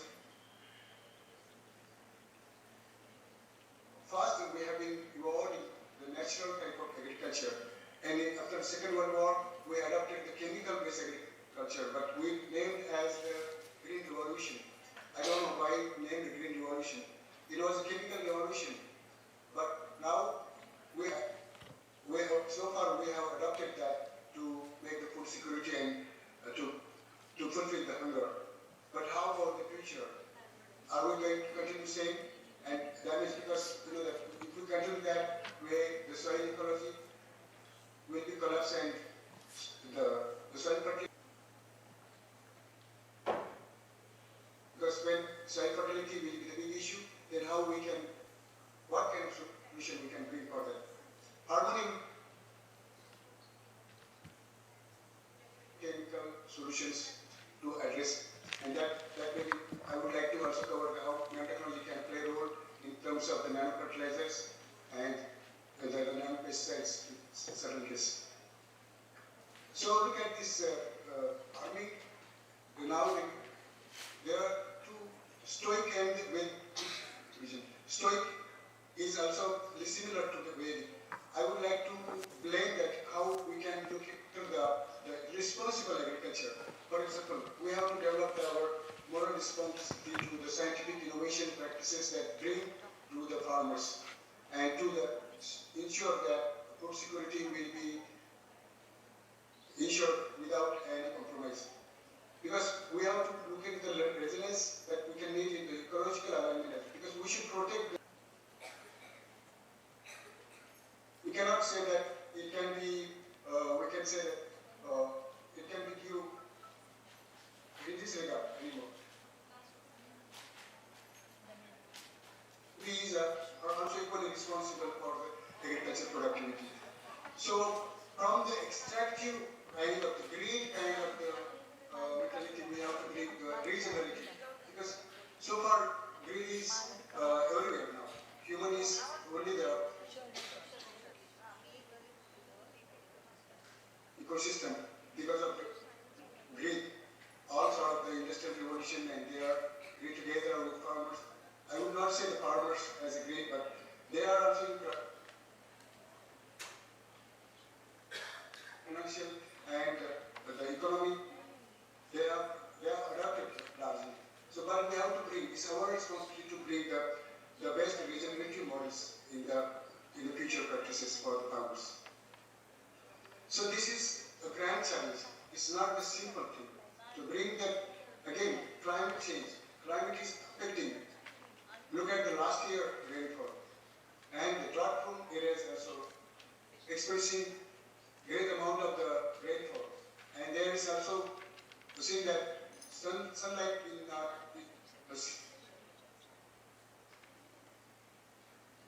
existing agriculture practices. Now, the drought-prone agriculture practice practices, it experience like 4, 5, 6 months of regular continuous rainfall. The root rot and all diseases will problem, and then has to be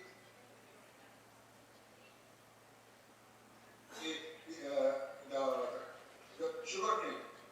If the water will today refer to that, but it is not going to be. Sugar cane is also in the bed of some people are put there. Those soils cannot be transferable in the next generation. So climate crisis is there. Then again, we are creating another crisis after crisis. Then together, in the future, the soils will be the barrier. And reclaiming those soils is not. Soil degradation is another issue. When we use the chemical fertilizers, biodiversity totally get destroyed. And once then that repairing those soils is not quite easy. So biodiversity collapse is a great concern right now. I'm tracing it. So we have to consider that how we can make aware the farmers about this issue. Because those soils has to be transferred to their generations only, not other generations. Farmers, all sort of the research institutions, national institutes together to educate and bring the new kind of agriculture, especially the fruit. On the monocrop system, and they have some kind of financial lending, etc. Hello, sir. If there is crisis continues. Food security is not Hello, sir. only the farmers, but it's responsible altogether with government policies and. Hello, sir. Sorry to interrupt you. Climate disruption will be, we cannot handle that. But how about handling the issue that. Hello, sir. Hello, sir. So. Sorry to interrupt you. As we have very short time, can you please wind up this session within 20 minutes? Yeah, sure. That's enough time. Okay, sir. Thank you. Okay, that's enough time. Thank you. So, I would like to talk about what kind of the core mechanisms we can consider, like what kind of new farming system we can adopt, and those kind of the systems and can be give the sustainable practices and income sources is also considered. Because right now farmers are standing with shocks after shock, climate variability, and how we can mitigate the greenhouse emissions. Climate change, there are many industrial revolution and the carbon emission also contributed for the approach to the farmer. Because farmers are not empowered. They are also dependent on the many different agents, the marketing agents and other. Farm to market integration also can be introduced to the empowering the farmers. Productivity and equity, stable yield and livelihood of the farmer, multiple income sources should be also considered, and altogether we can empower the farmer communities. So, especially this way, the climate resilient agriculture is multiple way how we can address the yield issue, risk reduction, mitigation of the emission together. It's not only the farmers, but farmers' profitability as well to get into the manage well this issue. So, a push system is one of the great pressure in the future. We have to identify the flow of the material flow, for example, the waste as well as the model for agriculture, where the input should not be the waste. It should be into the higher economic. Monoculture dependency should be reduced, and these are the pillars for the future, how to reduce the pressure. And another is fragmented value chains. The lands getting fragmented, supply chains are not being well organized, waste losses are there. So together we have to do the best services for the farmers. So another core pillars for climate smart agriculture practices may be soil health. We should protect that. Soil health is totally neglected right now. management. Like in the age of the AI, we have to look how we can bring the farmers with this very precision management technologies where they can be reduce the inputs cost and they can have the great amount of to secure their high profits. Because the profits comes after reducing their cost, basic cost, diversification. So this I would like to emphasize. The farmers should consider the diversification, polyculture, improve the soil health, keep the natural practices, so they can protect and the generation they can hand over their lands to them in the future. So income streams should be at least I would say that 10 plus income streams farmers should or the farmers also they should consider, because that's has to be under of education. Biodiversity enhancement, only that will be create the great solution, because as biodiversity there, the income sources will be there, the chances of the losses from the climate change and some storms will be. And another microclimate regulation with some of the advanced technologies where we can, some of the farmers can adopt to bring the precision agriculture from. So natural ways, carbon sequestration, the government should also participate into the so if that is happen, the plantation will be increased and that will be good for the climate changes, greenhouse gas reduction as well. Income diversification, I told you, as much income diversification. So this is not the issue that now this has been the tradition from the income diversification. But we government together with your power, how that can be significant, substantial to see the significant amount in hand from the diversification of their income sources. Another thing, farmer residues being burned, and then that creates another climate issues, greenhouse gas. So you should not, for example, burning of the agriculture residues for the large scale. That is creating a big issue. So processing of those, making them into the compost, biogas, biochar, energy. So that practices should be completely regulated from the different ways and different regulations. So waste to the value addition transformation. So for example, the agriculture waste is there. That can be transformed into the biochar, activated carbon. So the farmers community, communities also should consider that a burden of the agriculture waste they should convert into the positive material economy, nature driven. So that has to be also considered, because it cannot be just like, oh, what is the profit? Because after all, there's economy. They have to adopt, and it should be come to the impactful. If it is practiced across the pan India, it can be pan world. It can be show the real significance of the economic value. So this is now missing holistic. How we can process, because after all they make the compost and leaves that is also saving and profit.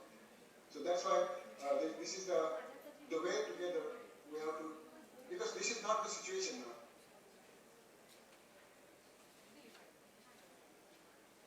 Another way that, for example, botanical extract, microbial agents, they have, that is possible also. Farmers come together with the cooperative. They can look into the how to convert raw material into the value-added products. For example, natural polymers or the natural extract, those can be, so they have to be empowered. For example, I see the farmers in the developed countries, they are doing diverse activities. They are not doing the black and white, or they are sowing and taking care and harvesting and selling it. No. The farmers are diverse kind of people, well skilled, different kind. They are doing different things, so that is not again saturation of the market. If the farmer engagement with, because now we can see there is possibility of the play in the microbiology, food, value addition, healthcare. They should come into those opportunities. Otherwise, right now it's like black and white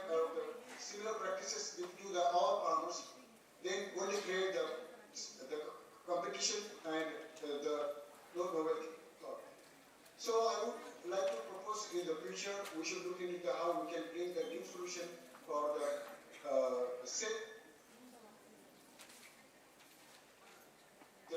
green chemistry-based pesticides.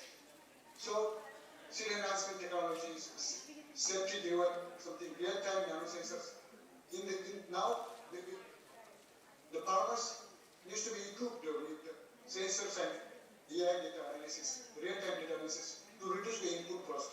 We can also look into the soil organisms, beneficial insects,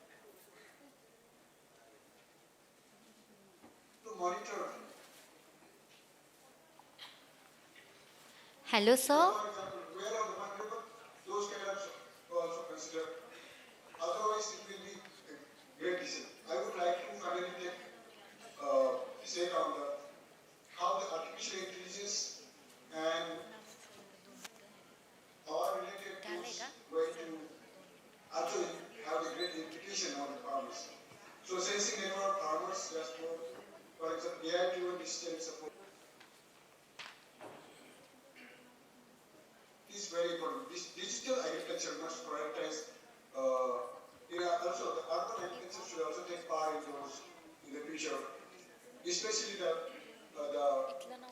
data is what get the best outcome of yield as well with the reduced cost. So together I would say that we have to look at the planetary health as well, not only how we can feed food security all the time, sustainable development goals. This is only our focus, but we are missing that how we can also care of the planetary health. Planetary health after we are going to be give the future affordable, sustainable agriculture, nutrition, and low impact. For example, accessible, affordable nutrition is also one of the demand. The demand farmers may try all sorts of diversity. I think I would like to recommend you when you go the best market area, look at the diversity. The diversity should be every consumer should look for the diversity, for the nutrition. Not only the city or rich people look for all kind of the different kind of fruits and vegetables or the issue. That should be the priority for the control, and that bring the overall collective development. Like it is not related with the farmer, but it is also consumer, farmer, demand, supply. There are many laps and gaps, so that should be also fixed in the future. I think there are some signals to get up with. I think we have to look into that quickly. Prevent food losses, behavioral plant flavor diets. So those kind of should be coming to the future. Now, I would like to give the simplified way how we can bring this kind of new principles in agriculture practice. For example, how we can make the farmers resilient, prepare for to take challenge over the diverse different kind of risk. Discipline, optimize timing doses. This is another aspect. Courage, farmers have the courage. How many tries they can take? Sir? In order to support them. So this way together we can look at this. And then finally, I would say that we should build the climate resilient, means not like the volatility rather than the hoping to happen something like based on only this principle. So this is complex. We have to adapt and make sure it is going to be implemented. So now under support with the great input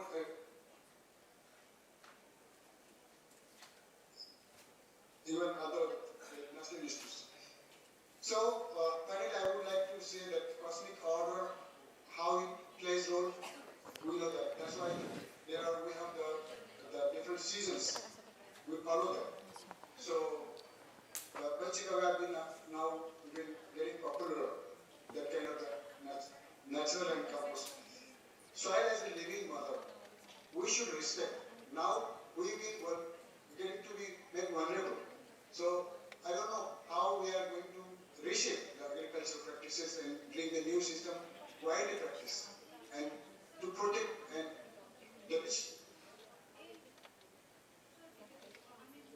the Vedic or Stoic or any model, we should bring the holistic approach to have the different kind of alternative solutions,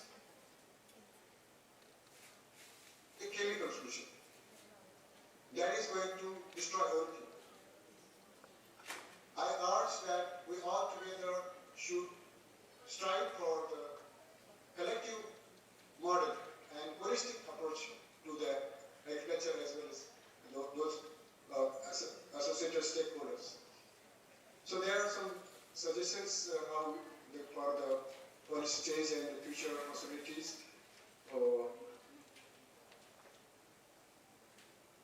And carbon credits, that should be also practiced.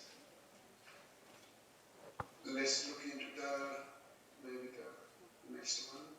Okay. Sustainable development. Sorry for the delay. Scientific foundation, ethical framework, ecological alignment together to ensure that food security, no compromise of the yield, control the risk, and reduce the net greenhouse emission together with the biodiversity protection. So this should go side by side. Science plus philosophy together with community, and we can only, we should adapt, we should build the new instruments, different type of the technologies and tools for the low cost and farm income. New investment, we should co-create together to bring the real solution.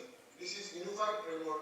We should look into the provide humanist and ethical philosophy together to bring the community action, including to bring the great change, and that is expected. Thank you so much for your patience.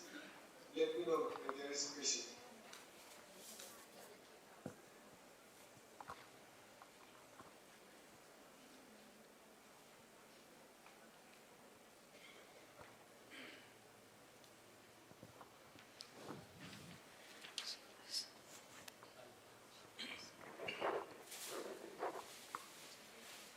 Hello, yeah. Hello.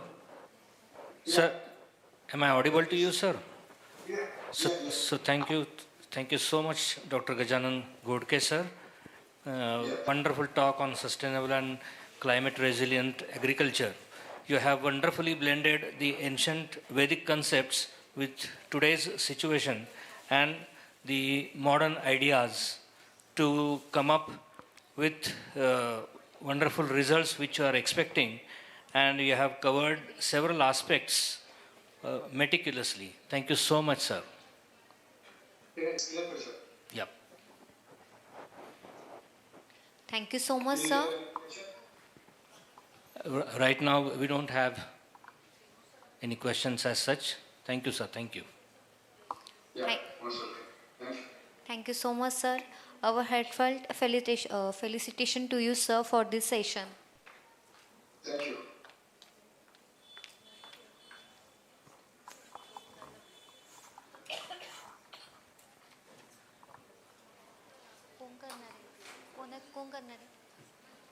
Now I request Dr. Aparna Patade to felicitate our chairperson.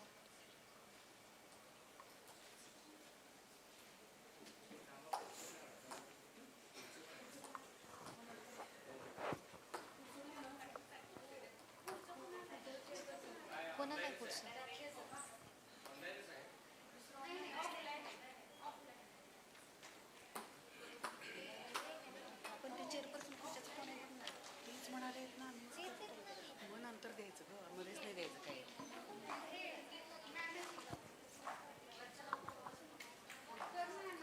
Our next speaker is Dr. Shikha Gaikwad, Assistant Professor, Department of Biosciences and Technology, Faculty of Sciences and Health Sciences, Dr. Vishwanath Karat, MIT World Peace University, MIT WPU Karat, Pune. With 18 plus years of academic excellence, Dr. Gaikwad specializes in biosurfactants, melanin, beta-glucans, rhizo-remediation, plant microbe interactions, and circular economy solutions. A PhD guide at MIT published patent on PHP extraction via hydrodynamic cavitation and boasts 13 plus peer-reviewed publications plus NCBI sequence depositions. Please welcome Dr. Shikha Gaikwad. Yes, very good afternoon, Hello, dear ma'am. organizers. You have time limit is 30 minutes to complete this session. Okay, thank you, ma'am. I will try my best to complete my presentation within the given time frame. Yes, good afternoon, dear organizers of Biomake of India, faculty members, and my dear students. I, Dr. Shikha Gaikwad, is going to deliver my talk today on the very important thematic area of Biomake in India, that is IKS in Physical and Earth Sciences. So before I start my talk on the title, I would like to highlight why the Indian knowledge system is putting so much emphasis on physical and earth sciences. So whenever we are talking about the physical and earth sciences, these four terms are coming always in our mind, that is environmental resilience, sustainability, climatic research, and sustainable living. So how we can show our inputs, how we can come up with the approach that is going to have a significant contribution for the IKS, Indian Knowledge System. So through this, by combining these four important pillars, definitely we can come up with a technology. The technology will integrate with the sciences, modern physics, and definitely utilizing resources which are available in our ecosystem. When we are talking about the ecosystem, the first thing that comes in our mind is soil, water, air, and the human beings that is supporting all the biosystem in a synergistic way. So keeping that frame in mind, my title of the presentation is Biosurfactants, a sustainable bioinput for soil health, pest management, and climate resilience, which is showing an alignment with the Biomake in India perspective. Health of soil, as we all know, it is very, very important because directly and indirectly it affects the ecosystem, the mankind.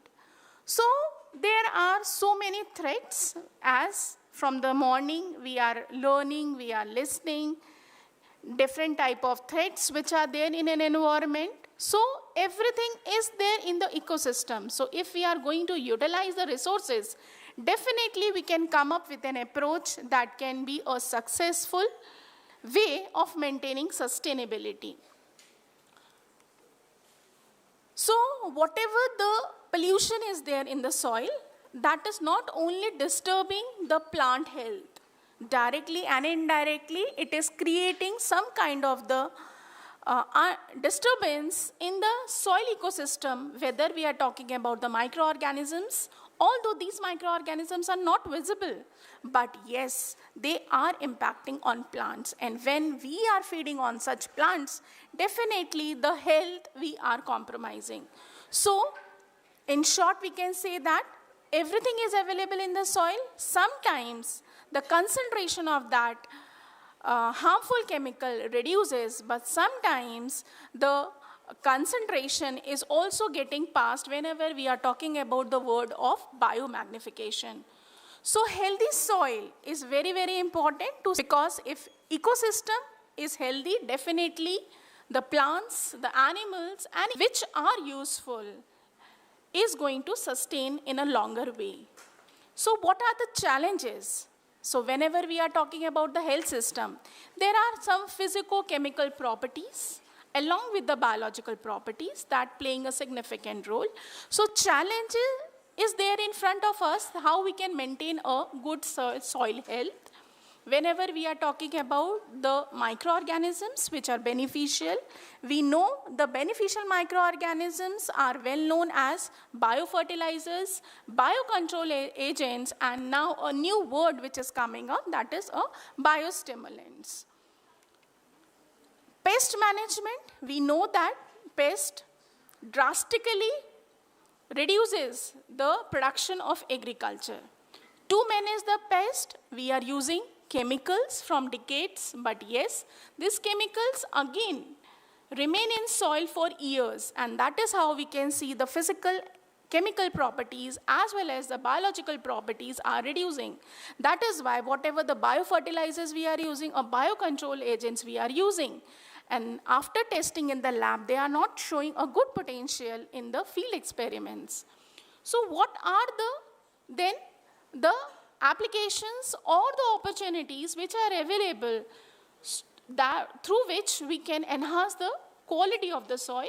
So the answer lies is in the bio inputs. So bio inputs is none other the biofertilizers. New word is coming, that is we call it as a nanobiofertilizers. Biopesticides, nanobiopesticides, and biostimulant, nanobiostimulant. So altogether we are moving into a era where we are talking about the nanobiotechnology, nanostructures, because they are doing some jobs in a wonderful way. So climatic changes are one of the another reasons by which these all productivity of plant is also reducing. So all the challenges which are there in terms of soil, in terms of pest management, in terms of the whatever the climatic changes are happening in the soil, how we can overcome it. So the answer lies in the IKS when we are talking about the Indian knowledge system, which is emphasizing the ancient history and the modern technology and connecting these two terms in a synergistic way. So the answer lies in the natural-based solutions. When we are talking about the nature-based solutions, so it is very, very important. So whatever the technology we are building, so technologies should address adaptation, productivity, and mitigation. Then only we can say that particular technology is going to sustain for years. And not only that, Indian knowledge system is also having the potentiality to show the alignment with the United Nations Sustainable Development Goals, whether we are talking about the climate change, whether we are talking about the human health, and likewise. And through which, whatever the technology we are going to develop, definitely it is going to boost the Indian bioeconomy, as the target by 2030 is about 165 billion. It is there in 2024, and it is expected that if we are going to develop a technology that is going to show a sustainable solutions, so definitely the bioeconomy can be increased even up to $300.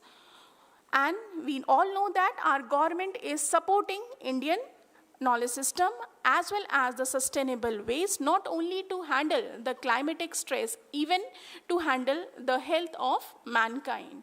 So bioeconomy, biopolicy 3 is talking all about the technology, all about the applications of microorganisms and developing the technology by using the microorganisms. We know that microorganisms and their metabolites have the huge potentiality to solve the problems and even to create a havoc. We have already addressed at the time of COVID. But yes, if we are going to use these microorganisms, metabolites wisely, yes, we can get an answer. So biosurfactants is a very good example which is showing a good response, and it is being declared as a multifunctional molecule. In the upcoming slides, I will discuss how we can address the multiple problems with this single multifunctional molecule. So biosurfactants are surface active compounds which are produced by microorganisms, yeast and bacteria, sometimes fungi also. They are basically characterized on the basis of the moieties they are carrying, the microorganism from which they are being produced. So yes, we can say these biosurfactants are a sustainable. We are producing these biosurfactants through a green technology. Green technology, I will emphasize, we are using the production, we are producing these biosurfactants whenever we are using any industrial agriculture waste which is available and becoming a threat to the environment. In the morning session, we have listened, sir, who is talking about the tobacco. Yes, it is a residue, but when this residue is becoming a threat to the environment, can we change this residue to a valuable product? The answer lies yes.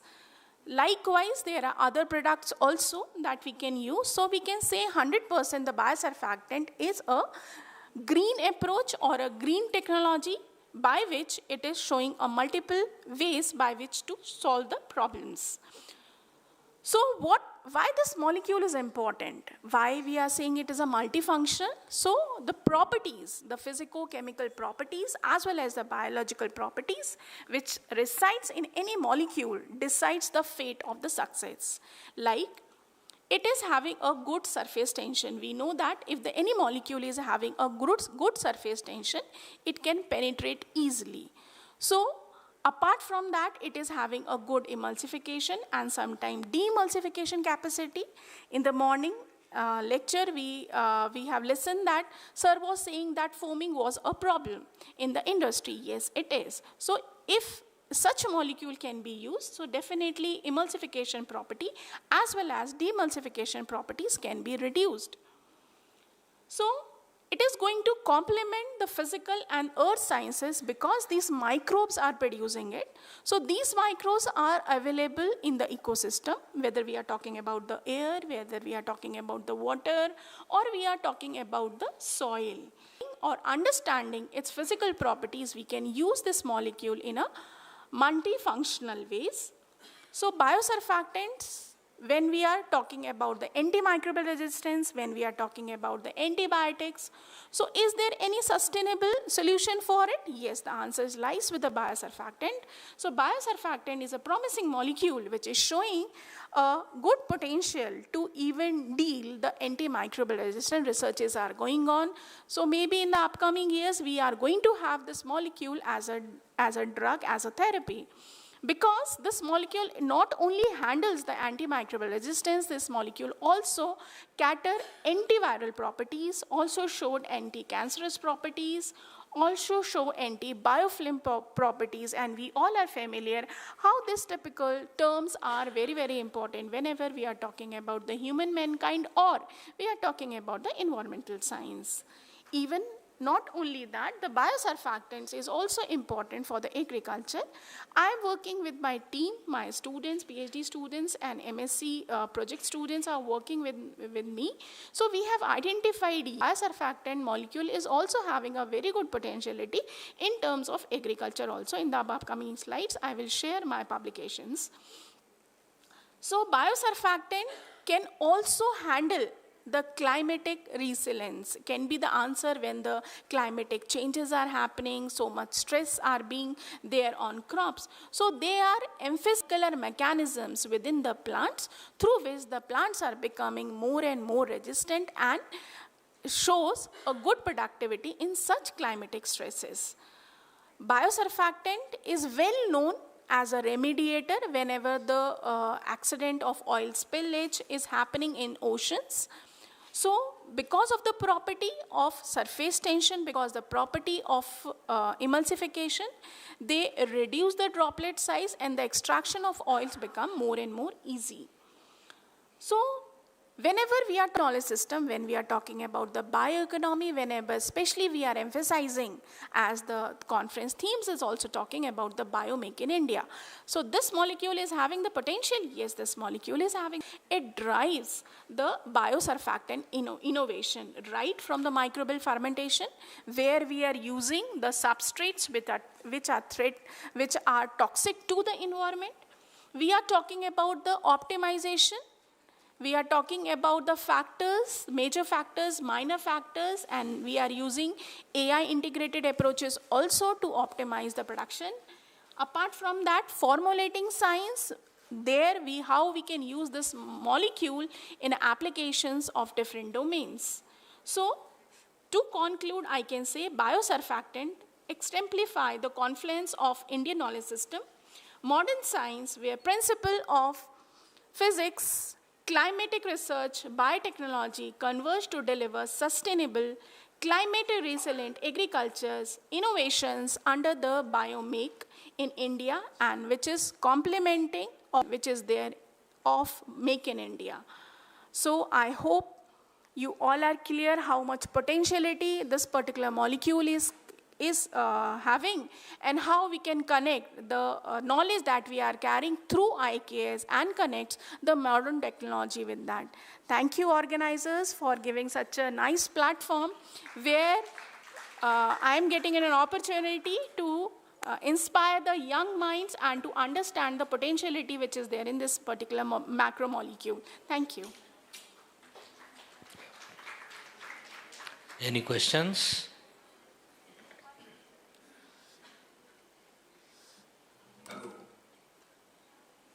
Hello. Hello? Any questions? Yes.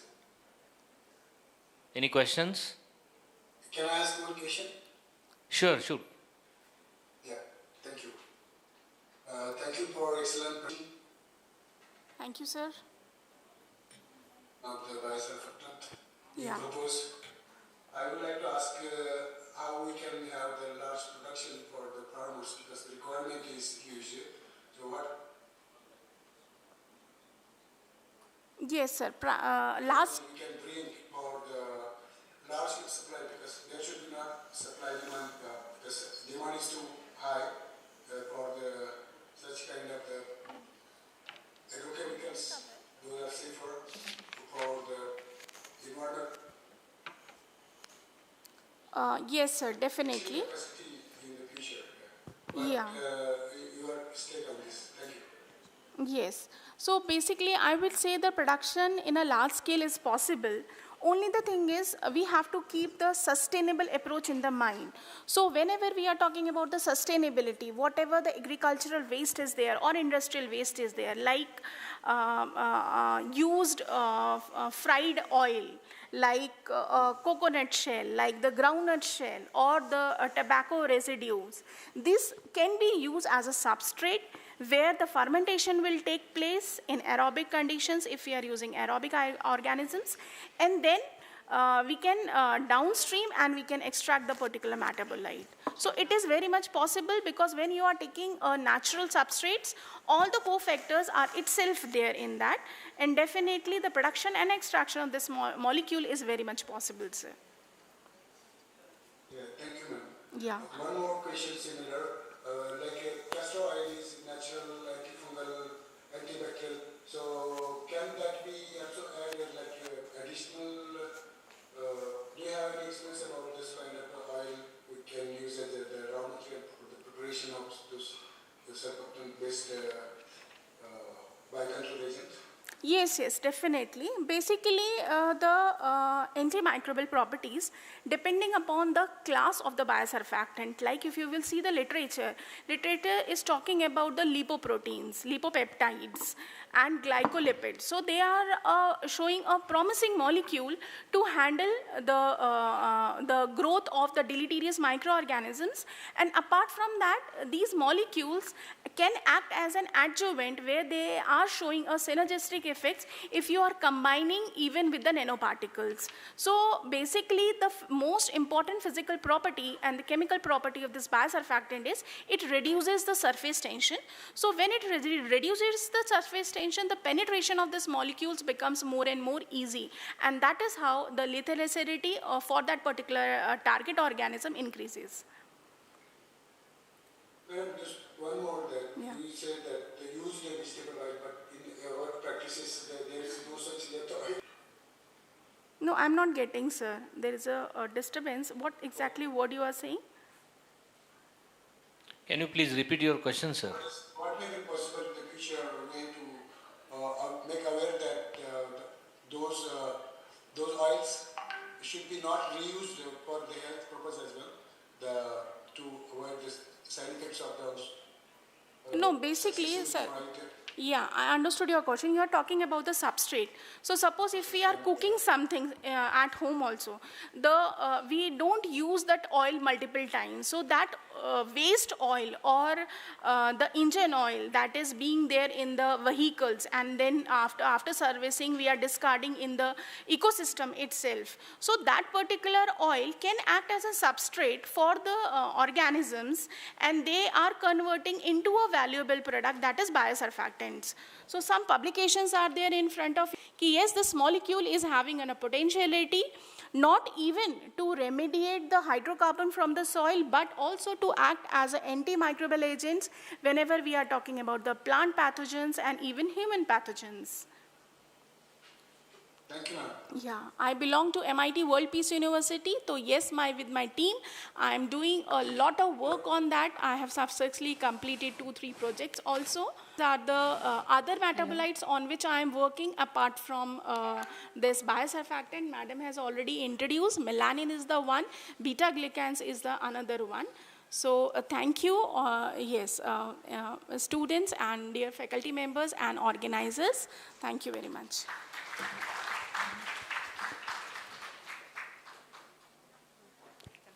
Thank you so much, Dr. Shikha Gaikwad, Madam, from MIT, and you have covered a very wide range of applications and the concept for the use of biosurfactants. It's wonderful work you are doing and wonderful thought you have presented. Thank you so much. Thank you so much, ma'am. Thank you, sir. Now I request Dr. Avinash Tikekar, retired professor, Institute of Science, Aurangabad, to felicitate the speaker for the session.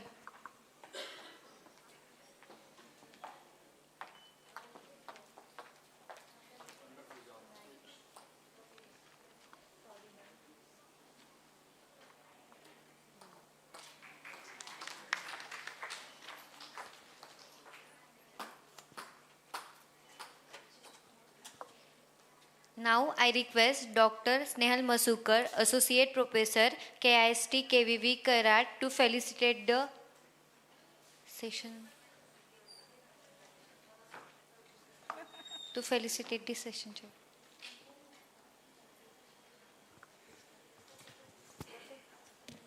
Take the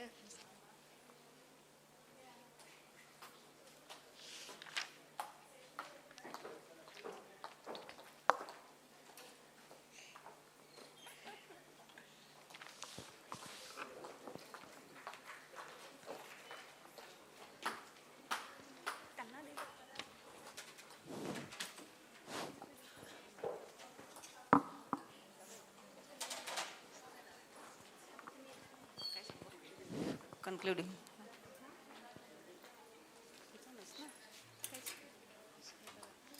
Concluding today's plenary. Speaker of त्यांचं हे I have. आधी हे करा. I request Dr. मी सांगून देऊ का?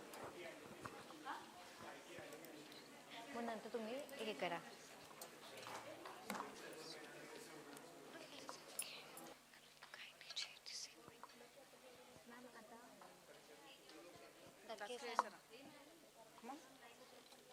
मग कोणाला करतात?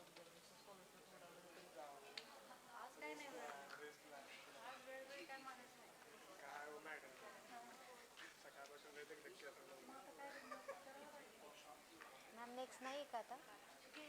नाही घे ना, चालू कर ना. मग थांबायला लावलं दातखे सरांना.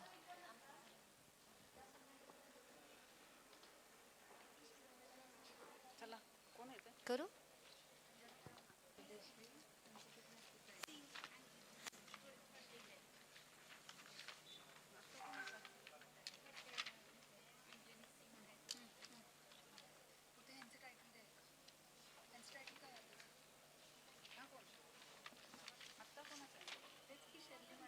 शर्ली मॅडमचं आहे ना. ओके. आणि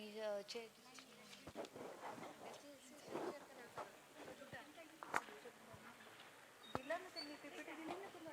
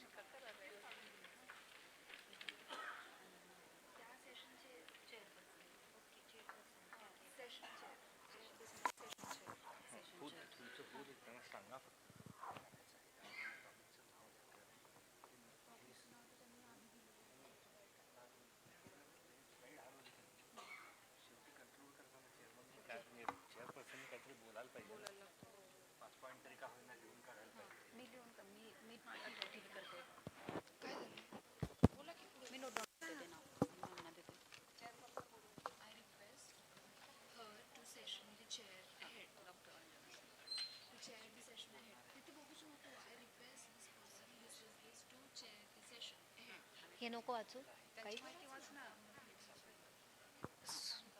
लय का दिलंय.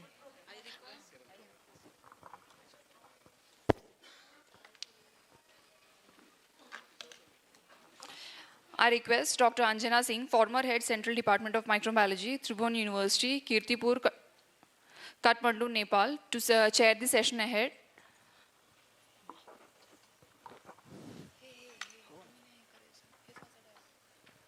Esteemed delegates, we are delighted to welcome Speaker Dr. Shirley George, Assistant Professor in Department of Physiology, Manipal University, College, Malaysia, with over 15 years of distinguished academic experience across BMS, MBBS, BDS, BPT, BOT, nursing and pharmacy programs. A qualified Ayurvedic physician, BMS, holding MSc and PhD in physiology, plus an MBA in hospital management, Dr. George uniquely integrates traditional Ayurvedic wisdom with modern physiological sciences. Formerly head of Master of Health Research Program, her expertise spans neuroscience, integrative health science, and innovative pedagogy, evidenced by 25 plus peer-reviewed publications, 4 patents, multiple book chapters, and leaderships in international conferences. Please extend a warm welcome to Dr. Shirley George.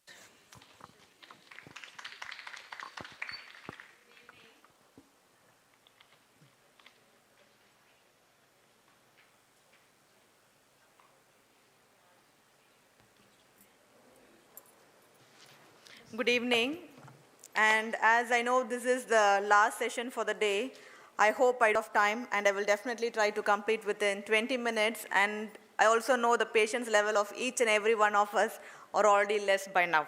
Okay, so far we have been listening about a lot of big researches, a lot of data, lot of focus and on various things which even I didn't know currently. So now, my topic for today's speech is From Prakriti to Precision Medicine, Integrating Ayurveda with Modern Physiology for Sustainable Health. I'm only going to talk about the basics of Ayurveda and how it is correlated in the current modern medicine. So introduction, as we all know, India has a very long history in life sciences, and in ancient times, health, food, nature, agriculture, all these things were studied together. Especially Ayurveda, it was developed by seeing or experimenting how the human body reacted to food, how the human body reacted to disease, how it reacted to stress, and how it reacted to climate changes also. And hence we call the traditional knowledge as the experiential science, which means knowledge that is gained through observation and practice. And in modern medicine currently, there are a lot of lifestyle diseases and environmental challenges which they are now facing, and hence traditional medicine has to be integrated with the modern medicine. And in ancient India again, different sciences existed for different forms of life. Ayurveda focused mainly on human health, Vriksha Ayurveda focused on plants and agriculture, and Ashwa Ayurveda focused on animals. And all these systems believed that human, animal, plant and environment all are together one in one, and which is the holistic view of life. Ayurveda was studied by observing many medicines, many diseases and also health, experimenting implementing various methods and documenting all the results completely. Ayurveda has various branches in between, such as Rachana Shariram, in which we study about anatomy, Prasuti Tandram, which is obstetrics and gynecology currently known. Whatever system is there, the whole system, the base is the Kriya Shariram, which is the physiology and which focuses mainly on the health. Only if we know the normal health, only then we can talk about the pathology of various diseases. And this health is mainly caused by the balance of the dosha, dhatu, mala. Dosha is nothing but the vata, pitta and prakriti, which dosha, dhatu, kapha, which we already know. Dhatus are nothing but the muscle, blood, plasma, etc. And malas are nothing but sweat, urine and feces. And currently this dosha, dhatu, mala balance is being correlated with the word homeostasis, which means maintenance of the internal environment of the body in the current medicine. A key concept of Ayurveda is not to treat, but to protect the body from health, from diseases, and to protect the body from the health of an healthy individual. Even though we are all different, the same way the body also is composed of different natures, which we call as Prakriti. We have Vata Prakriti, Pitta Prakriti and Kapha Prakriti, nothing but air, water and fire in the body, based on which the treatments are completely done. And this parallels with the modern medicine such as genetics, epigenetics, precision medicine. And the clinical relevance is that when two people eat the same food, the digestion of one person is fast, whereas the digestion of the another person is very slow, and the main reason is this, which is the Prakriti, as I said, the individual nature of each of the person. And everything may be different, but the metabolism which takes place in the body is the same, and the metabolism and digestion in Ayurveda, we call it as the Agni. Again, we have various types of Agni, and all these Agnis talk about how the food is digested, how the food is broken down into smaller parts, and it is correlated with the modern medicine in the terms such as the basal metabolic rate, digestive enzymes, hormonal regulation, and if there is any disorder of the metabolism, it leads to metabolic disorders such as obesity, diabetes, etc. But if the metabolism and the digestion is completely maintained, which means the health is maintained. Even though the metabolism, the digestion is good, a person has to have a proper immune system, which is referred to as Ojas in Ayurveda. Ojas means the essence of all the body tissues. We call it as Ojas, and Ojas serves as the functional immunity. Ojas says there has to be a balance between the stress, nutrition and sleep. When we have stress, when we lack nutrition, when we lack sleep, then the immune system begins to drop. And this parallels with the modern some terms such as immune competence and neuroendocrine immune system. As we all know, if you see students, if we see any healthcare workers, we know how the body reacts when they are undergoing stress. And when the immune system, when the Ojas is maintained, there is no more stress, there is nothing happening to the body. Even though the immune system is maintained well, this immune system can be maintained well only with the food which we intake. And food is also a medicine in Ayurveda, which we call it as ahara. It is nothing but the culinary science and digestion. And this food in the modern medicine, it is termed as functional foods as well as nutraceuticals. And this has a relevance to the lifestyle disorders such as obesity, diabetes, etc., as I mentioned. So when we talk about food, food does not include only non-vegetarian. Actually, the food which we take has to constitute more of the vegetables, more of the herbs, whichever was practiced from the ancient days. And so Vriksha Ayurveda, which is the plant-based system to study about the nature of the plants, is very important. So for a plant to grow, the soil's health is very, very important. So Ayurveda has already spoke about the health of the soil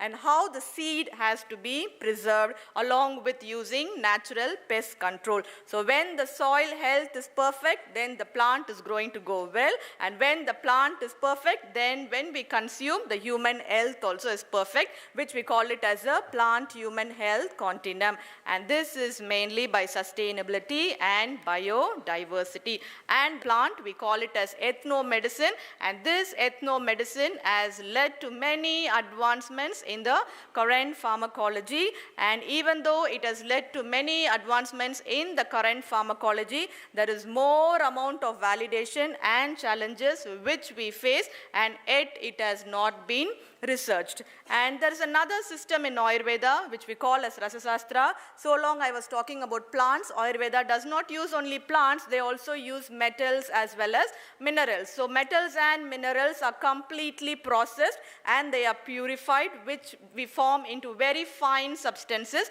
called as bhasma. So these bhasma are nothing but very fine particles which we call it as these nanoparticles. And these nanoparticles currently they are being processed and studied under the nanotechnology. And the next one is microbiology in traditional practices. We do not call them microbiology then. And in ancient times, what has happened is there were few herbs, few metals which were fermented, certain oils, curds, everything were being fermented without even having the knowledge of what microorganisms were growing in the fermented material. It is said that these fermented materials were very helpful in treating mental health, in treating metabolism, and for complete health. Fermented materials are very important, and there are few probiotics in the fermented material which was used in the traditional foods. So along with this, water. Always it is said that our body is composed, main percentage is the water. So water intake and water output has to be balanced. So this water has to be purified, and in ancient times they used ponds, tank, step well, everything in which certain herbs were completely immersed in the water and they used to drink it. Now currently if you see in Kerala, they use mostly the jeera water. I think for a long time they practice. It is all written in few books of Ayurveda talking about the traditional water management. It is very important for the ecological balance and for the disease prevention, and thus leading to the proper environmental physiology. So why monsoon knowledge and climate wisdom is also important? It is mainly important so that we can predict the climate, so that which plant can be grown in which climate will be completely known. So this relevance is very important for the modern medical education. Integrating any kind of traditional medicine into the integrative teaching for MBBS, BDS, any of the allied courses is very, very important, because only then there will be clinical reasoning and preventive mindset will arise among the young minds, which will lead to system-based understanding. There are many medicines which has not undergone any research at all. So when it is taken up by any other department for few researchers, by integrating both Ayurvedic medicine and modern medicine together,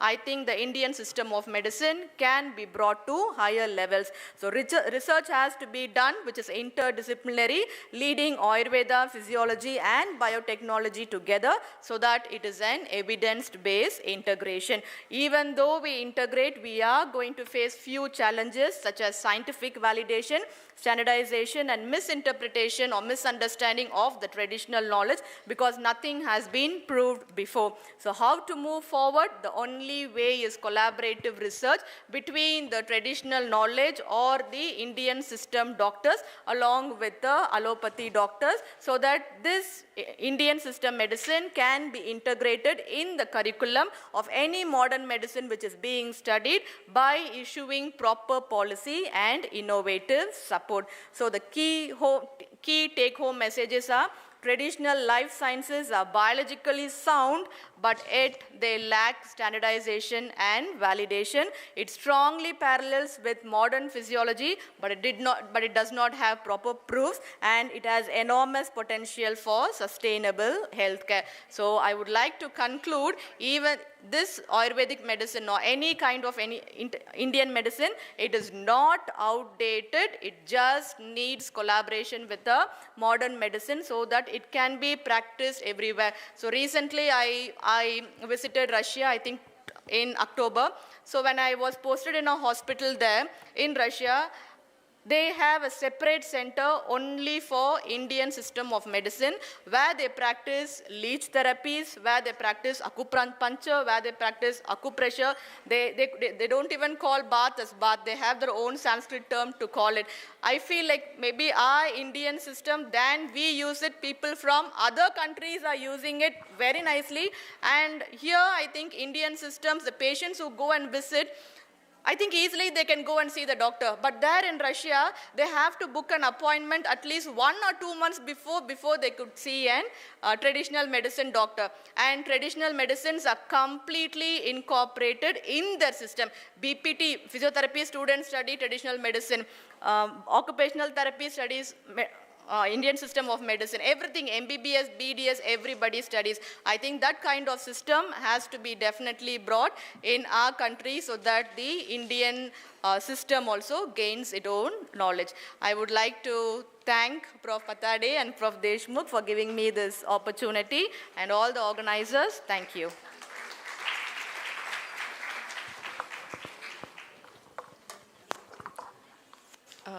Thank you so much, Dr. Shirley George, for a wonderful talk, which I believe that it has been, the medicine itself has been correlated with the natural science. So if there is any questions before a little bit I ask myself from the floor, I would like to proceed. Yes? Yes, please. I can see hand raised.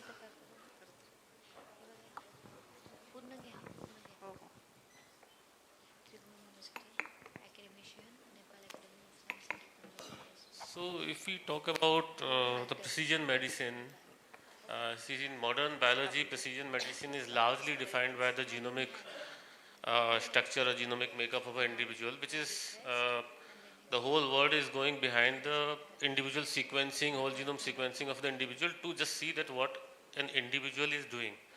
While the traditional Ayurveda has always worked on the precision medicine or personalized medicine. Right. There are a lot of projects which has already been done with the Ayurgenomics. Even in IGIB have done a lot of projects, right?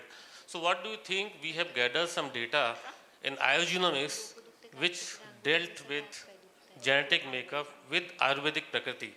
Yes, I think it has to be done, because now even though the data, we have a lot of, I cannot say a lot of research, but lot of research is mainly focusing only on the modern medicine. We have a lot of medicines which are personalized. Maybe I prepare my own medicine for a patient. I think that has to be reduced, or it has to be told to the whole world, so that even that undergoes research, so that everybody is beneficial from it.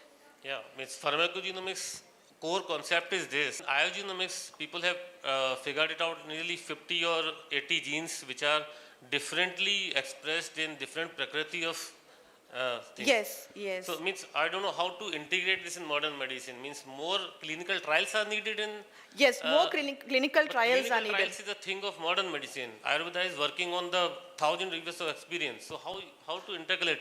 Actually, my personal opinion is that when you call modern medicine, the allopathy doctors, when you tell them their medicines are all like known, paracetamol everybody knows, diclofenac everybody knows, azithromycin everybody knows. Whereas when you come to Ayurvedic medicine, each one of the companies starts to produce their own medicine. So when it comes for clinical trial, I think they don't even want to come for the clinical trial. That's where we are lacking behind. Yeah, that's fine. Thank you. Thank you. I think for old times, people have been prescribing this Ayurvedic medicine without this clinical trial. Yes. That is based on the personalized experience actually. Yes, yes, so, but correct. That need to be integrated. That becomes their own property. They don't even want to reveal it. Yeah. I think that has to be cut and made something common. Thank you, ma'am. Thank you, sir. In continuation with sir's whatever he said, so it is very difficult because Ayurvedic whatever medicines are there. So it's a group or mixture of compounds in that particular drug. Because in precision medicine, number of genes responsible or expressed in particular in response to particular drug. So they are known. Like some pathways are expressed, they are upregulated or downregulated, and based on that one, chemotherapy or targeted therapy for that particular drug can be targeted. Yes. But it is not that easy to target based on these Ayurvedic products. Correct, correct. and that much data, availability of that data for these genomic data. So it is not feasible that also, because it require a lot of money to spend on for going for whole genome sequence or particular transcriptome sequence for to check the expression of particular genes or particular pathways. So particular, if we go for that particular Ayurvedic product or Ayurvedic medicine to go for precision as a precision therapy, that will be not that much difficult. That's why people are not coming out with specific targeted therapy with Ayurvedic products, and as well as like not with allopathic products. There are limited number of medicines available for genomic medicine as well as precision medicine. Yes, I understand. That's correct.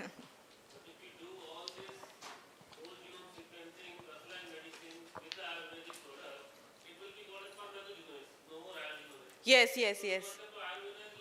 Correct, correct, correct.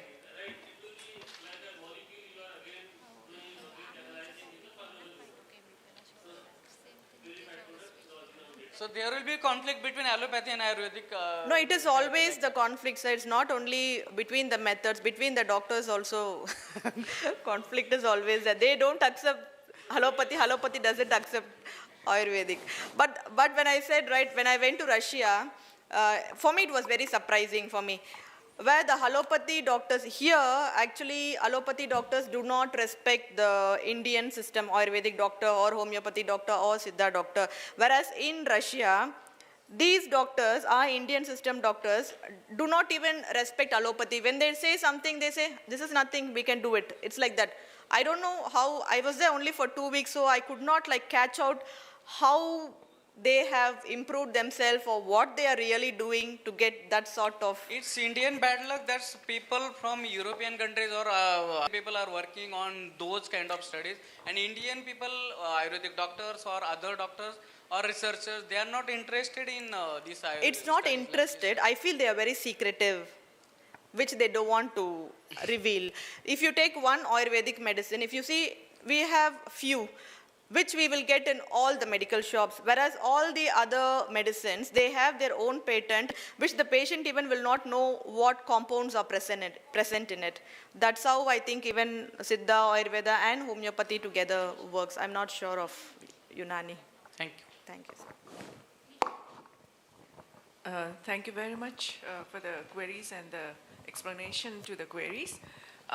If there is any questions left, anyone would like to ask any questions from the floor? Students?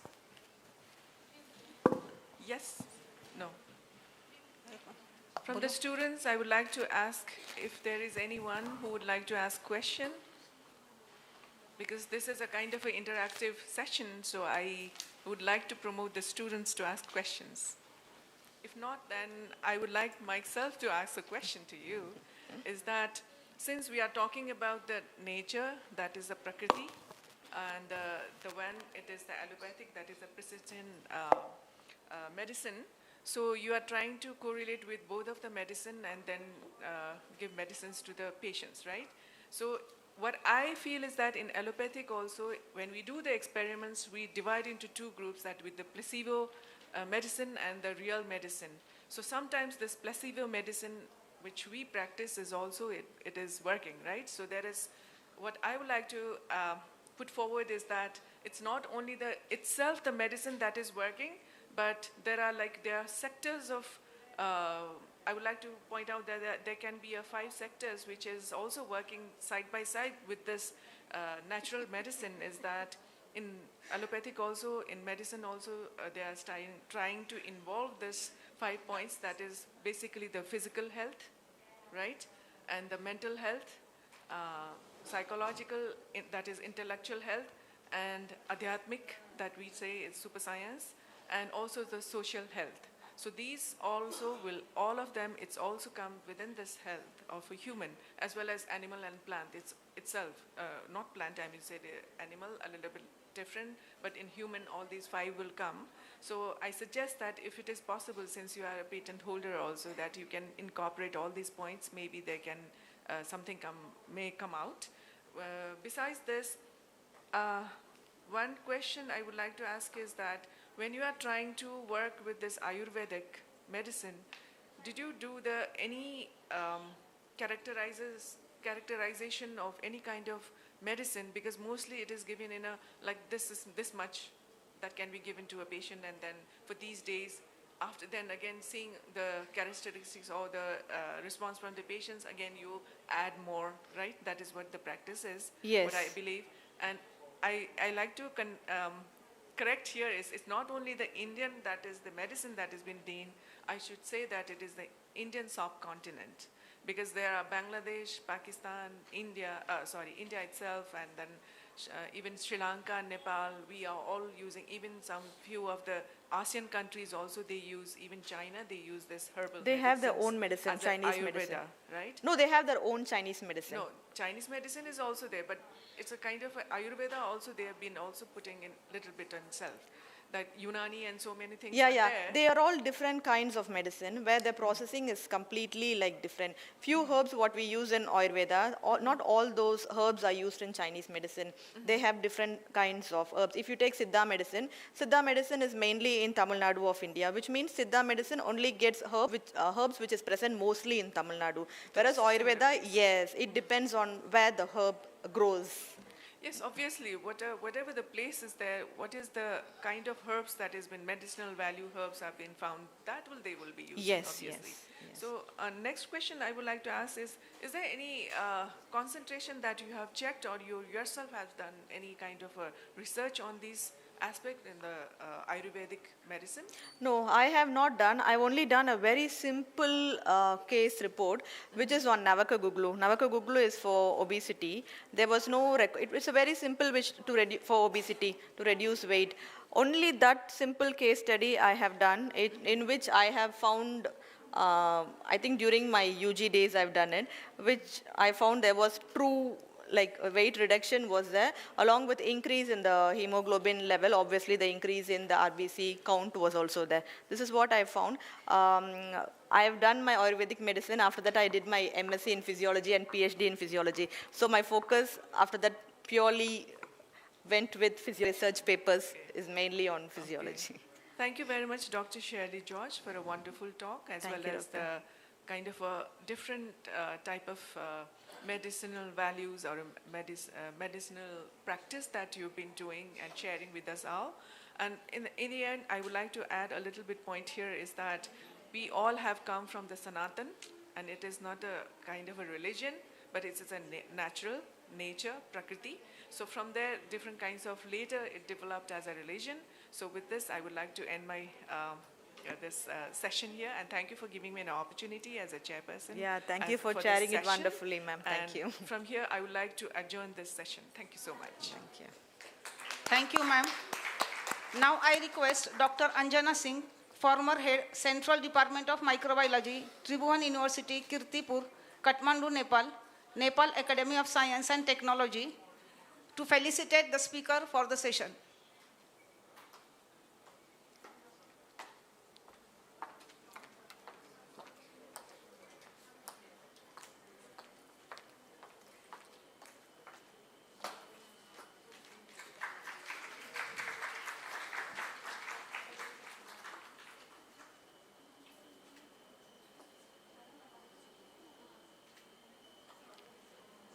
Now I request Dr. Girish Pathare, Dean of Krishna Institute of Science and Technology, KVV Karar, to felicitate the session chair.